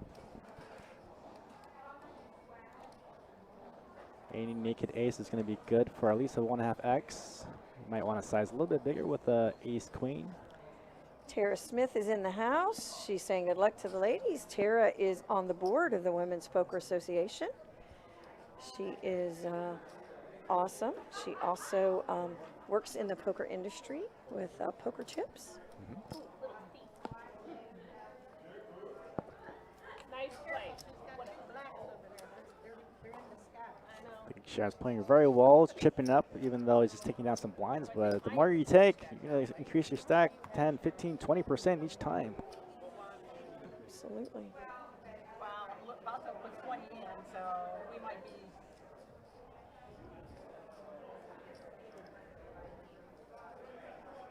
Thanks for making it easy.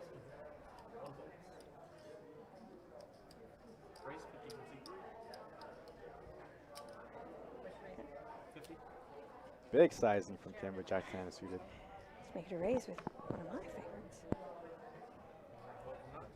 Bully. Kim's a bully. It's okay. A bully. I know. Taking advantage of that 5-3 offsuit. Yeah, I was about to say, look who's calling. I know, right? I haven't said anything though. It's not like I threatened you at all. A little friendly banter between the ladies.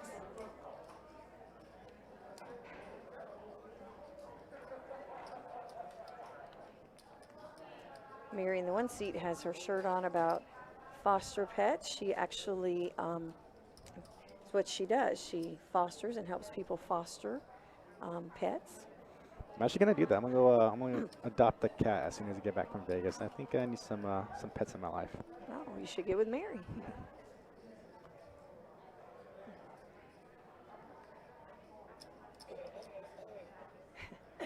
Sharon, she works for State Farm. She's been with them like 25, 26 years, a very long time. And You gotta have fun. there she goes. Okay, she's raising this one with the suited AC. I didn't have aces. I did that final table, but it's so serious, it's like being at church. I appreciate the fact that I counted it and I forgot what I had. You're just so full of crap. No, I was. He was my witness. I was counting my cards, right? I was Counting cards? I was Nice. You know, that's illegal. No, it's not. It wasn't true. That was Not illegal. Poker? It is not.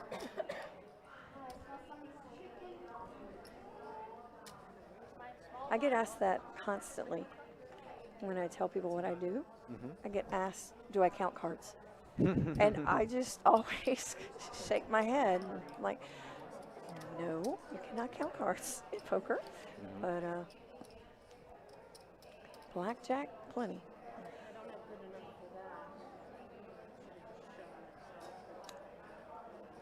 Small time, wrong time to be getting a little inventive with the 10-9 there.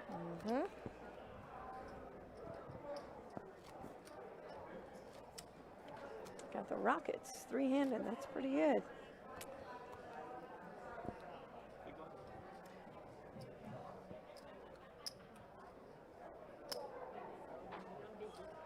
What was it? Nice. Oh.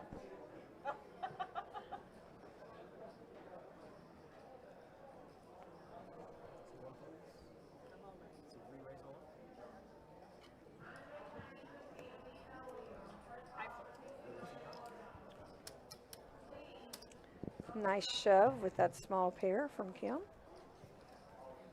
Very much so. You're gonna get a lot of hands to fold with that shove. Absolutely, rather than just making a small bet. She knows if she sees a flop, she's probably not going to win. But with her being the chip leader, do they want to put their whole stack on the line if they don't have a really big hand? So it's a very good move. A little more advanced tactics from Chris Reed.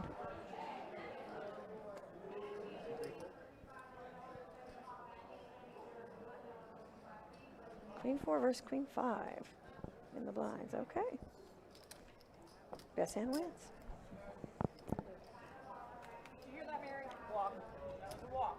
Well, I'm limping while I'm walking because of my John knee. Zimmerman says, good luck, Share Bear. Share Bear is Sharon's Poker Stars handle. That's getting better because I'm getting therapy on it. That's good.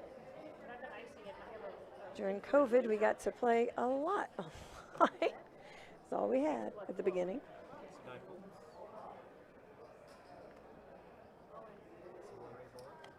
So Vortex wants to know, WTF did she shove for? LOL. With Yeah, the we threes. just kind of explained it. Yeah, yeah. Maybe he doesn't agree, but I thought it was pretty good.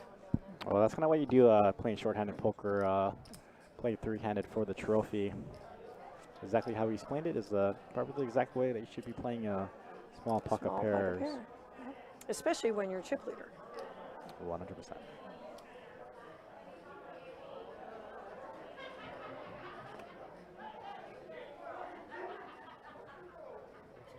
Crackers. 9-8 suit. They were working quite well for you. I know. Mary's shoving with the ace-9. You definitely don't want to let the big chip stack get in there with suited connectors and Without being told, saying, you didn't tell even me. hit a big draw on the flop. How about that, right? Somebody call Ripley. It's a miracle. It's a miracle. Hey, now.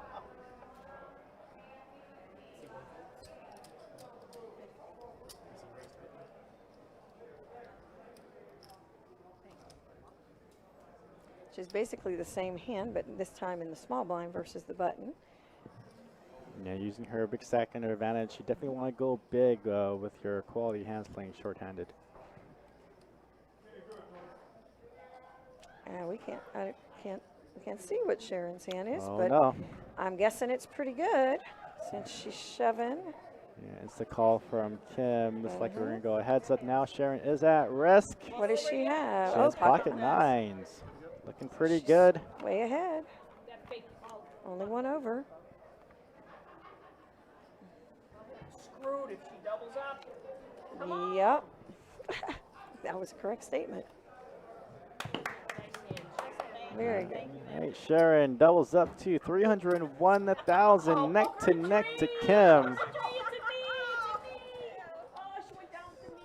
Was it Mary who said that? One of the ladies said, I'm screwed if she doubles up. Yeah, Mary just said that because ICM now, she is on the short stack. So she can't wait any longer. She needs to make some moves, otherwise she's going to get blinded out. Absolutely.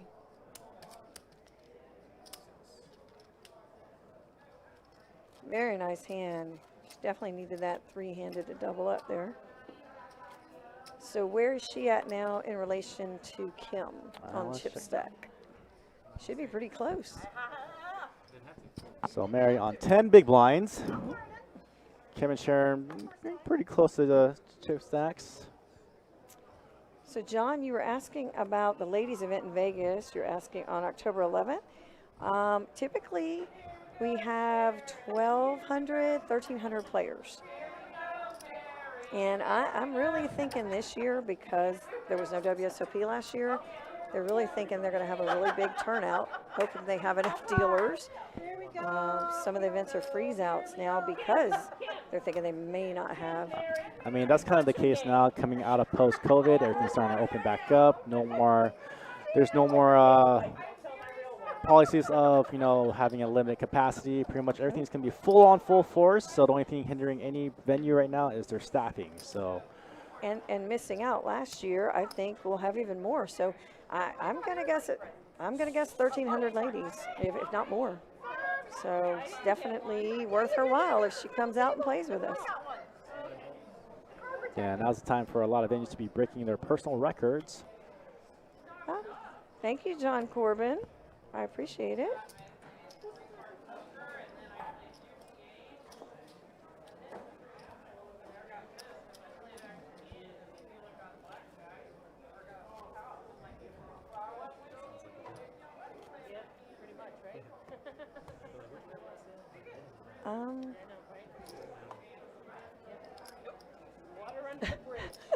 Vortex just called me a fish. That's good.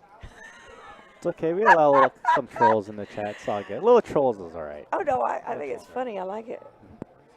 All right, Mary going to move all in, taking her stance. Ace-5, all in. Kim has made the call. Sharon's going to pick up pocket trays. I think she should just get out of the way and have Mary go bust, ladder up, go heads up for the trophy. Yeah, let's see. Sharon should definitely a fold here. She's been playing very well, so. Yep, there it goes. Into the muck. I was ahead. Fold an ace? No. But I folded a pair. So Mary's ahead, but, it's poker. All right, looks like Kim's going to outflop Mary. He's going to take the lead. Two pair. Yep. Just like that, Mary. Absolutely. Now we're heads up, and Mary played a great game the whole time. Like I said, I played with her a couple times here, always here in Best Bet Jacksonville. And I think she's from the Tampa area also. And she did very, very good. First live tournament post-COVID, I think she just said. Wow.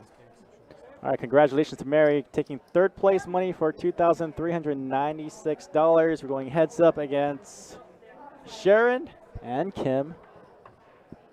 Here's the current chip stacks. Guaranteed at least $35.94. That's right. $53.90 for first, so very good. Kim's has a little slight edge against Sharon, but definitely a playable stack. Definitely. Thank you, Jana. I appreciate it. And Lisa also Irene is watching us from New York. Lots of WPA ladies watching on the stream. Couple last stats for you all. Are they talking about? Are they talking about ICM? Turn it around. I couldn't see the Let's circle see. thing to turn around. Okay, so is this the circle thing to turn around? No. Oh, they just want picture for heads up. Okay, that's what they're doing. I saw that phone come out, and usually when I'm pulling out that phone, it's like, let's look at the ICM calculator. No. Let's play it out. Come on. Heads up for the trophy. No chops. Come on. Still a lot of play. I would definitely like to see them play it out. I mean, you got north of 20 big blinds. So no, definitely a lot of play here.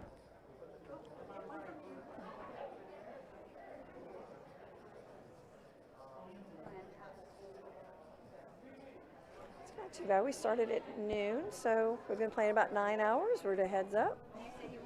With the structure, it's been pretty good, so yeah. I think we're doing pretty good.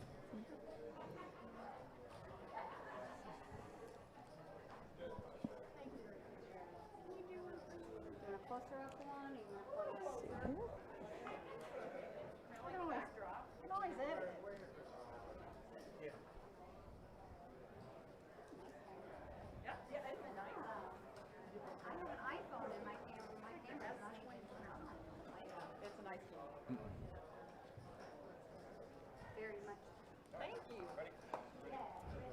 Absolutely.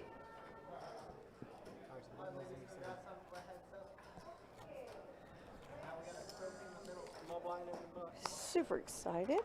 Okay. These ladies. Here we go. All right, first hand of heads up play again, playing for the trophy of the Carl Player Poker Tour Series Ladies event, and first place money $5,390. Each player is guaranteed $35.94.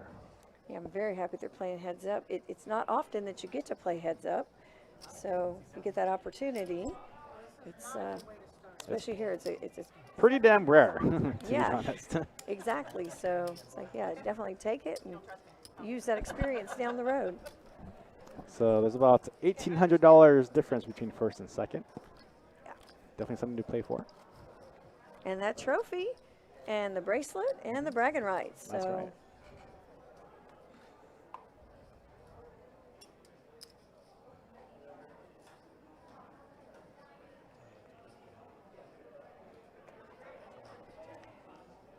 Sharon has a pretty strong hand, heads up.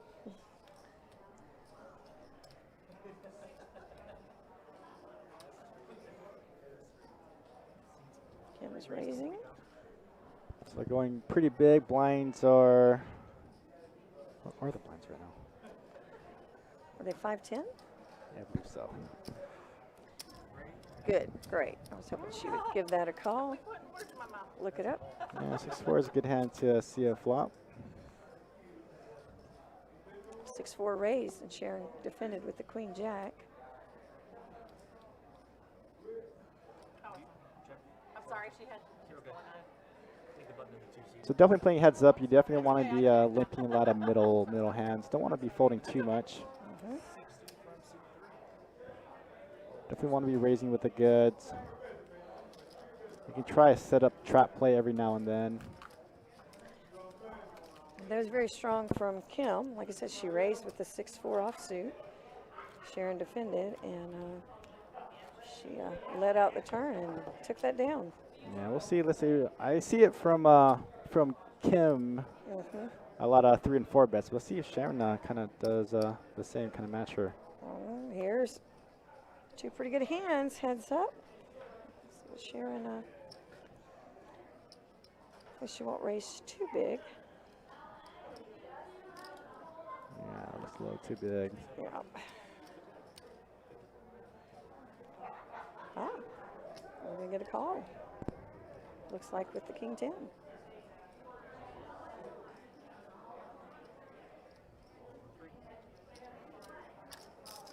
Here we go.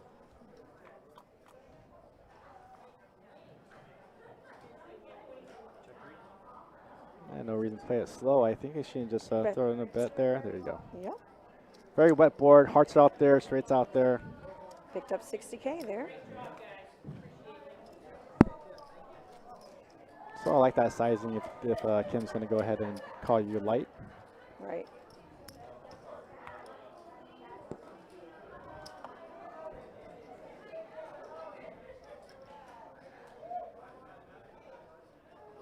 So I think everybody's getting pretty rowdy all around there. Hear Oh, back-to-back great hands. Oh, yeah. I think he just called here in the spot. Heads up for the trophy, king, queen. Yeah. Basically a flip. Mm-hmm.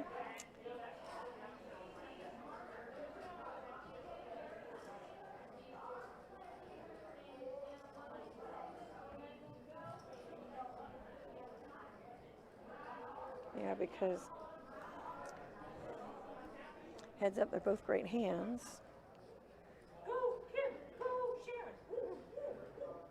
Yeah, I mean, opportunities like these are really kind of come along. So these premium hands, you just if a player just shoves into you, you just kind of have to call up. Although you might not like it.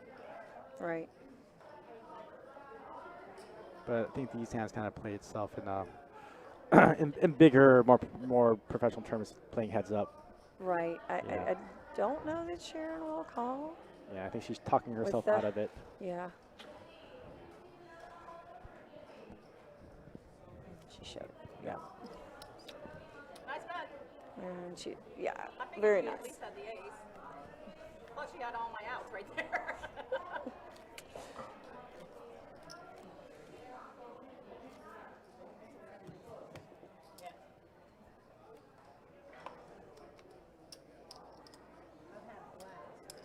Oh, yeah. Oh, very much so. Oh, yeah. They're always fun.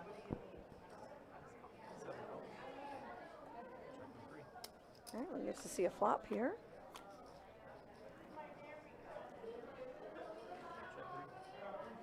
Like to see Sharon bet here. Yeah, very uncoordinated board. No real draws out there. I think any pair, any ace high kind of gets it. Decided to check it down. Oh, your hand. Yeah.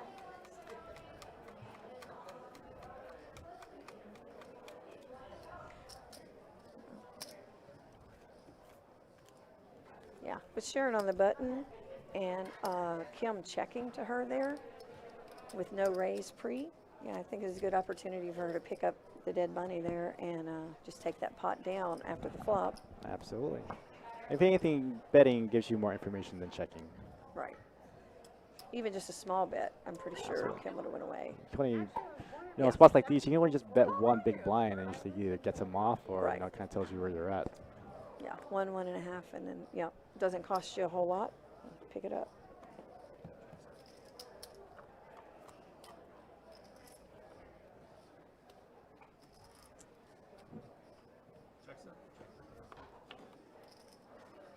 And Kim's not really flatting a whole lot too, so you can get away with a lot more bets.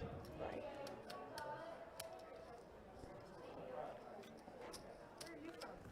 I'm pretty much, I was born in Detroit, but I've been in Florida since '76, so I pretty much grew up here and down in the Clearwater area. Oh, okay.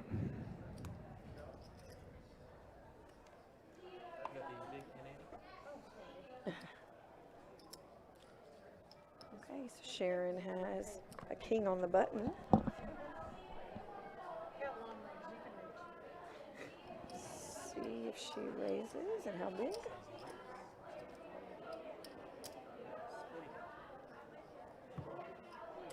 Okay, picking that up. I think you might have would have called with the Jack 4 suited. Suited. With her stack heads up. Yeah, definitely can play post. Mm-hmm.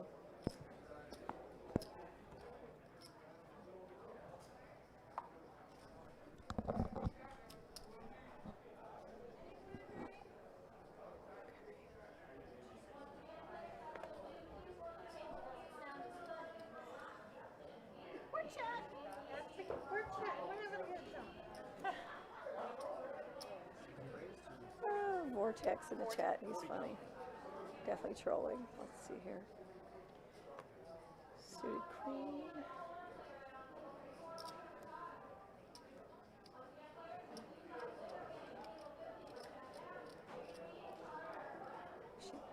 So see if she does call, it would be fun to see some clubs roll out Oh, there. yeah, there you go.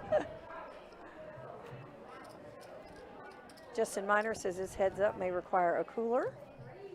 A lot of times they do. Yeah, this might take a while since they're not really limping a whole lot with the hands that you probably should be limping heads up, so see if they're suited or connected.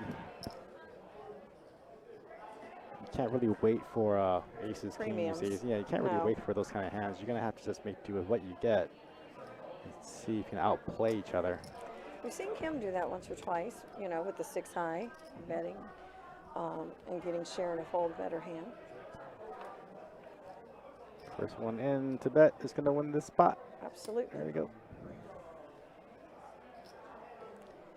Sharon did pick up a gutter there, but I don't, yeah. But Kim's holding one of her outs.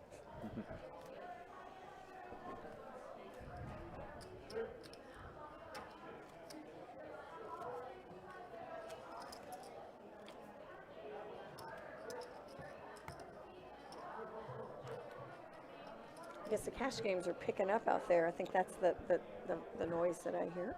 It always picks up around this time. 9 o'clock. Yep. Cash games are awry. Can't tell you what's going on here in the poker room. Just a reminder, everybody, if you're ever interested in knowing what's going on in the poker room, visit our website. We have a link here that is called the Active Tables link, and it will tell you exactly what games we have and how many are on the list. So I'm going to put that link in here for you all. It's a good link to have.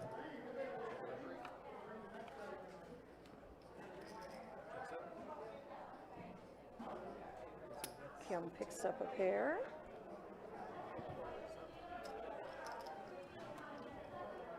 So her lead is extended a little bit more. Sharon's going to have to get a little bit more aggressive here. So currently what we have in the room, 12 2-2s, 7 2-5s, 5 2-4s. We got 2 1-3-7 card style games, 1 1-2 PLO, 2 5-5 PLOs.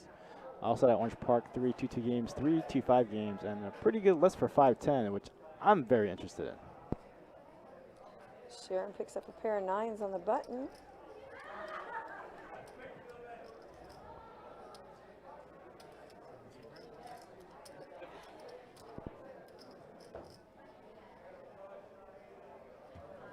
Again, she just 10X'd heads up with a pair on the button.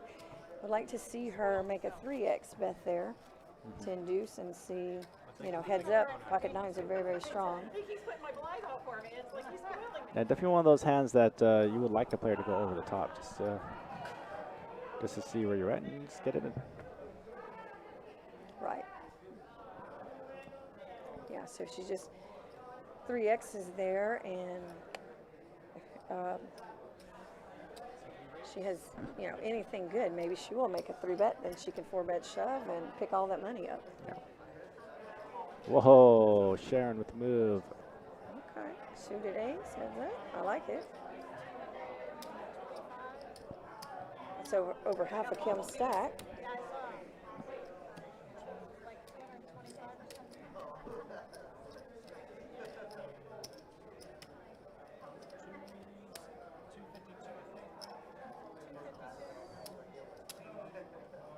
I think Kim's going to get away from this pretty easily. Yeah, for half her stack with king high is a tough call. Yeah. She did raise, so I guess maybe she's going to posture for a minute. She did raise pre, so, but I really don't think she's going to call here, even though she raised pre, or raised first. Yeah, spots like these, you're going to have to just put her on a big ace or a good pair. She's thinking about it, but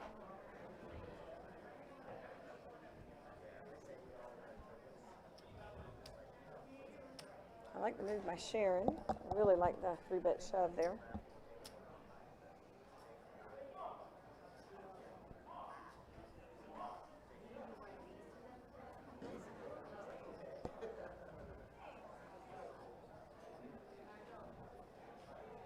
Yeah, I might have preferred a limp there with king 4 on the button. Yeah, position, try again, try to see a cheap flop.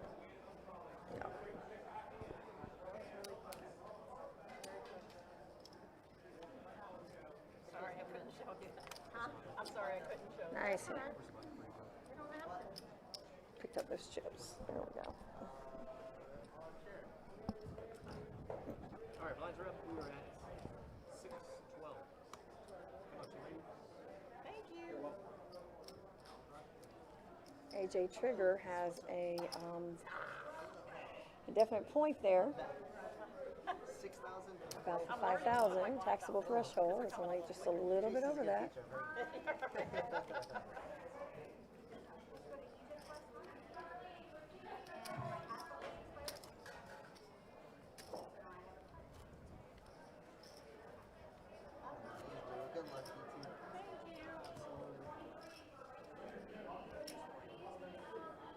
I think we might be getting to that point here soon where they could talk chop, where stacks are getting kind of shallow. It's kind of a toss-up now. Lisa Buck is telling me in the chat they're waiting for me to come out and play cash with them, waiting for my money. Ha ha. Okay, Lisa, you keep dreaming, girlie. Well, these are one of those good nights where, you know. I'll be out there to play. They've soon enough. Yeah, get in a cash game, have a little more fun, have a couple of drinks, close out the night. Sharon picks up ace jack. Okay, so Kim folded. 6,000, the odd number. Closing that gap a little bit. Yes, steadily and surely.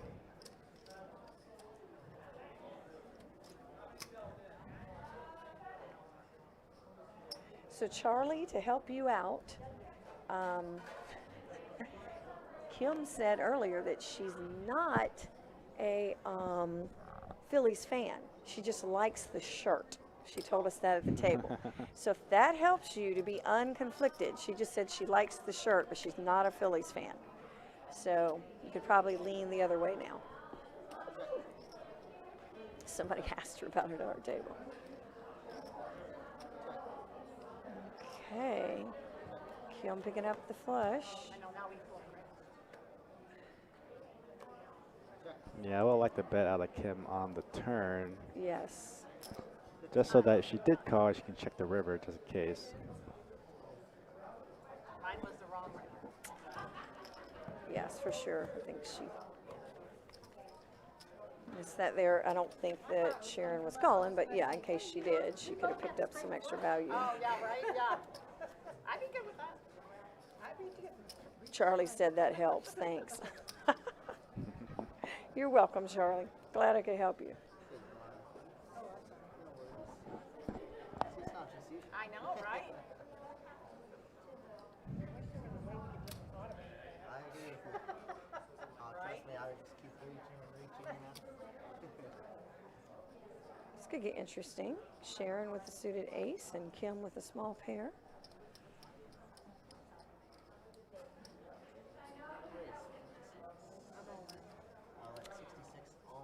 Yep.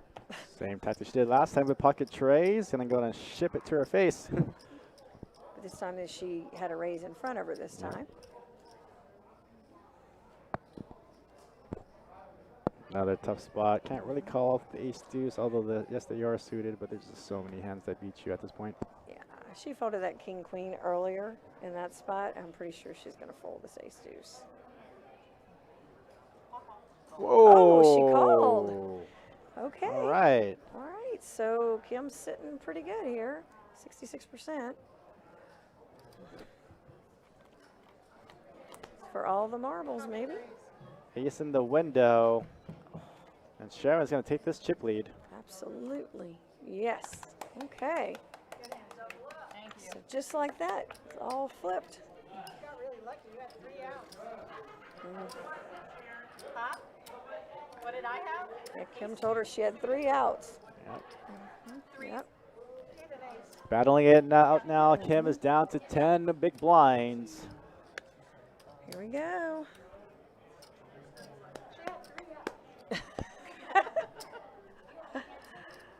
Yep. You know, heads up especially, luck plays a big factor in this, besides the strategy as far as, you know, pre-flop aggression.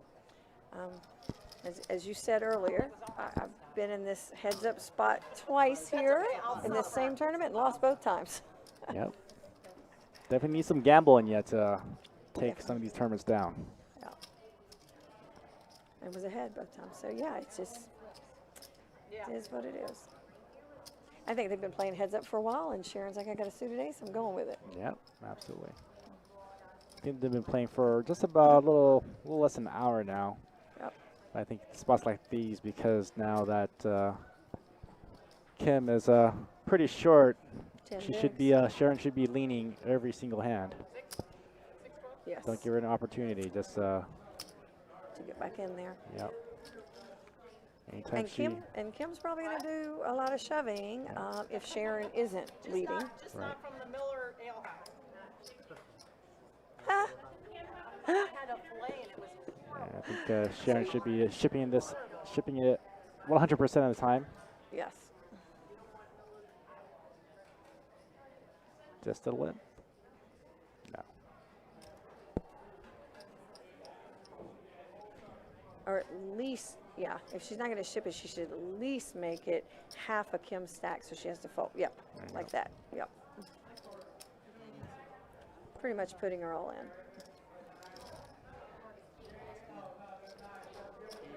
Yep. Very nice.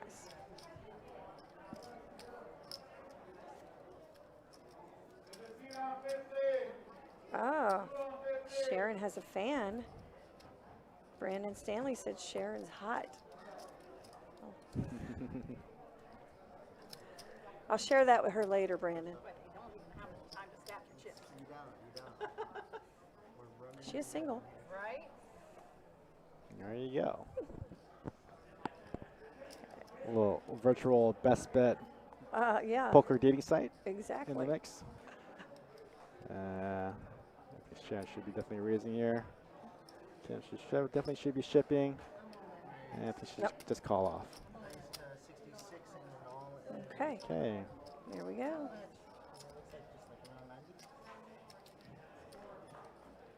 And Kim should be. Oh, okay. All right, there you go. All right, Kim is in the lead. 10 suited. 6 in the window. Oh, but there's the hearts. Looks like Kim does double up now, stack up to 173K. The best handheld. This is going to be a battle. I can see it already. Definitely. Jacqueline, that's funny. Sharon's daughter in the chat. Whoa, Brandon, that's someone's mother. Funny.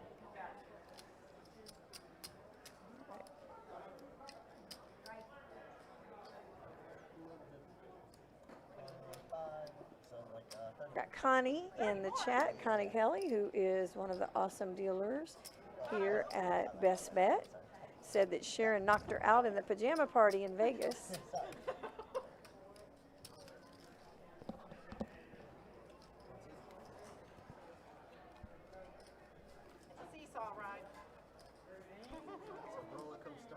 Definitely a seesaw ride. Chips going back and forth, back and forth. That was our second run out. All in the call.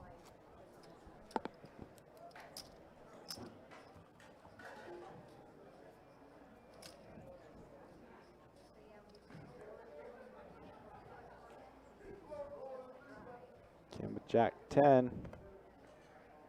Let's see how she plays this. Definitely a raise in my book. Decides to go ahead and ship it all in there. Sharon, Queen 4 suited.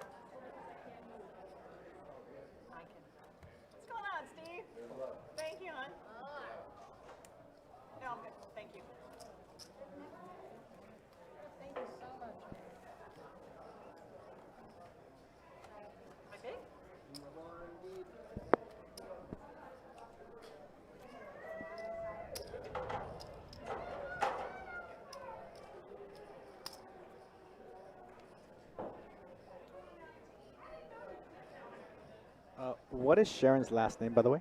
Liss, Liss.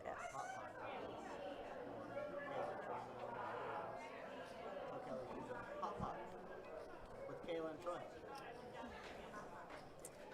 After this, do it. Come through. Oh, Kim picking up big slick.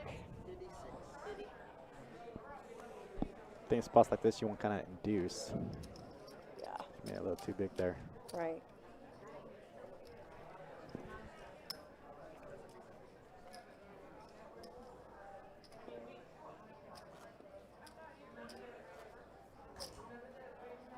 She couldn't call anyway with 10-3, but if she had a hand like Queen Jack, King 10, King Queen, you know, definitely.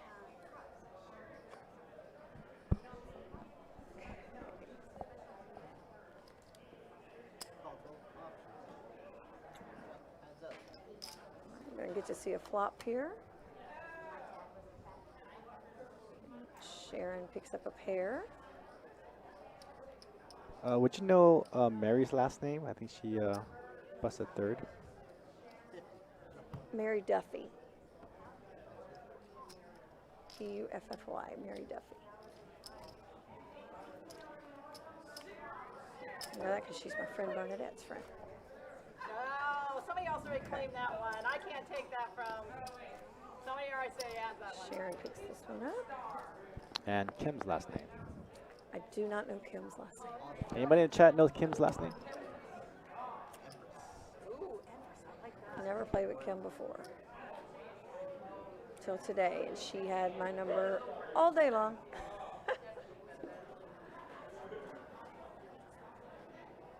Like I said, when she cracked my kings with King Queen, I told her right then. I could see she was going to have a really good day today.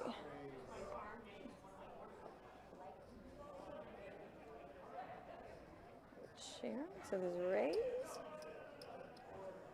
Like to see. We should just call.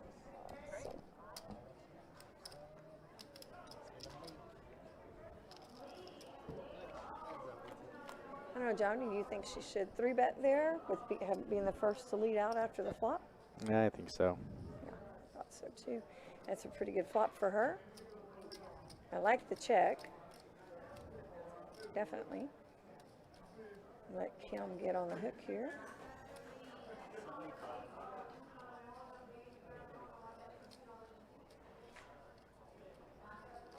I think now she has to shove. Yep. There she goes.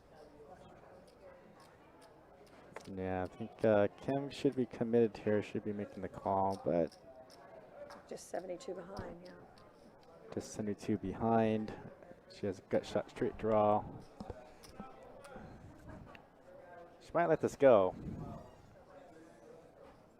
She might have inflated this pot a little too much for her taste and decide just to give up and get a better crack at it. Yeah, I think she'll let it go. Yeah, it was definitely a great, pretty standard, but I think it was a great check there on the flop by Sharon to induce her to bet. Very nice hand.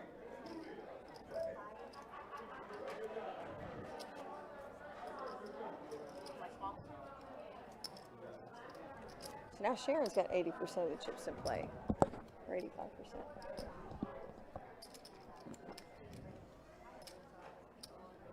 Playing very well, heads up. Yes, sir.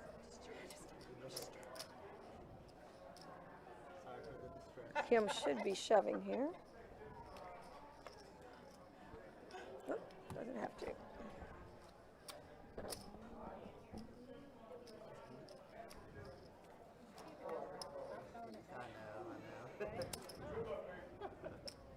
Well, it's a good thing you get a little rebate. How about I just take the options?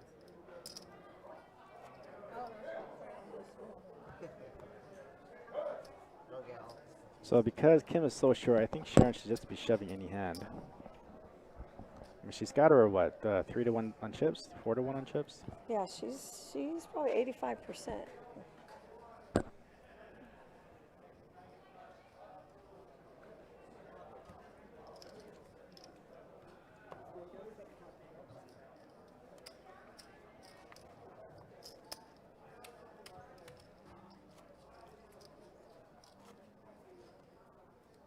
Kelly chipping up. Is that what she's doing? Yeah, I'm gonna try to get rid of some of these thousands. Okay.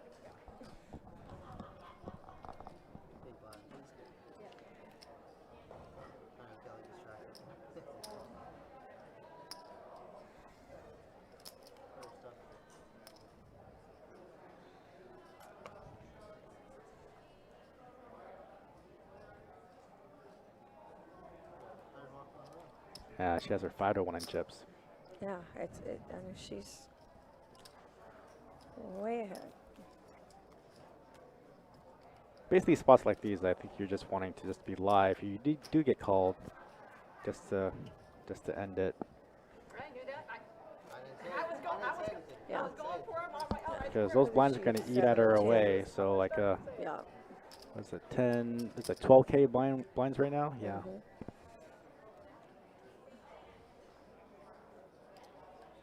Yeah. Anytime she limps, Sharon, she's shoving. Yeah, just like, yeah. Huh?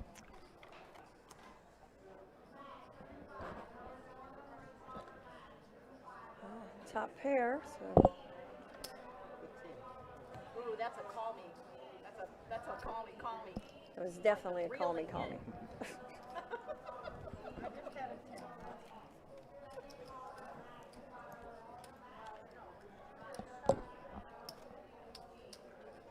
Sharon was not falling for the bait there with 5 high. I didn't think about it there for a second. It's like, what did I just have up?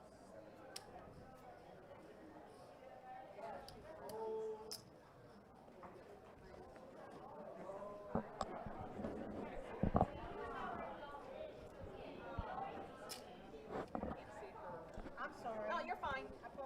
No, it's not your fault. Yeah, okay. I just couldn't see those. Sorry. That's okay. See what their hands are. Yeah, I think our action tracker is falling asleep at the table. Yeah, just like, what do they have? Guessing Sharon had something good. Okay. Oh, yeah. Ooh, should have walked it. Yeah. Definitely should be walking her premium so induce, and then with her smaller hands, just shoving it. Right. Yeah, definitely a limp there.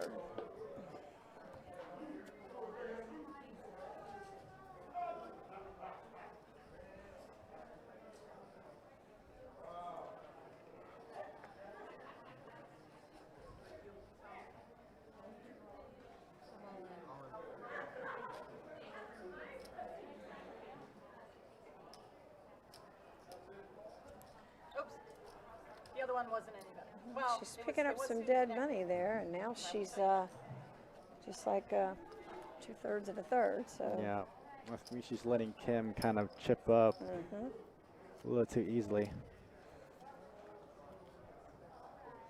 Hey, Lisa Powell. She's in the chat all the way from Canada. One of our WPA ladies. Have you played any poker in Canada? I have not. I'm supposed to be, or was supposed to be. My friends Lisa and Lisa Powell, Michelle Black, June Jenkins, they all live in the Toronto area. And I'm really wanting to go to, I'm trying to think of the name of that huge poker club there, the biggest one there in Canada. Calgary. What's the name? Calgary? I think it's what's Calgary. the name of it though? It's Something hot, some kind of animal. needy? Is that what she called me, needy? They've invited me, and as soon as the playground, that's it. Yes, Sherry. And Sherry also is in Canada. Playground Poker Club in Montreal, I'm pretty sure. That's where Playground is. And they have some amazing series there. So I would definitely, yep, Playground in Montreal will open soon. After all of this mess is over and the whole world's opened back up, I'd love to go there. We're divorced. I don't have to talk to you. Sharon, okay, let's see. Let's see how she does with this ace king. Hopefully Kim will raise with the suited connectors. Oh, yes, that's a gift. Yeah. Okay, here we go. All right, this could be it.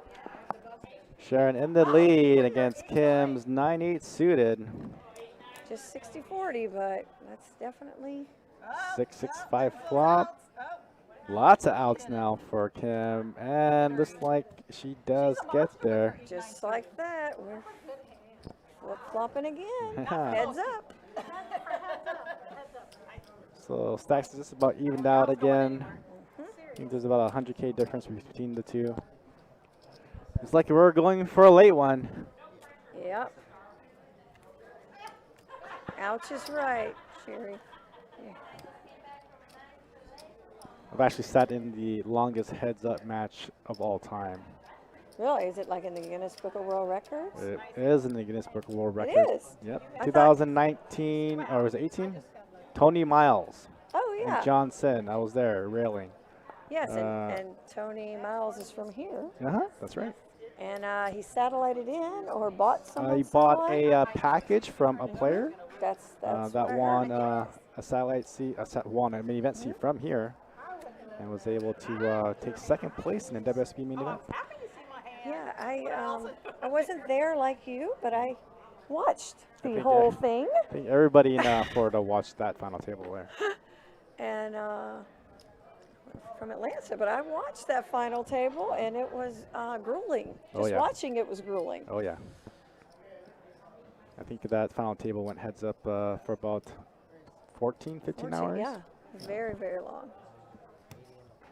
I was already in party mode, just wanted to like get it out of there and hit up the clubs and have some real drinks. But we ended up closing it out around 6 or 7 in the morning. In the morning, yeah.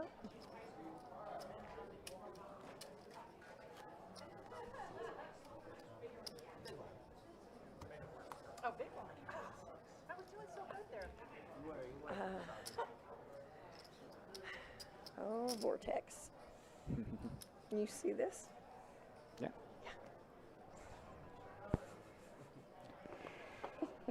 I should probably put it on.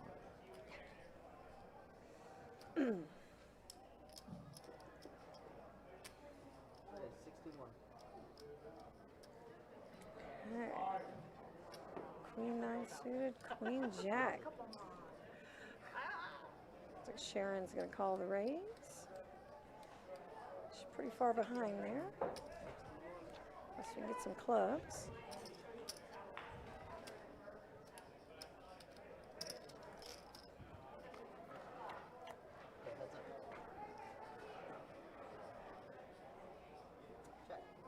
I have a feeling Kim's going to, yep, bet pretty big here with those diamonds out there.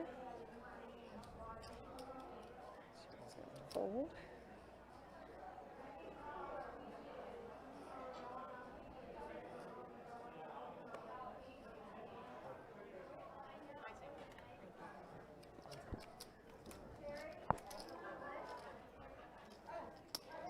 So how long is our delay? 15, 20 minutes? 20 minutes.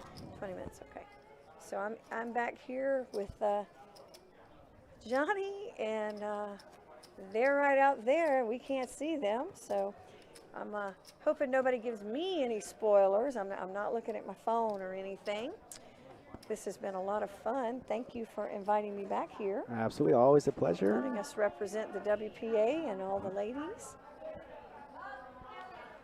Definitely love being a venue for you guys to come in and play the ladies event and come in for the live streams. Deborah and Jesse and all of the floor. Kelly's done a great job being a TD on this poker tournament. You guys always do such a great job for the ladies, and WPA and the ladies all appreciate it. No, thank you.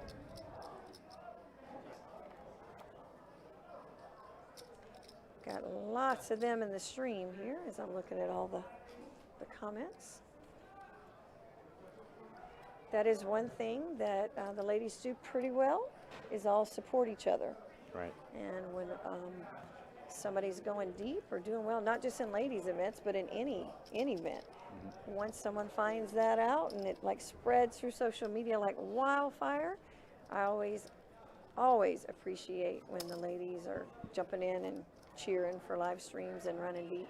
Yeah, I'm always in love with a good sweat. Anything that I can sweat on. Yeah. Love watching.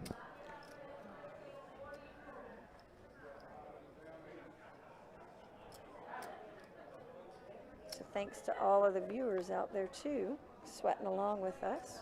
We appreciate it.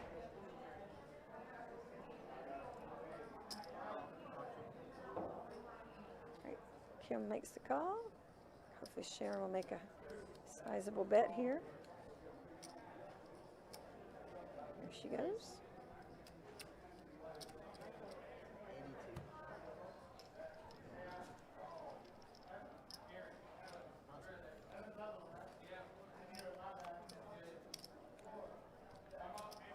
Very close to dead even again.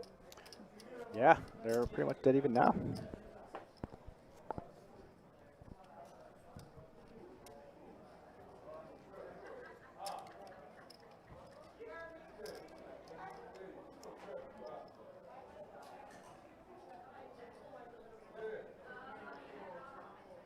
Looks like the identical same hand. Yeah, they're back in the last hand, so I think they have to make some adjustments. Okay. There's something wrong with the action tracker at the moment. Sorry Okay. about that. Okay. There we go. There we go. Okay, it's like this is something And crazy. there it went. I saw king, queen, and ace 8. Yeah. So we got it all in. And this is going to be an all-in call. Let's see what happens. All right. All right, Chase, wake up. Here we go. Wake up, wake up, wake up. I think he's stuck on... Yeah, they're holding up. So They're having some technical issues. So king, queen, ace 8. This is what we were supposed to get in last time. Remember when Sharon folded king, queen against ace rag? Absolutely. And there's the ace 8, but All right, looks like that is it. No, I think Sharon does have some chips left. So Kim just has a complete double up. I don't know if it's quite over yet. They're going to have to... yeah, they're going to have to count it out because I think the chips may not be correct. So you're just going to make sure to count out the chips. So we had some technical issues with the action tracker. Every now and then the stacks could be wrong. Yeah, be wrong. So you always want to make sure. By the way, it's been a heck of a heads up. Very good. Two very good players. Oh.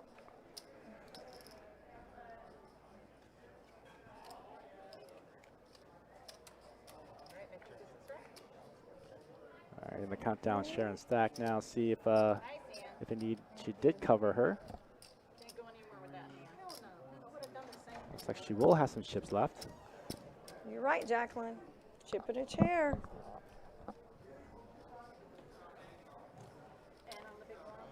Boy, talk about a stack. All right, see what happened after that hand. Commanding lead now, 690K. Sharon only has about 5 big blinds. Yep, 60,000.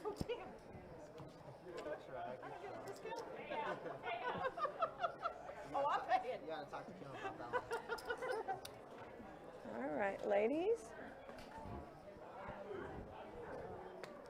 Kim wins this. No, don't fold. What are you doing? No. You need to win a tournament with 7 deuce. That'd be the hand to win a tournament, would be 7 deuce. Yeah, should be talking about that forever. Yep. This is my winning hand. Take the pictures with it. There you go. Not up to me. Just go to the bathroom now. Okay, it's almost over. You just need Yeah, to just need to ship it on her the next 10 hands, and I'm pretty sure you're pretty much gonna take it down. All right, Okay, Sharon. Kim. Here's the degree all-in moment. There we go. I think Kim should 100% be calling this. Ah. Wait, they're taking a bathroom break? Yeah. Oh no. It's not a time to taking a bathroom break. You have all the chips. You just want to end it. Oh no, what is going on? All right, I guess we are taking a bathroom break. Yeah, I kind of, from playing so many tournaments, I kind of look at it like that's part of it. It's part of the torture. Right. You know, when you're coming up and there's 10 minutes until break and you're short stacked, or something like this when you're big stacked and you got Absolutely. the momentum going. It's like, okay, Bladder, just you know, hang in there. This is part of the grind. Yeah, it's a bit of a troll. I can't believe they just took a break. Wow. All right, guys, just a couple of things leading up for our Card Player Poker Tour series. We are right in the middle of our tour. So the next event is going to be a big one, $360 buy-in Monster Stack. That starts at noon tomorrow. We'll have a small satellite at 7 o'clock. Followed by that will be our event number 8. Starts at noon, $1,200 buy-in 6 max. It's going to be a huge event. Very big prize pool. That night, you want to try to satellite yourself into the Card Player Poker Tour main event. We do have a 10-seat guarantee with a $380 buy-in. And then finally, Friday and Saturday, the main event will hit landfall. Again, $2,500 buy-in. Day 1A starts at noon. We'll have satellites at 3 and 7. Day 1B will be also at noon that Saturday. And for you mixed players, we will have a $360 buy-in horse event at 3 o'clock on Saturday. I know a lot of the ladies are looking forward to the horse event. And I wish that you guys were having a satellite into the 1200. I was looking for that and thinking that that would have been awesome. Do you guys offer, like, if you get up a one table, to do a one table satellite? Yes, we'll definitely have a single table sit and goes. And if anybody is interested, just put your name on the list for that $1,200 6 match. Usually you get it around 10 o'clock or so. We'll have a list for you guys if you guys want to play a single table sit and go 8-handed. So you're talking about the morning of? The morning of the main, yes, correct. Or the 6 max, okay. Yeah, for the 6 max. So we'll also round out the events after the horse. We'll do the final day on Sunday for the Card Player Poker Tour series.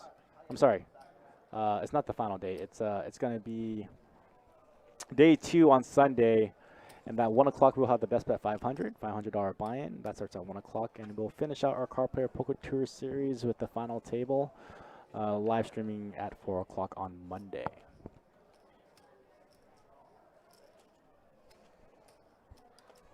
They should be fairly quick here because they just had to run to the restroom. Yeah, I think Kelly needed to race off the thousands also.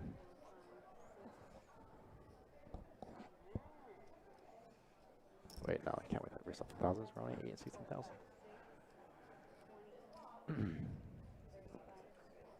So the live streams also are going to be in full swing. Going to be live streaming tomorrow, Thursday, and Friday for our cash games, 2-2, 2-5, and 5-10 on Friday. How did I miss cheesecake? What the? I don't need any more sugar. It's all expired. All right, ready?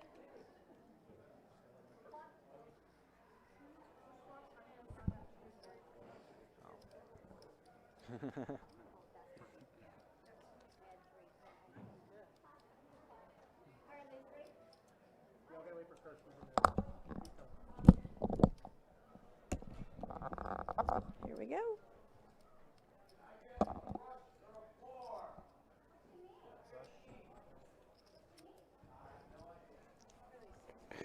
All right, I guess the potty break is over. We're about a couple of hands away from maybe calling a winner here soon. Kim has a commanding chip lead. Sharon's down to about 4 or 5 big blinds. Again, first place paying $53.90. $53.90. Second's like $35.93. I'm trying to remember.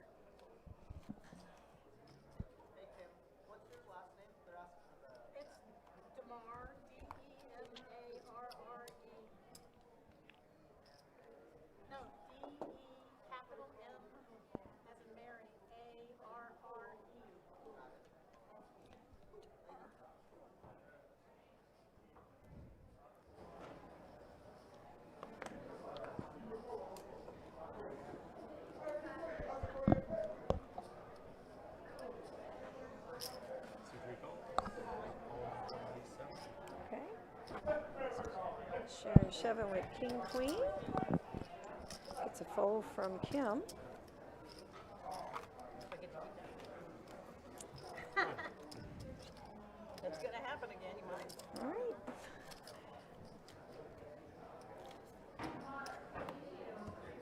Sharon's not done yet. She says she's going to hang in here and try to spin it back up.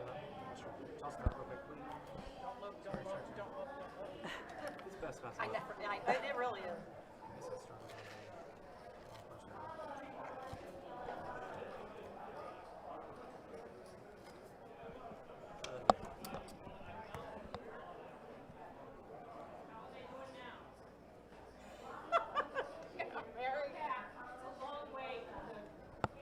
So these ladies have been grinding for 10 hours now without very many breaks at all, just a 20-minute break when they went to final. I think other than that, just a 10-minute break every couple of hours. Every time you've done that, I've had a big hand.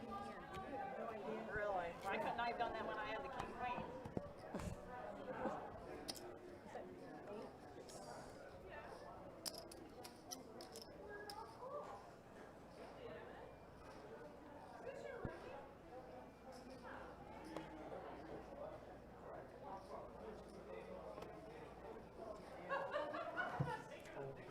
It's another walk.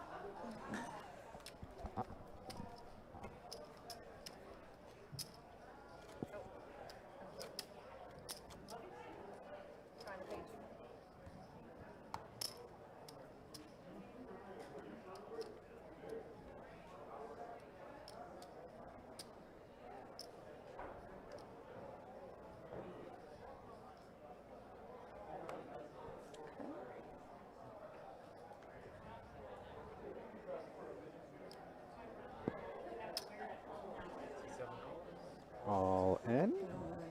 There we go. Just playing it in your honor. The 9-8. That's okay. If I'm short like that, I think I'm just wanting just 2 live cards. Yeah. Of course, you like it suited. That's why I should have pulled it. Oh. Yeah, those cards, yeah, it's either a shove or a fold there.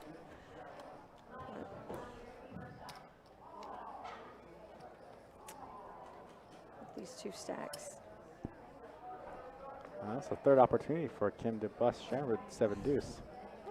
True. This time it's suited. I think they were suited all 3 times. Oh, yeah? They're trying to tell us something. They're trying to tell Kim. They are trying to tell us something.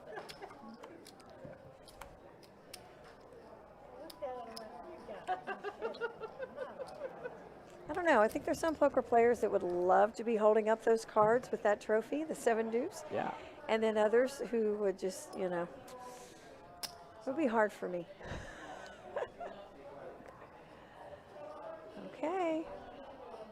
So we got a call. Maybe Kim just bets a little bit. Induce action. Exactly, and that's what she did. Oh no, she bet a lot. I was kind of thinking maybe just a little bit, and, you know. Now a little 1.5x is still Yeah, a huge, and then- huge part of Sharon's stack. Just Right. little min clicks are gonna. Just a little, and then you know, if she hits an ace or anything else on the flop, maybe a little check. Maybe that's an ace and an 8 on the flop. I mean, you don't have to have like a whopping victory. You can always kind of like, you know, kick one of her legs out each time. Right. Kind of the idea of playing big stack poker, especially heads up. I mean, I'm cheering for Sharon, but I'm, you know, but the commentators just make that clear to everybody out there, my friends. Cheering for Sharon, but yeah, this is just what we're seeing here. Okay, so Sharon got another one.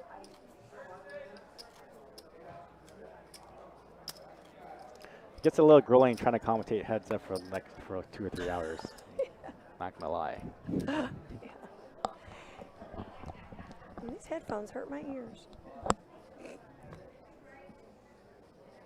I've commentated somewhere else before, same thing. So I think it's just I think you just have sensitive ears. sensitive ears, exactly. I mean, I do wear the Delta-free things in my ears because all of the ones that I've bought, the wireless, hurt my ears. So I get laughed at, but that's okay. Sharon's got a great hand. Trip trays. Play it slow. I like it. Let her catch up. I like it.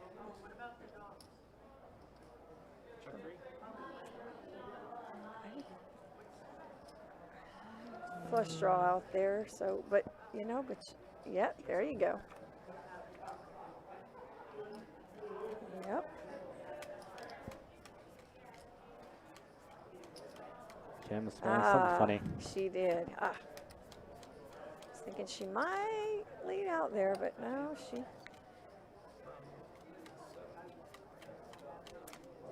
Made a great fold.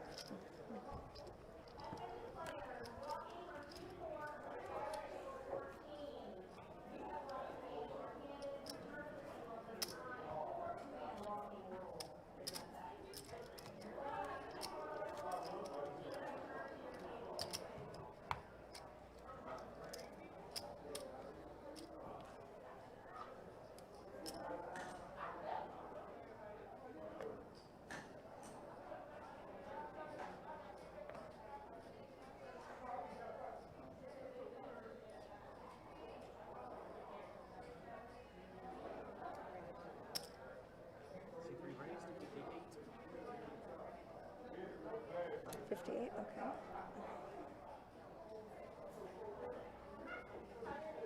Sharon's going to get away from this. 2-3. Blake, I think you're right. It's almost as bad as 7-2, right?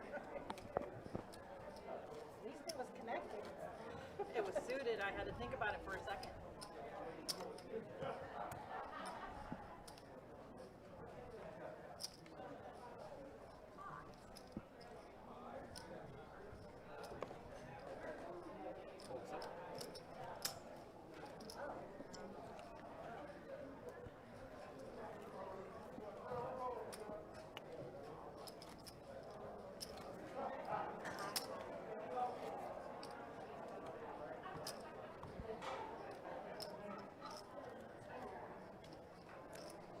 Sharon's hanging in there. Playing tough. Mm-hmm. Oh, I think this is it. Yep. Should be it. This should be it.